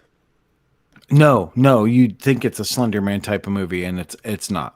And what I was trying to explain that like when I was looking to watch, it's not like Martyrs at all. But from my experience, when I was trying to figure out like what the fuck is Martyrs about, like even I read all this stuff about it. When I finally watched the movie, I'm like, holy shit! Nothing I read told me what it was like to the experience of like watching this movie. And I feel like The Empty Man was kind of that way. Like, I'd read these things about it, and it didn't really explain. When you finally watch the movie, you're like, wait a minute. This is nothing like the trailer even. Like, what? And it was interesting. The thing that put me over the edge was Chris Stuckman's review. When I read it, I'm like, oh, I gotta watch that. But that's kind of what is exciting about it, too. Because the fact is... we haven't heard anything about this movie. Right, I know. It's been so under promoted here, especially in the States. It's like, and you know what? But that's kind of exciting. When was the last time that you went in going blind on a movie that is like, it's going to be quality because we're telling you because of the guy who is behind it. At the very least, it's going to be of quality. No, and I think, look, I will say this. It's not the second coming of Jesus. No. Like, no one's going to be walking across water. It's still ultimately, it's a movie. But what I loved about it was the ambition, the reach. There's a lot going on there. And I was surprised after what it was sold to me as. These kids on the bridge are like, oh, my God, if you say, like, he's going to come for you. I'm like... Yeah, no, it's not. Yeah, it's not like that at all. And then you get to a point where it's one of these great movies where it puts you in a position where you yourself have to answer certain questions that the movie asks. Yes. And I love that. I think I'm that's looking great. at I'm looking at the chat right now. I know this will be a little late, but Black Phillip, I am Dave Parker #1 on the IMDb. If you are, why the fuck you want to look me up? I have no idea, but I'm the first one.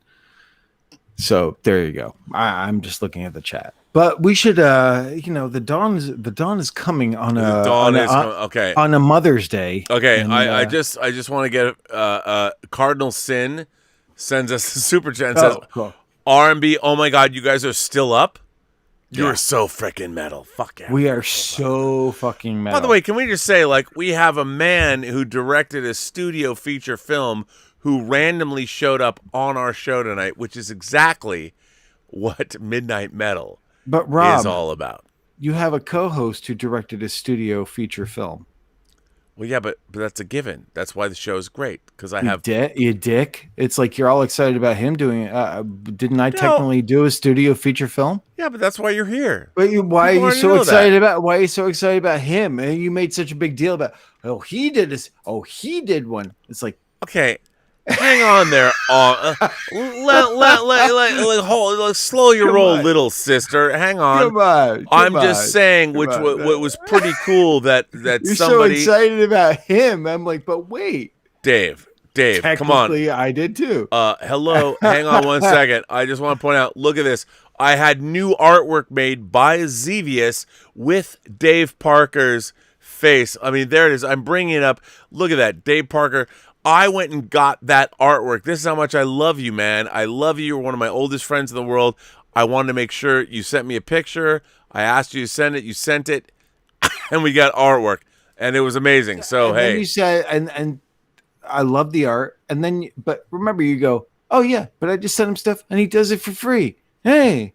It's come on. He doesn't. Xevious come on, do man. Shit. Come on, Look, man. He doesn't do shit. No, the artwork's amazing. The artwork's amazing. He doesn't do. I pay him. So don't try to peg me down a little bit for pointing out. I'm not pegging you down. I'm just saying, Dave. I love you, but I would assume I don't have to Oh, am I supposed to be classier than that? Is that what you're saying? No. That's not what I'm saying at all. I'm just saying that. Look, it's like. You should know by now I'm not classy. I am delighted that Mr. Pryor was watching the show late night and came on at 4 in the morning. Hey, Rob, if I hadn't pointed it out, you wouldn't have known. You're absolutely right. I'm paying attention to this stream here. I pointed it out. But I love the fact. And then I got nixed out of it and I couldn't say anything. But it was a fascinating talk. It was an awesome talk. I don't care. I don't know what that was all about, by the way. That's so weird. I don't know either. But I will say this, Dave. I would say that, tonight's Midnight Metal was pretty great. A pretty great show. The fact that there's still 100 and something people still hanging in there, and good God, man. 122 people are here right now. That's pretty awesome, guys. And who knows how many people are going to watch it. I mean, I can't. It's an amazing thing. And, What I find so strange, Dave, about YouTube? What the fuck is everyone saying? Nice trolling, Dave. I'm like, what? Come on, what? Xevious is here. He says, "I don't work for free, bro." He doesn't. He doesn't. Okay. By the way, what do you pay him, Rob? What? What do you pay him? Well, okay.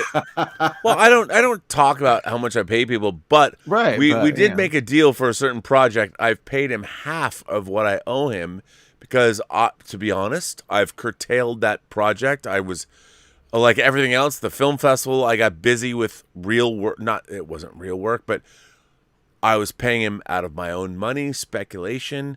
He deserves 10 times what I could pay him, but I did pay him, and the thing we were working on, it was me. I had to stop. I owe him the other half of what I agreed to pay. Well, there you go. Hey, Xevious, thank you, by the way. Thank you very much. And a shout out to Brett Pierce. Hello. Brett Pierce is here? Good morning. He can't sleep either. Okay, let me just tell you. One more drink.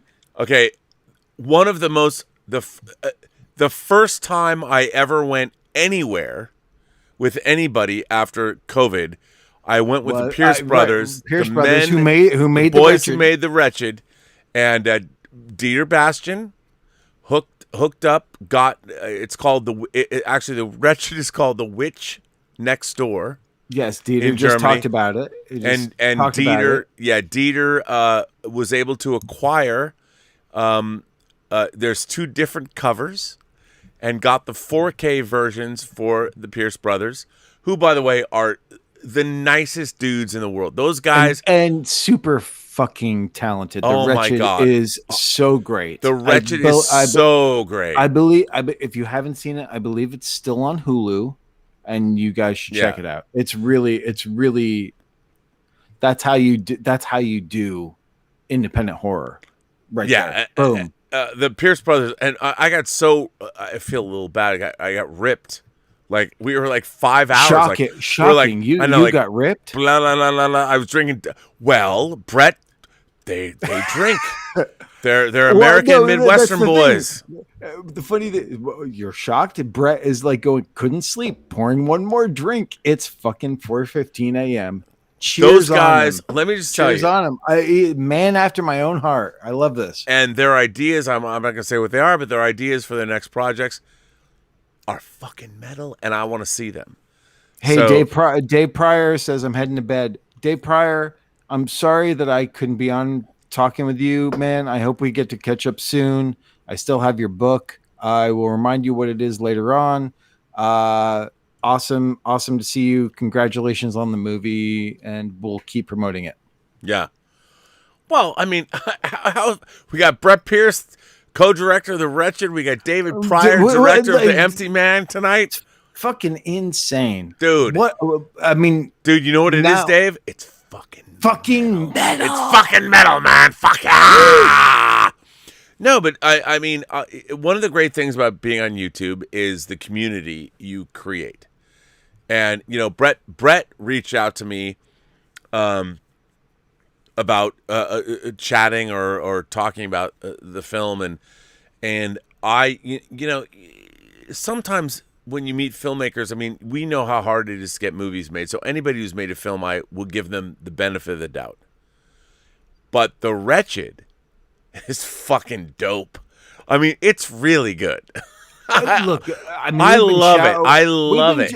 I mean, tonight we've been showered with 2 great genre movies that we've been able to talk about. New ones, The Empty Man and The Wretched, which I feel are still. I mean, The Wretched got a lot of press because it was like the most successful drive-in movie during the pandemic, which is fucking awesome. It tied or beat Avatar for like #1 most weeks or something, which is incredible. Which I love the fact that a horror movie did that. And then you get The Empty Man, which is criminally underrepresented. Oh my God. God. People should see. And both people are on tonight that we also, you know, Brett and you know, his brother, and the fact that we both interacted with David before. Yeah, it's nice. It feels like, okay, shit's getting back together. You know, things are coming back together in a very cool way.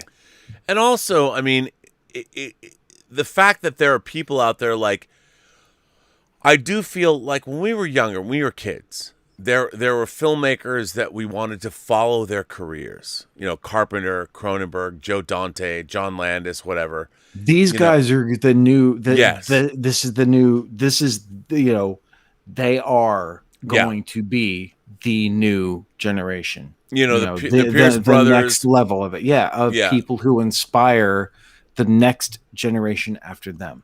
Yeah, I mean, and you look at low budget horror, and I say that because when we were growing up, these movies would play in the theater. Yeah, like we would see them. We would have been there opening night.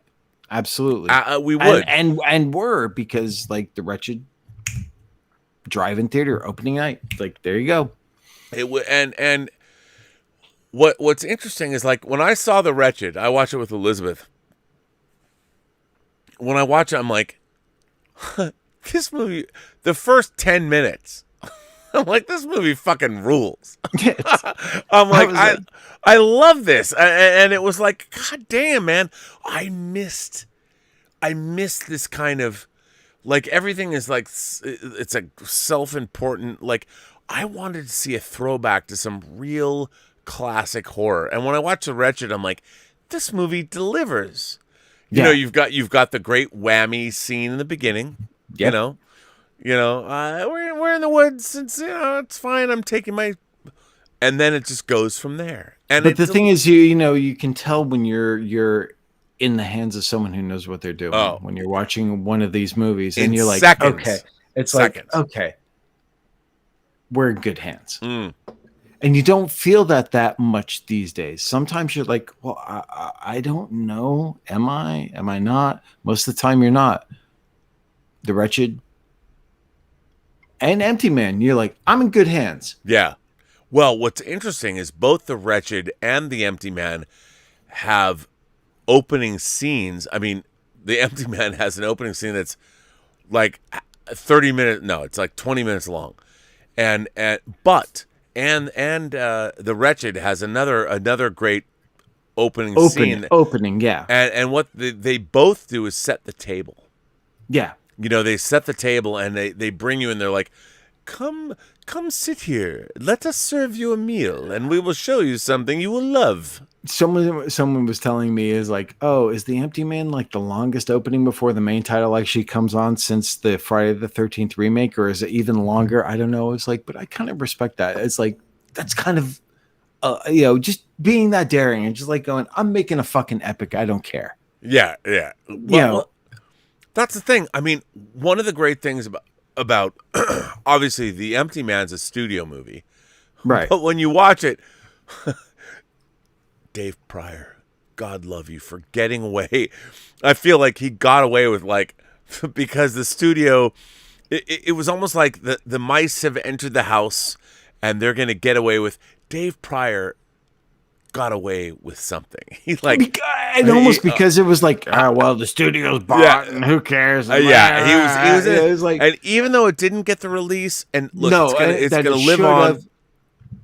Yeah, but I think that's the thing. I think the great thing with both these films, and I feel like incredibly lucky that they both been here tonight, is the fact that these are two movies, especially, that are only going to continue to grow in their mythology, their legend, and their popularity, especially with horror fans. These movies are going to become significant, and we haven't really gotten that. I think a lot of people have been trying to make a lot of these indie films significant and stuff like that, but I think a lot of them are forgetting the important part of it that these two films get, which is also the fun of being scared. Yeah, man.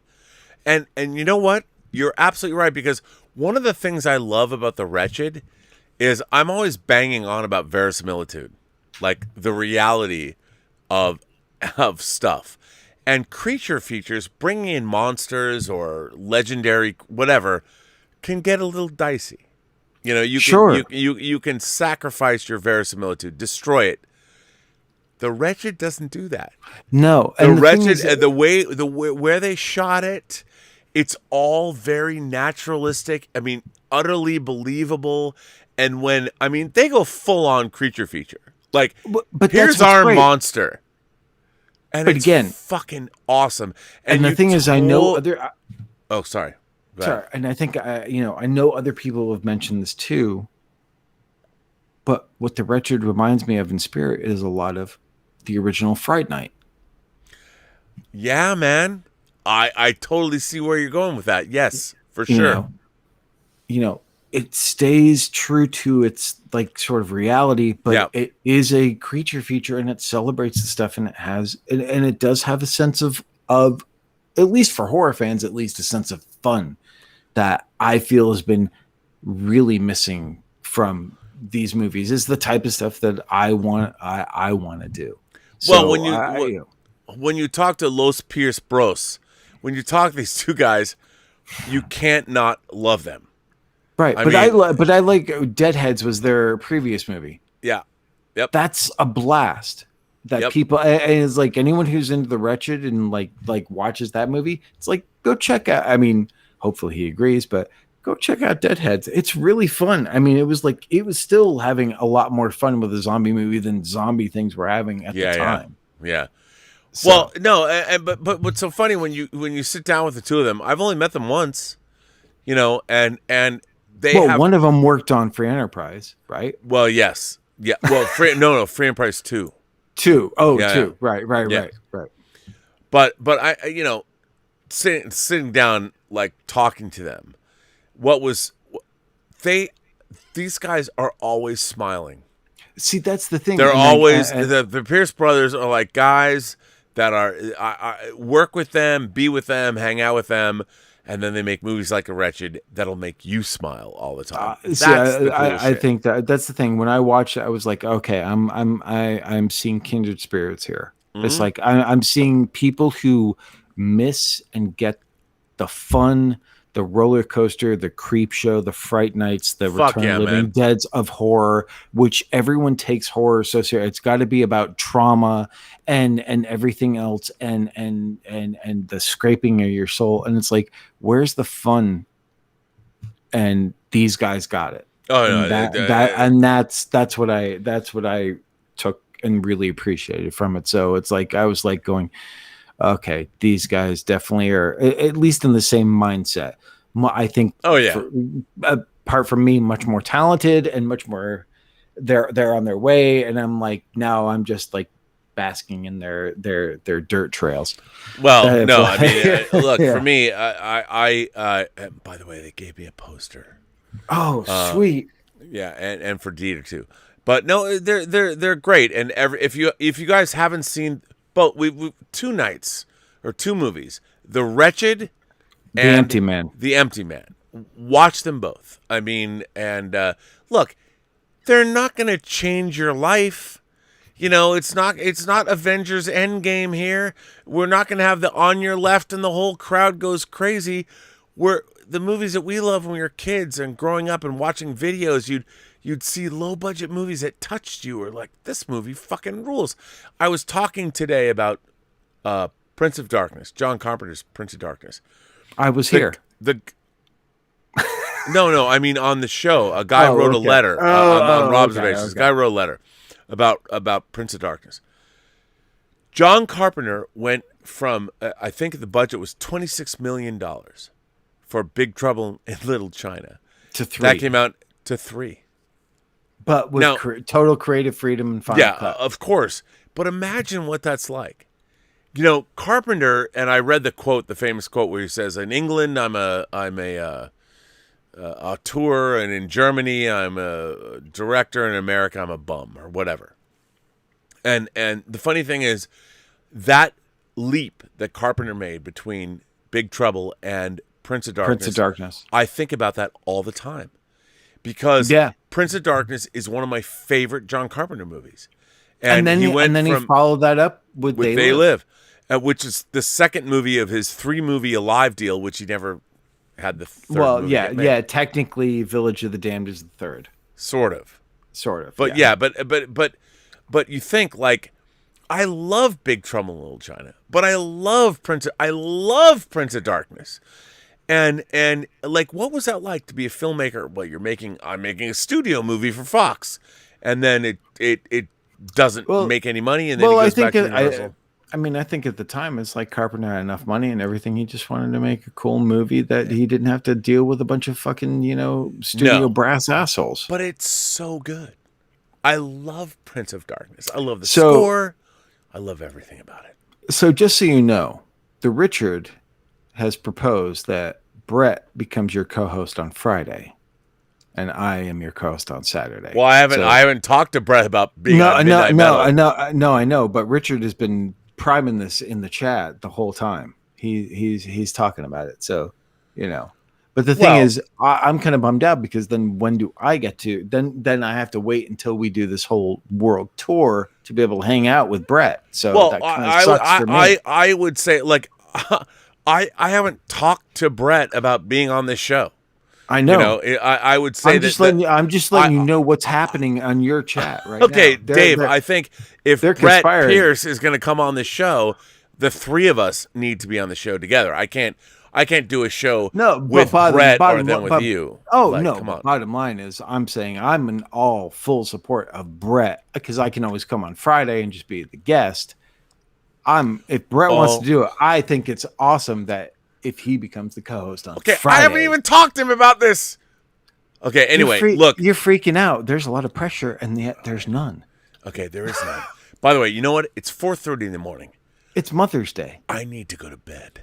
It's Mother's Day. I'm going to... Mother's Day. I saw that movie. Lloyd Kaufman. And guess what? The Wretched is kind of could be a Mother's Day movie.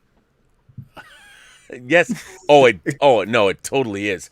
Right. By the way, Movie Fanobi says, Happy Mother's Day to you, Rob. The best dog mom ever.